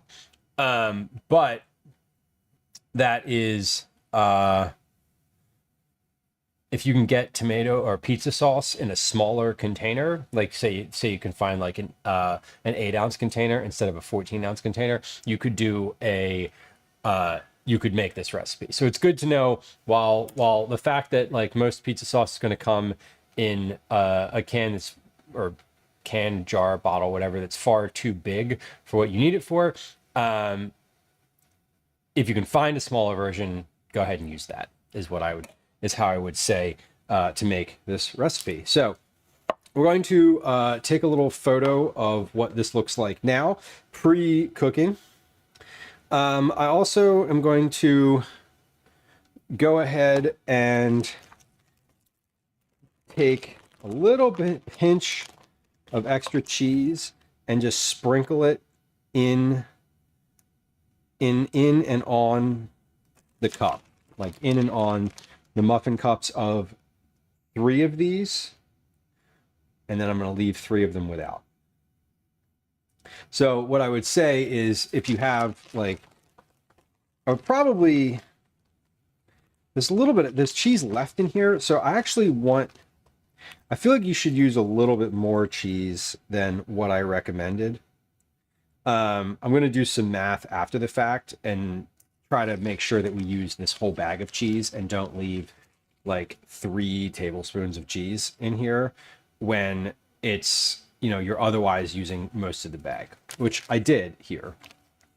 So this is an 8-ounce bag, and there is like an ounce of cheese left in here. So that's good. We're going to pop these in the oven. No such thing as too much cheese. I know, right? That's for sure. For sure.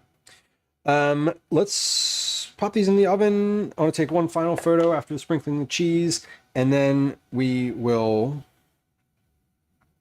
move. I'm going to clean up the counter for just a second. While we let these cook. Now, the biscuit tin said 14 to 17 minutes to make these into biscuits.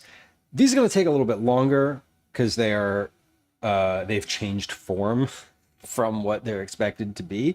So we're going to start our timer at 14 minutes and attempt to not attempt. We're going to check them at 14 minutes, make notes around what they look like and how much longer they need, etc. So we're going to do 2 timers here. We're going to do a 14-minute timer, and then we're going to do a count up timer that just counts from the moment you hit start. So my oven is on. My oven has been preheated. It's at 350 right now. We're going to pop these in. This is what they look like pre-cooking.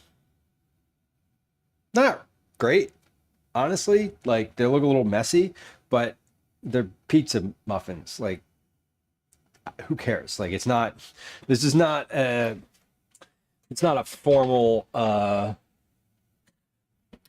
situation here. We don't need to be twee about it.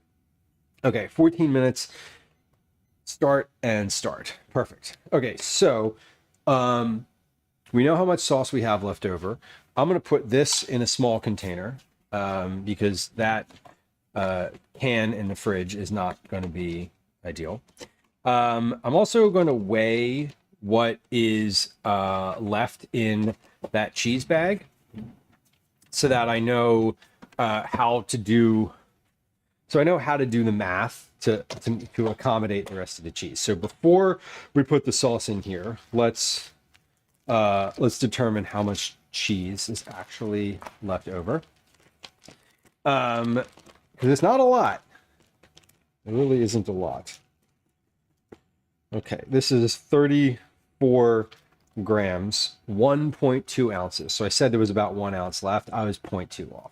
That's okay. Let's see, from cheese. So remaining in bag is 1.2 ounces. Now, here's what I would say. I think the amount of cheese inside of the thing is probably the right amount, but what I've got left over here, I didn't sprinkle cheese over all of the muffins in the thing. I sprinkled it over 3 of the 6. So there's 12 in that tray.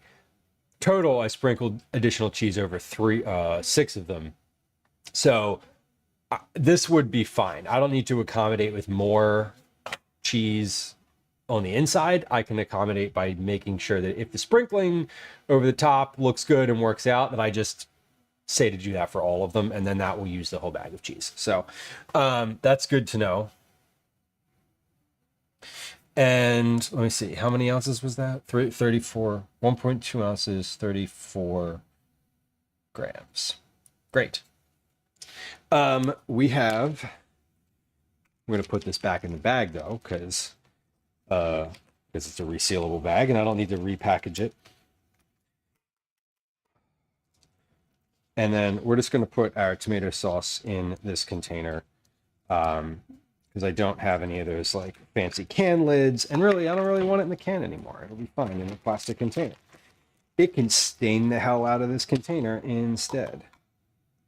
Perfect.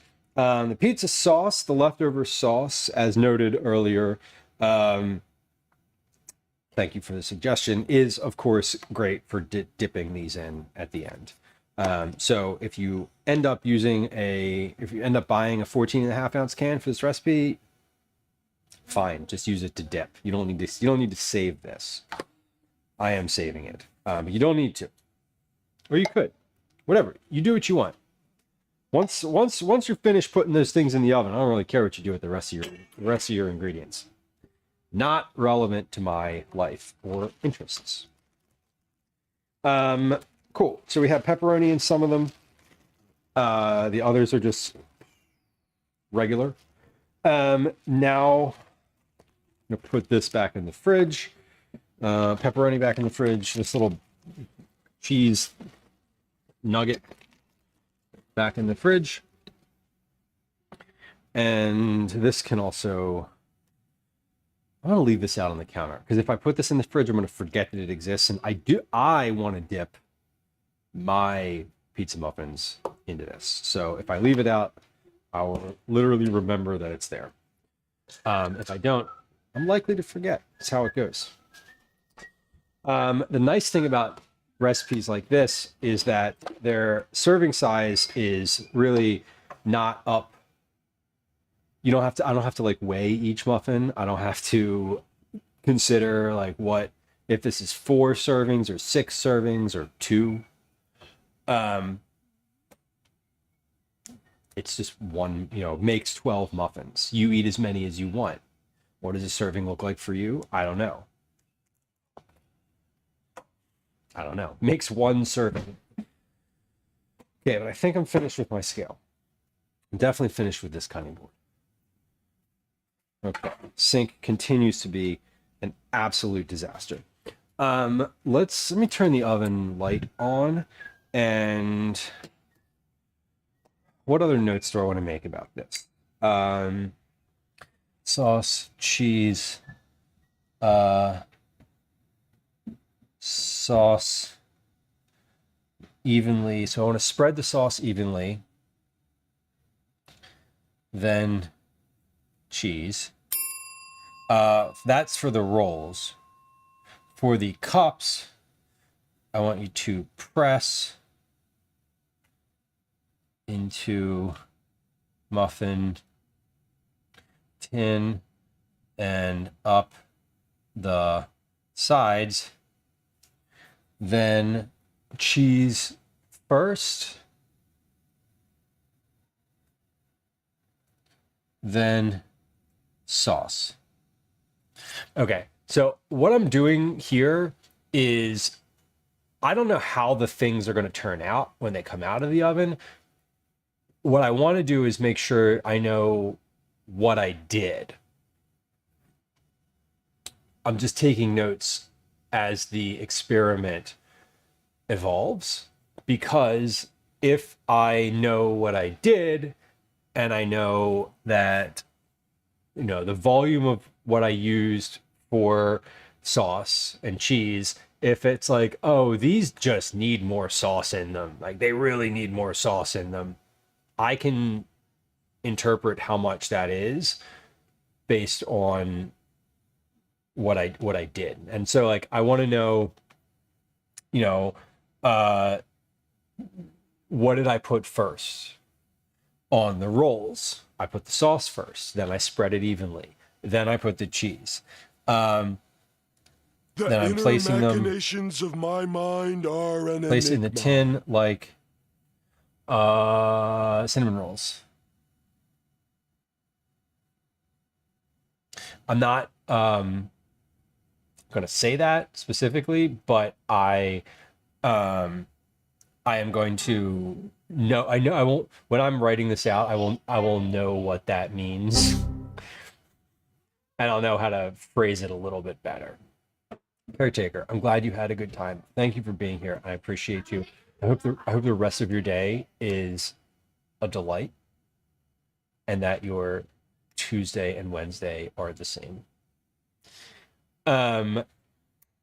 Okay, so these have been in there for 8 minutes. Pizza muffins.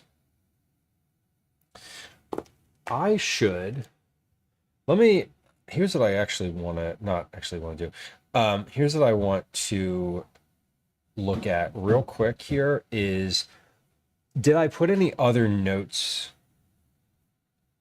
in this pitch that I need to accommodate right now? Meaning, like, is there anything else I said about this that I didn't do? Easy after school snack, lean into the kid friendliness. Okay, no, there's not. This is like, so what I was doing here is exactly what I pitched. So that's good. That's good. We like that. Roll of biscuits, pizza sauce, mozzarella, roll of stretched biscuits into rectangles, spread the sauce, then cheese, roll, place in greased muffin dish, and bake. Okay, cool. So exactly what I said was the process here is exactly what I did. So that's good. Yeah, I know. Okay, cool. Good. Well, It is 18:49. That's 6:49 my time. We have about 4 minutes left to go on these till I check them in the oven. I said that I wanted. Sorry, the tea. I said that I wanted to do our cookie club drawing while these were in the oven. So I think we're gonna. I do think we're gonna do that. I think we're gonna start that process maybe. Do I have anything else that I wanted to do other than these muffins? No, this was the muffins. The pizza muffins were the last step because they're also going to be dinner, which is important. Okay, so I think we should do that, right? Should we do our cookie club drawing? I think so. Oh, there we go. Let's let me look at these in the oven. You want to see these? Hold on. Let me see if I can set the camera down here because I want to before I just get started. I want to put eyes on these. Oh man, these are looking really good. Honestly, these are looking delicious / delightful. My camera is like not working the way I want it to. Okay, hold on. Let's see. Can we see in the oven? There we go. Liz says, what have we made in the past 5 hours? A lot of noise. So we finished. We got through. We got through the agenda. What's here right now are pizza muffins. What's here and here in chat is our friend Zach. And Liz, I will tell you exactly what we did in just a moment here as we get into it. Venomous Calstruck, welcome in. Princess Luna, hello. Liz, thank you for the ZM command. Gary, welcome in. Hello. Morbid Bunny, I like your name. Hello and welcome. I hope stream today was good. That is the one. That is correct. Yep. That is the one. Any of them actually will return the same message. So you could do any of them, really. Tea time. Hello. Welcome. Friends who were hanging out here on this stream, watching me chat and cook relatively. It would be lovely if you went to follow Zach. Your number one source for the gossip and drama that you don't want to be a part of, which is that's so me. I don't want to be part of the drama, but I do want to watch. I do want to listen. I want all of the tea, as the children say. Do the children still say the tea, or has that moved upstream to where the old folks say it and the children have new verbiage around it? Is tea still a thing that the youth say? I don't know. Anyway, Zach's a great follow. Zach streams four days a week, very consistently. They do a lot of really funny commentary, and I really enjoy it. When I say that I like to lurk on streams, Zach's stream is one of the ones that I enjoy lurking on when I am not live myself. I don't chat super often. Usually it's some sort of snide, shitty comment. Anyway, friends who just joined us, welcome in. It's nice to have you. My name's Lou. I am a cooking streamer. That is what I do on this stream. We also have occasional funny commentary. Sometimes it's just regular commentary. Anyway, I'm a home cook. I'm a recipe developer. We mostly cook vegetable-forward family meals from my kitchen in my house where I am right now. My pronouns are he, they. I'm happy that y'all are here. We're very chatty, but follows are silent. So if you like to just lurk and hang out like I do, then you can hit the follow button and it is completely anonymous. So just a little FYI. We've been doing a bunch of meal prep today because I'm not going to be cooking for the rest of the week. I know that y'all enjoy seeing people make disastrous meals. Hopefully that's not what we're going to take a look at in the oven right now. But I'll tell you what we meal prepped in a few moments Right now, my timer just went off. I'm working on a recipe. Here's a notebook.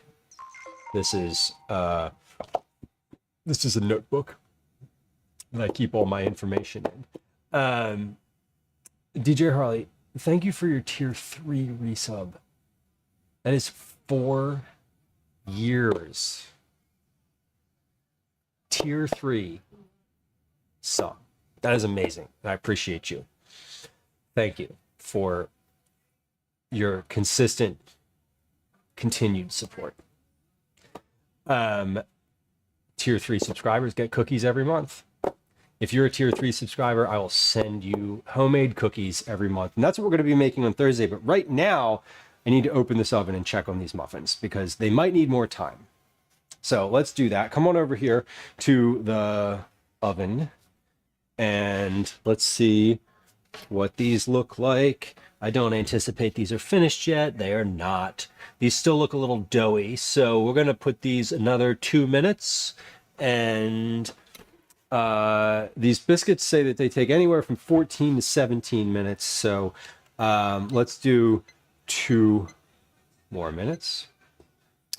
I mentioned that we did some meal prep today. Let me tell you a little bit about what we did while we're sort of waiting. Basically, I want to get these out of the oven before we do our cookie club drawing because one, I said the cookie club drawing was going to be at 7 p.m. It is 18:56 right now. It's 6:56 p.m. my time, Eastern Standard Time. I live in Philadelphia. So we're 4 minutes early. If we did the cookie club drawing right now and someone came back at 7, they would be like, what the fuck? Anyway, I also don't want to start that because I need to like continue to monitor the oven. So really for the biscuits, what I'm looking for is golden melted cheese. I'm also looking for like a little bit browned and burnt is okay. Like browned and burnt around the edges of the muffin cups is okay. So what else did we make today? Let me get a few things out of the fridge and I want to show you. We have that. We have that. We have this. We have this. And we have these. Okay, here, we're going to do a little overhead view. Are you ready? How do I do that? There it is. Okay, we made a bunch of things today. Here's what we made. We made a chicken salad. Oh, wrong direction. Chicken salad is, as I mentioned, corn and apples. We have herbs in here. This is just a cold chicken salad. It's a whole roasted chicken. And I think the primary spice in here is curry powder and salt. So we made chicken salad. We made deviled eggs, and I'm going to show you those in a second. But first, come on back over here to the oven, and let's take a look at these again. Almost there. This one looks good. That one in the back looks pretty good. These are getting real close, so we're going to give those 3 more minutes right now. So I don't have to keep opening the oven. Okay. So as I mentioned, we made chicken salad. There it is. It looks like that. We made these deviled eggs. These are for breakfast. They're breakfast deviled eggs. They make the room smell like farts.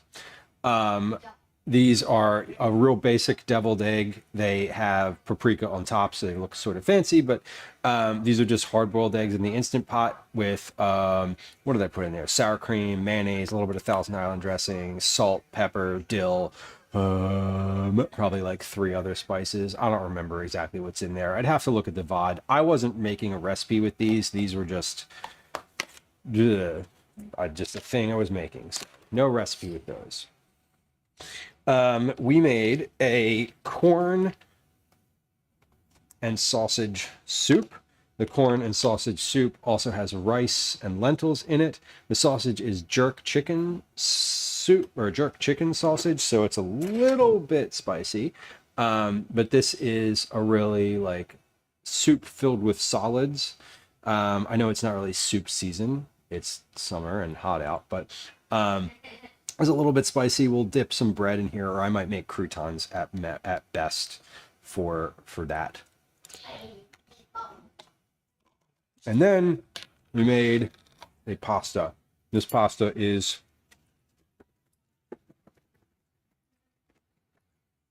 shaking it up.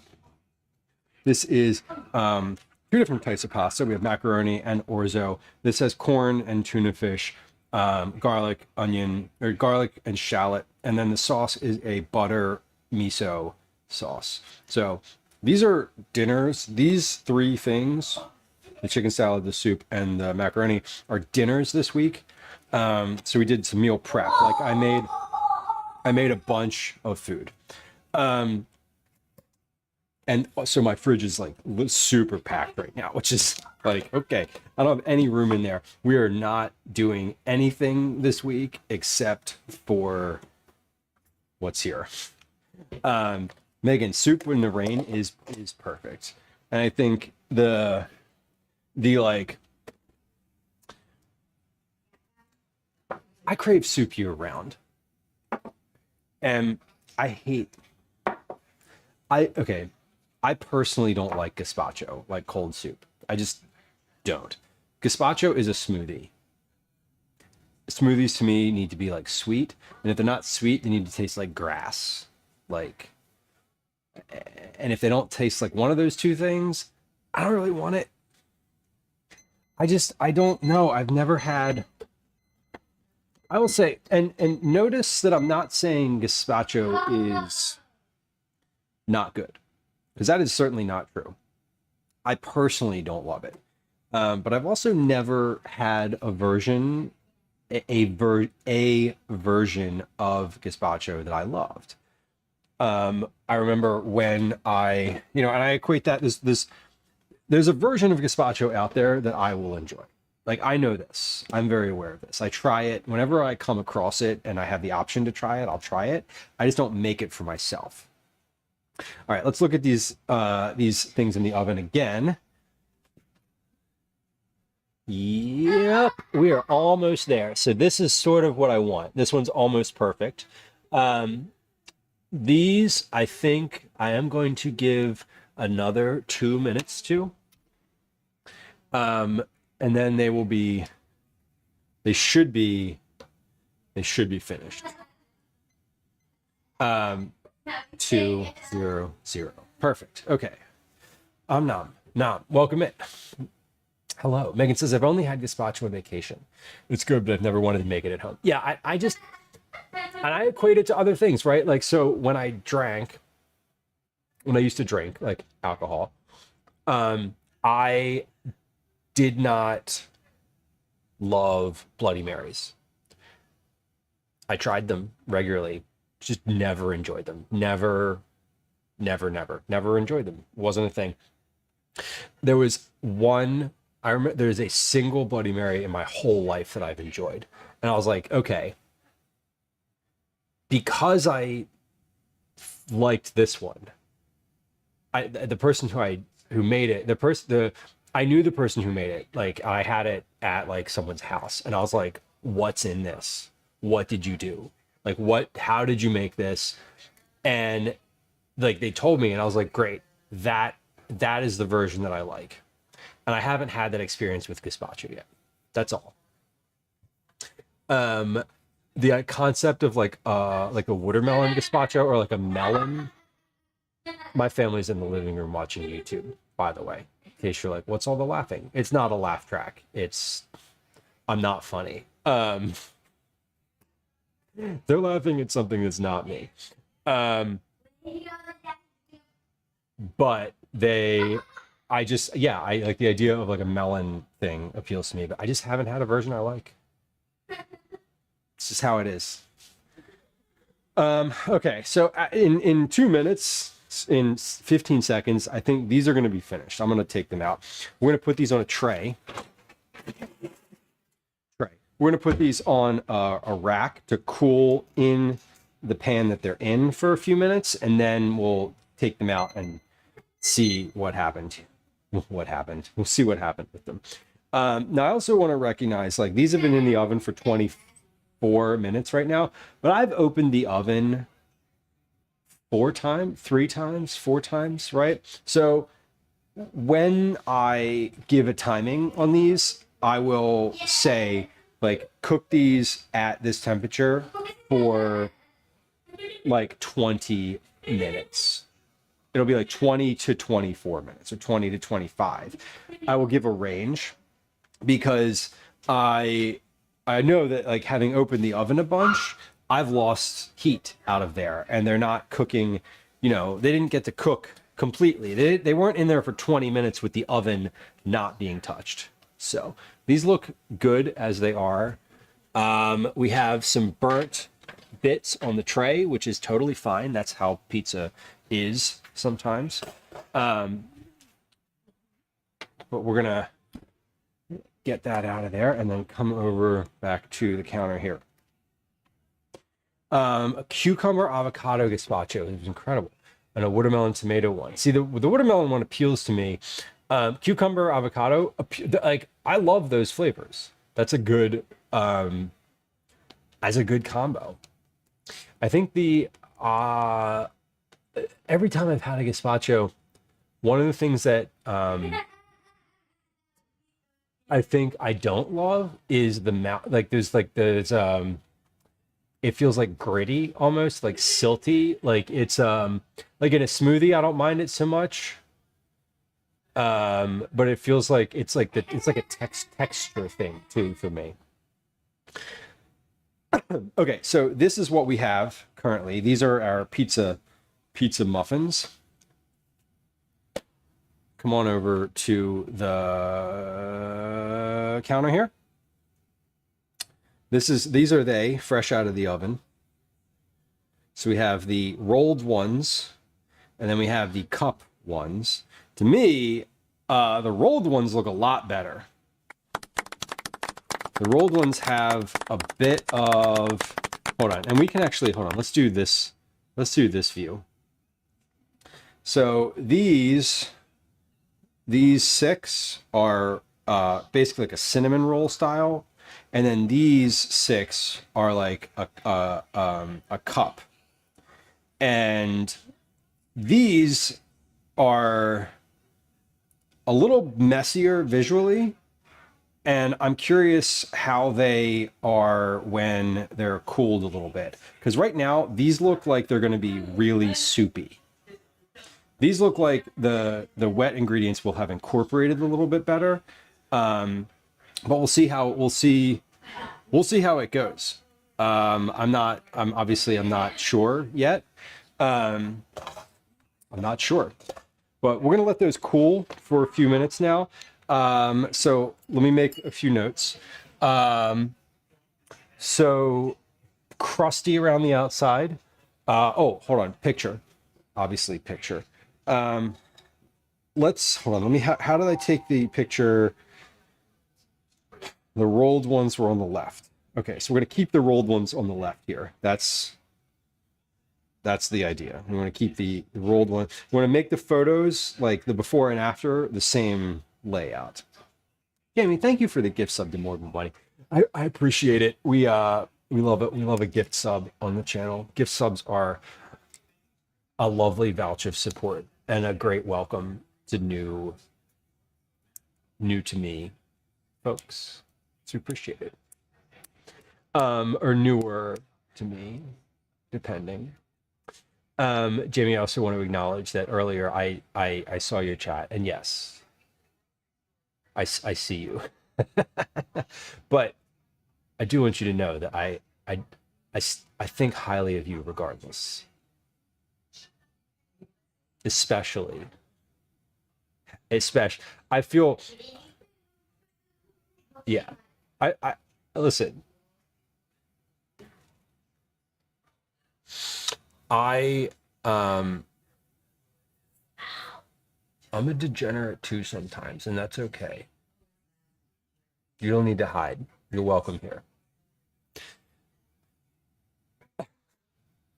We all have our funny moments. Anyway, Let's let these sit. I just want to make a note. 25, 20, 24 minutes. Should I have used a different word? Listen, I said I was too. Baskets full of degenerates. Oh wait, that was a different. What was that word? Deplorables. Right. Again, we'll steer clear. I got those out of the oven at 24, so we're gonna let those cool for 10 minutes. So in five minutes from now, we're gonna take these out of here. Hopefully. I'm very curious as to what the consistency of these is on the inside and if they're like super soupy. So I just want to like give these a little poke. Yeah, they're cheesy.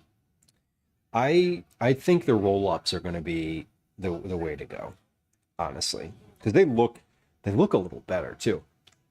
I'm on my best behavior. You know, that's good. Me too. I'm generally trying to be on my best behavior too. Sometimes it doesn't work out. It is 1911.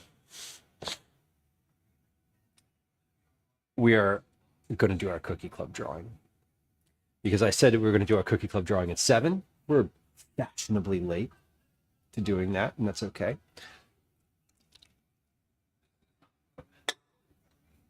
But we're ready.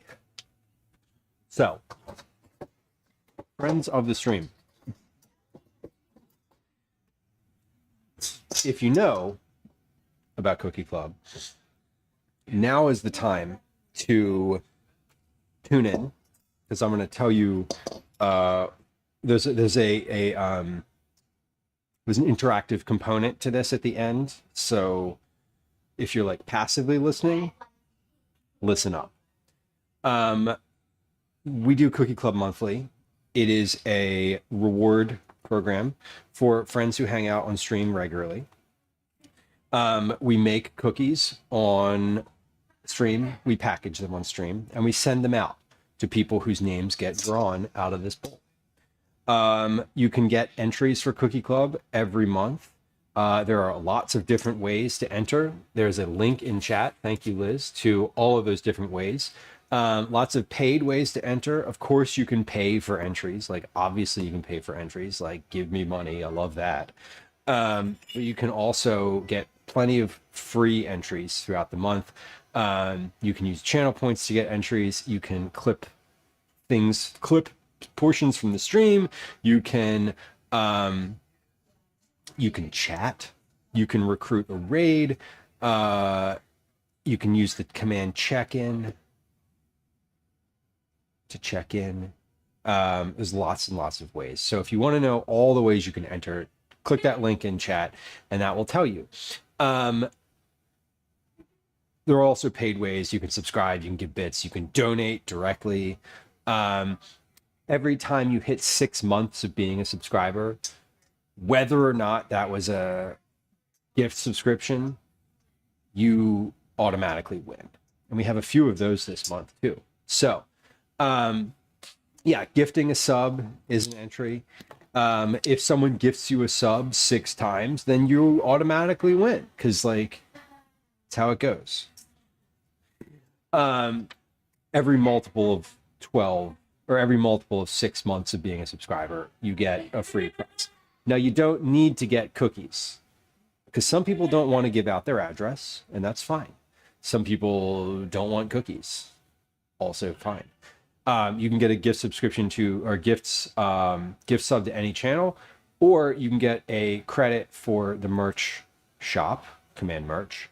And if you take a credit for the merch shop, you can save those up. So if you win 5 times, that's $25 worth of credit. So, all of those are good, or prizes. You know how streamers do, like, one's in chat if blah blah blah.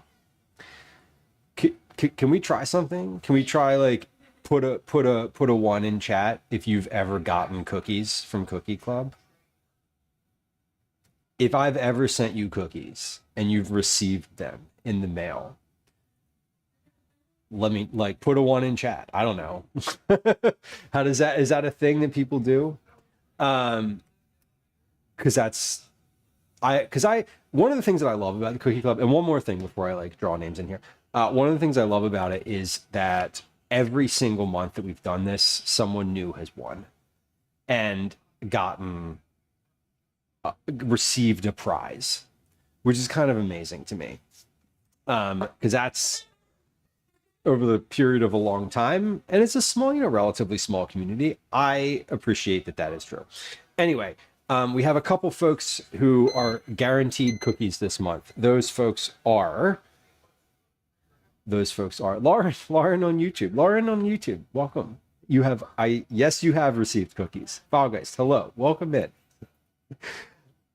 Dan, DDAANN 884433, has been a subscriber for 18 months. Carly Mags has been a subscriber for 18 months. Fisty Foods has been a subscriber for 30 months. Just Jamie has been a subscriber for 30 months. Luke Skywalker has been a subscriber for 30 months. And friend of the stream, Megan Splawn, has been a subscriber for 42 months. So all of those folks are eligible to get a prize this month. Your names are not in this bowl. If you're here and you're hearing the sound of my voice, your name is not in this bowl because your name is on this list, and I'll be reaching out to you separately on Discord. Now, for everyone who has an entry, Daddy, sorry. Daddy, sorry. Daddy, there are entries in here. Daddy, sorry. Daddy, There's sorry. a few of them. I'm sorry. Daddy, bye. We have we're gonna pick 10 names. After I've picked 10 names, I'm gonna pick one more. And that person, I want to pick one more, and if that person is in chat, they will win. And if they're not in chat, I'm going to pick another one, and another, and another, and another, until we pick somebody who's here in chat. So 11 total people. The first 10, you don't need to be here. For reference, this month we have cookie. I already know what cookie we're making. We're doing another cookie from 108 Asian Cookies. This month we're doing the Black Forest cookie, which is not specifically Asian at all. It's mostly European, but the author made this. The author's has a close personal relationship with this cookie in a family way. And we're going to make that this month. It's chocolatey. It has dark cherries in it. It is got cacao nibs and granulated sugar and a maraschino cherry on it. Yeah, Liz, I think this one will be fine. It'll be hopefully good. I was back and forth on it, but I think it'll be okay. Morbid Bunny, you think you know Megan? Megan has a rather relatively good following on the internet, and is a fellow recipe developer, a fellow she's a food writer. She has a really good Substack. Writes a lot about like family cooking and meal planning and a lot of the things that kind of align with exactly how I like to consider the kitchen. So Megan is also a personal friend of mine. So we met through the internet. We did not know each other from high school. We literally started talking on Instagram. So she's a lovely human and a longtime supporter of the stream. So okay, well we're gonna get to the. Here's what we're gonna do. We're gonna get to the drawing. We're gonna draw 10 names. Then we're gonna draw one more until someone's in chat. Then we're gonna say congratulations. I'll reach out to you in Discord. Then we're gonna have a muffin. See how it is. We're gonna look at it and evaluate. And then that's going to be in the stream. So, but here we go. Now, get ready, folks, because if I call your name at the end of this as the one person in chat, you're going to have a moment or two to like respond, and then I'm going to move along. So, first name out of the bowl. MX, Phoenix Dog, Mix for redeeming points. This was a free entry for point redemption. Mix has been in chat for a while today. I don't know if Mix is still in chat. For rating the stream, friend of the stream, fellow food and drink streamer Mur Bakes. Lovely human, and a fellow food and drink streamer. Mur also streams co-working and other non-food related things. For rating the stream, the Garytron, friend of the stream, fellow streamer, obviously, for rating. That is the first time I've ever pulled the Garytron's name out of the bowl. So maybe if the Garytron accepts, we will be sending cookies to another new person this month for using their channel points to redeem a Cookie Club entry. Wowuma has had their name pulled out of the bowl. We have Murray, welcome. I'm here. Oh my god. That's actually kind of awesome. Hey, look, here's your name. I just pulled it out of the bowl for Cookie Club. It says your name and it says raid on it, and that's so cool. I love that. I love when people are here when I pull their name. Now, you don't have to be here, obviously, for the first 10. There's only one that attendance is required. For being a subscriber, Joe Adultman. Joe Adultman, fellow streamer, not necessarily a food and drink streamer. Joe streams games and not like video games. Joe streams puzzle games, puzzles, word games, a lot of fascinating things, and it's really interesting to watch. Just got your package today. Amazing. Yeah, I see what I was saying. I sent out Cookie Club really late last month, but I'm on the ball this time around. So, File Guys, I do cut out cells from an Excel spreadsheet. I really do. For rating the stream, fellow food and drink streamer Mom Noms. I don't know if Mom Noms is streaming today or even right now. They usually stream Tuesday and Thursday. I do, Fog Guys, I definitely cut out. I put all this in Excel, or not Excel, I put it all in a Google Doc, and then I literally print it on my home printer and cut it out. For being a subscriber, TARDIS around here.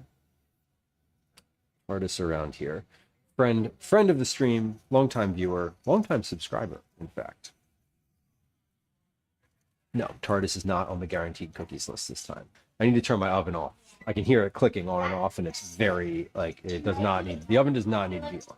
Okay. For gifting a sub, Cyborg K Chop. For gifting a sub, and the sub that got gifted is Zach, who we got rated by today, which is awesome. But Cyber K Chop, long time viewer, friend of the stream, fellow cat enthusiast, person for whom the meow sounds were implemented. So that's 1, 2, 3, 4, 5, 6, 7, 8. We have 2 more to go. And that includes not that person because I already pulled their name. For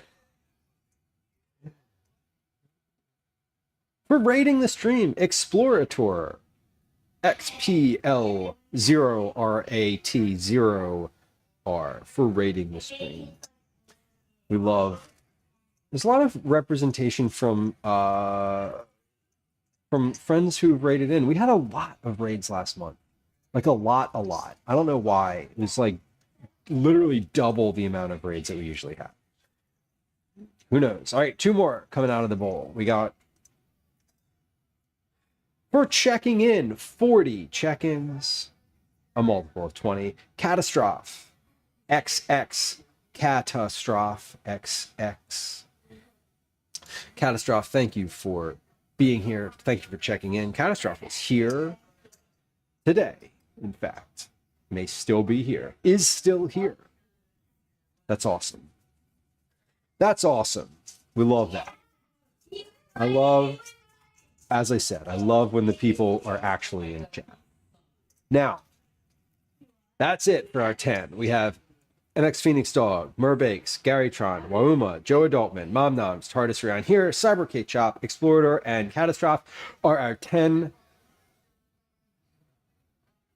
folks. Now we have one more to pull. If you're in chat and you have an entry in here, there's a good chance I'm going to pull your name. I'm going to pull a name. I'm going to ask if they're in chat. And if they're not in chat, we're going to move along. And I don't have the, let me be super transparent here. I don't have like on my screen here anywhere a list of who's in chat or how many people are, I don't know how many people are viewing. I don't know who those people who are viewing are. So I'm going to say your name and you need to be ready to respond. So I'm not going to assume that you're here, just FYI, because I don't know. I don't know. I literally don't know. So, say my name, say my name. When I pull your entry, baby, you get cookies. I don't know what else is next. Anyway, that person already had their name pulled. You can also have multiple entries. Yeah, Liz, we don't need to. We can just move along. We can move along. We don't need to dwell on that one. We don't need to dwell on that one. For rating the stream, 9 of 12. 9, are you here? You were here earlier today, but I feel like you may not be anymore, and that's totally okay. No one is expected to watch the whole stream. It's 6 hours long. That's like watching a movie twice. It's a lot of time. 9 of 12. 9 of 12. If you are here, you can let me know. Cthulhu. KTULUE for rating the stream. Cthulhu, are you hanging around? Friend of the friend of the stream. Hey, 9 is here. Look at that. Look at that. Amazing. Okay. That's exceedingly rare. Exceedingly rare that the first name I pulled out is someone who's here. Cthulhu, I also want to say, if you are here, let me know, because I don't want to be mean. Twindrella, I know what that link goes to, and we don't like it. It's fine. I'm not just kidding. I'm sort of kidding. We'll watch that later in shame. Amazing. 9. Good to see you. I'm glad you're here. I'm glad that your name hopped out of that bowl. So we have several people whose names came out of here for the first time today, which is really cool. Again, I'm feeling pretty confident that we're gonna have yet again a first time cookie recipient, as we have had every single month. And it don't matter. So far. None a of little this lag. matters. Barry probably like, oh no. Very cool. If you're hanging out here, whether your name was pulled or your name is one of the folks who's guaranteed cookies this month, I'm going to reach out to you on Discord. Very transparently, I'm probably going to do that tomorrow. I'm probably not going to do that tonight, but I might. We'll see. We're going to put those names. Actually, here's what I'm going to do. I'm going to take a picture of these names, and then we're going to, because when I take a picture of them, I can go into my camera roll, and then it'll be like there. Oh my God. I don't know what they're watching, but maybe she's like tickling him or something. I don't know if you can hear that. I don't know if you all can hear the frivolity that's happening downstairs, but it is always nice to hear. I kind of love that. I kind of love it. All right, let's take a look at these pizza muffins. Congrats to the folks whose names were pulled. I appreciate all the people who have entries. Like, there are so many there's so many entries. A lot of them paid, a lot of them free. Again, this month, most of our entries were for things that are free. Jamie, I hope you have a lovely evening. Thank you for hanging out today. Give us your best pageant answer about the cookies. A pageant answer meaning a fun response. A like fun but evasive response. These look good. I'm gonna these should be relatively straightforward to get out of this pan. I want these. Yeah, they're not sticking. You kind of give them a little twist to get them out. But I'm putting them on this tray in the same place that they were. Did I spray the pan? I sure did. I used an olive oil spray in the pan. This is also a non-stick muffin tin, so like you could probably not spray it if you don't want to. You could also make these in cupcake cups, which would be fun and different. Tell me how your cookies are going to do good in the world. They're not. They're just cookies. It's not that deep. Just being real. Just being real. Morbid Bunny, I'm glad that you are here. Thank you for hanging out today. It's nice to meet you, and I hope that you have enjoyed your time, and I hope that you enjoy the rest of your weekday and week collectively. We'll be live again on Thursday making cookies. Well, Uma, you did. Yes, you did. Welcome. One of the names that I pulled was indeed yours. Couldn't catch stream. Out hanging with friends. Listen, we don't have an attendance policy. I think about this occasionally when someone pops into chat who hasn't been in chat in a really long time. Now, that is actually not anyone today or who's here currently, at least that I know. So I'm going to say this because it's not going to make anyone feel awkward. But I notice, like, if someone comes into chat and they haven't been here for like a year, I notice, I'm like, oh, wow, like, look at that, you know, but I would never do that. I would never be like, oh my God, you haven't been here in so long. That would make me feel like shit. I'm like, yeah, I was probably just doing other things. Sorry, I didn't owe you attendance. So, anyway, I notice, but I'm always like, I don't want to make a big deal of it, you know? It'd be fun to have a policy where you ban someone after they missed 3 streams. Oh my God. Can you imagine how many people would want to be here? I've definitely been in a stream before where someone's been like, I haven't seen you in forever. Where have you been? And it felt accusatory and not like a fun, welcoming statement. It felt like that person was entitled to the viewer's time. And I'm not going to say who that was, because honestly, I forget who it was.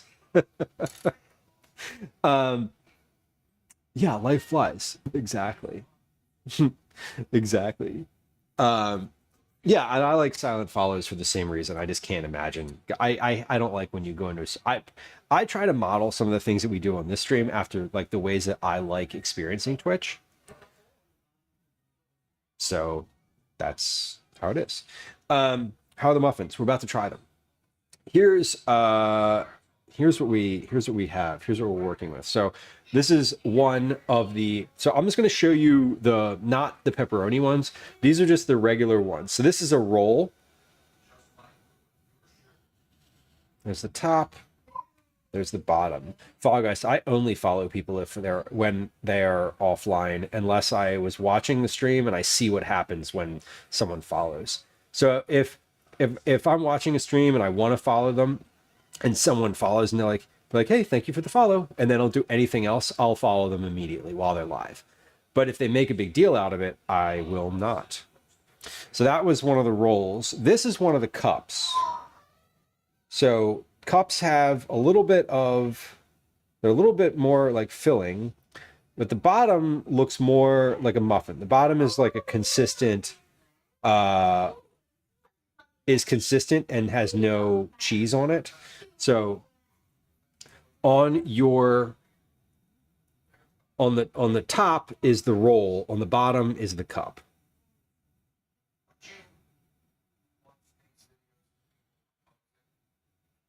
Twinderella, that's really funny. Yeah, Patrick's great. I love Patrick.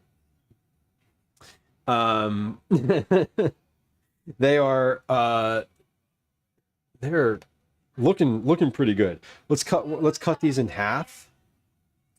Yeah, I think the rolls are kind of, the rolls so far look like they might, the distribution of the ingredients is also important. So that's a big part of it for me. Let's cut the one that I was just touching open. So we're going to cut a cross section here.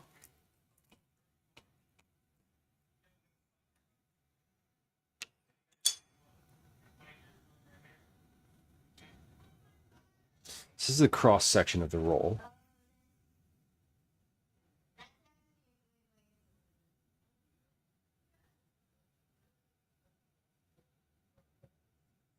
Pretty solid. Have you had a spoonful of mayo? I actually did. When I finished with the mayo earlier, I licked the spoon. I don't think I should admit that. I was over by the sink and I was like, nobody saw, but I did it. I'm admitting to it. Okay, this is the cross section of the cups. So yes, distribution of ingredients in the rolls looks pretty good. This is the inside of the cups. So these look good. There's less filling in these are breadier than I think that I thought they were going to be. So let's try one piece of each and we'll see how it goes.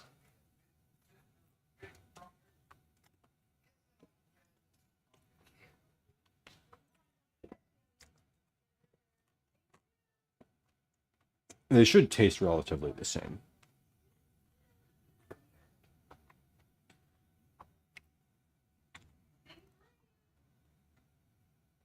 Okay, that was the roll. I'm gonna try this cup. Let's see.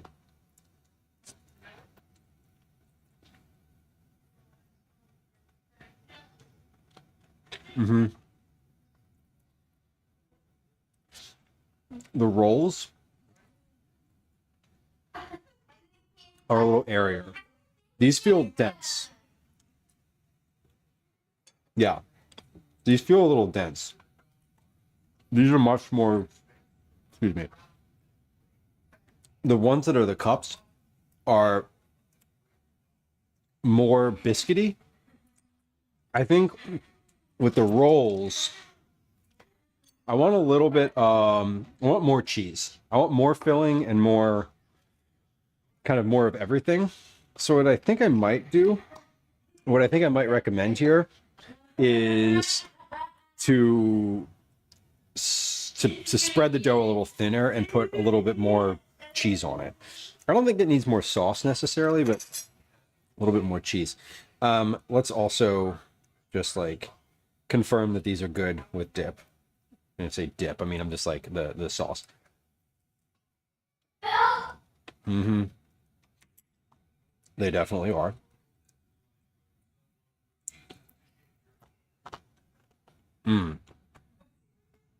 Yeah, I think the roll is the way to go because the ingredient distribution is better.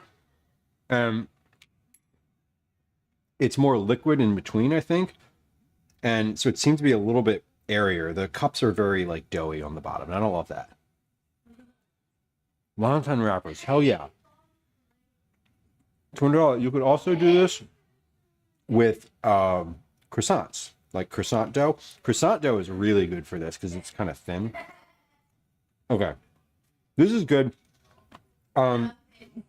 Visually, I like the cups better. Like this looks really good. Like that looks really great. Cheese is hanging off the edge. It's crispy on top. There's pepperoni in this one. But I think taste-wise, the roll is the way to go. I don't know. I'm going to cut another cup open and just see if they were all like that. Because the other thing is maybe... Yeah, this one has a lot more filling and a little less in there. So I think if you're doing it in the cup form, I'm going to sort of try it again both ways and try it slightly differently both ways. With the cups, I think it's important to press them into the bottom so that they get thinner. And with the rolls, I think it will be important to stretch them a little bit more and add some more filling to them.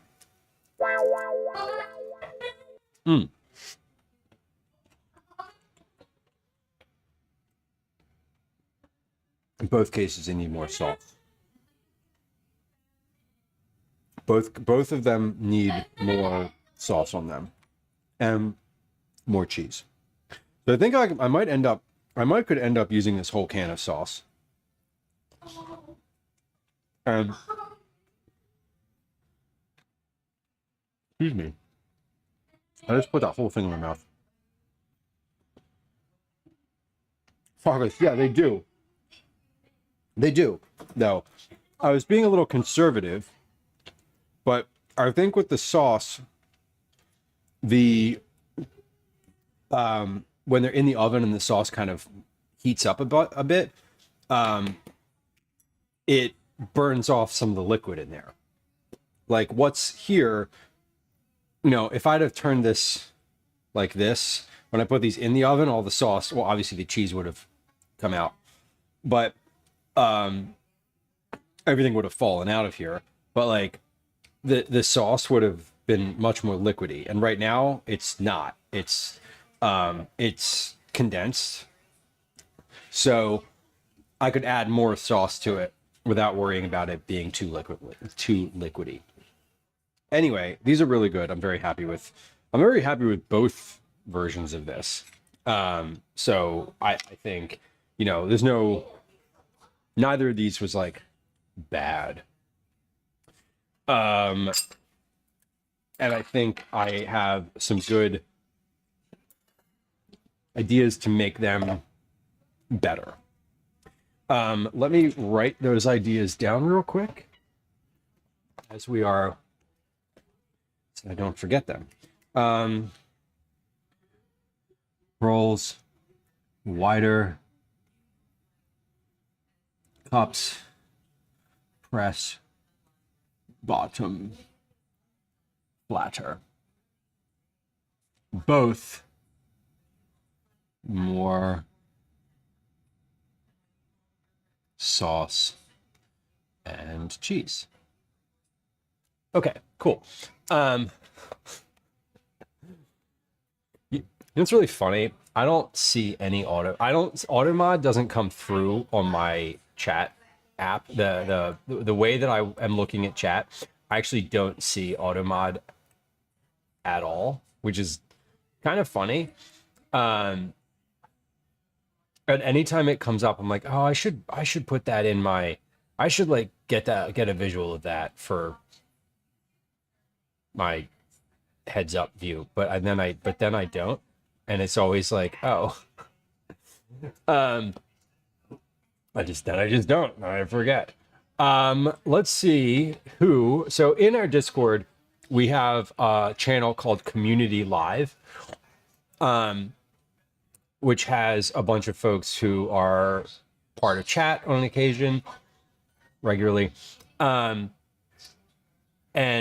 have been in chat, our fellow streamers. So if you like sort of a curated list of other people whose content I enjoy and who I enjoy following. That is there. Let's see. I think I know where I'd like to go. I see a couple folks who are live in our community live channel. Earth Toast is live. Quilpy just went live. Chef JT is live. Ellie Face is live. Kitchen View is live. Room and Board is live. Those are the folks that were live as far as like an hour ago. We're going to check out the Food and Drink Creator Club. Let's see who's live in the Food and Drink Creator Club currently. If anyone is in here cooking, that might be a good raid as well. Made a verbal mistake that sounded like butt. I mean, it's true. I definitely did that.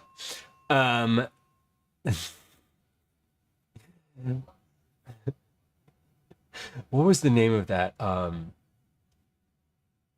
It's a movie, Super Troopers. Is that from Super Troopers? I forget. Okay. Let's see.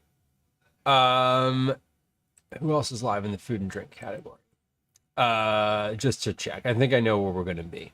I think I know where we're rating today, but maybe there might be someone who is not in there who would be fun to raid.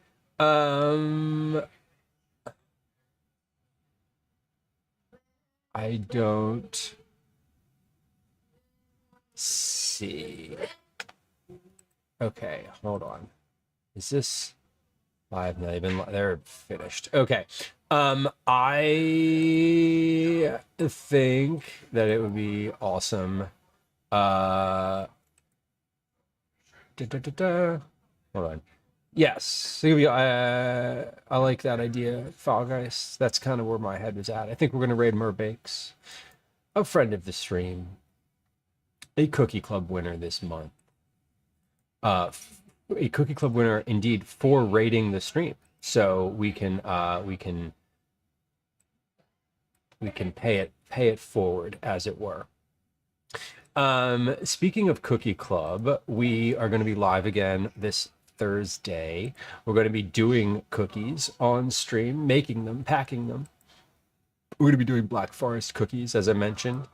That will be Thursday, I think.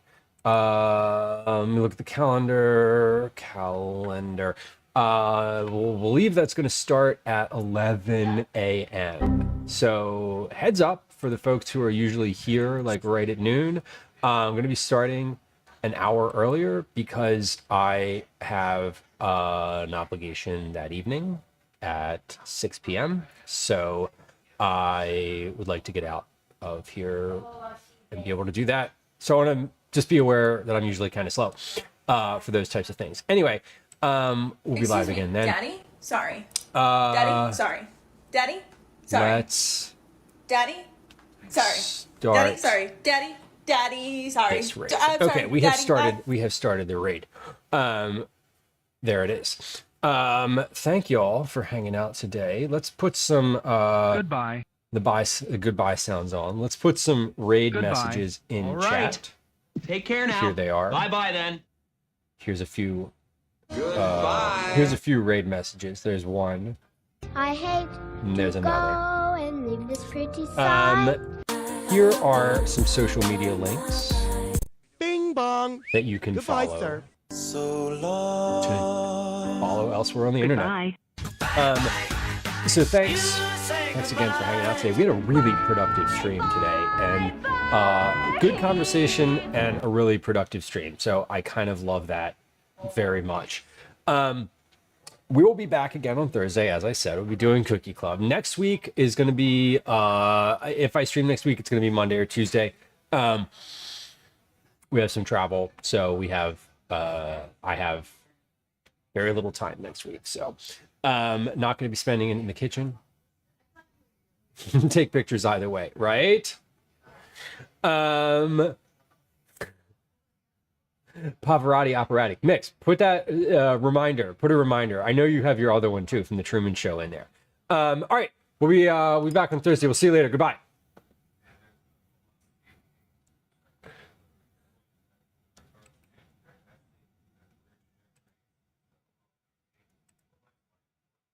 I mean, like the morning buns are looking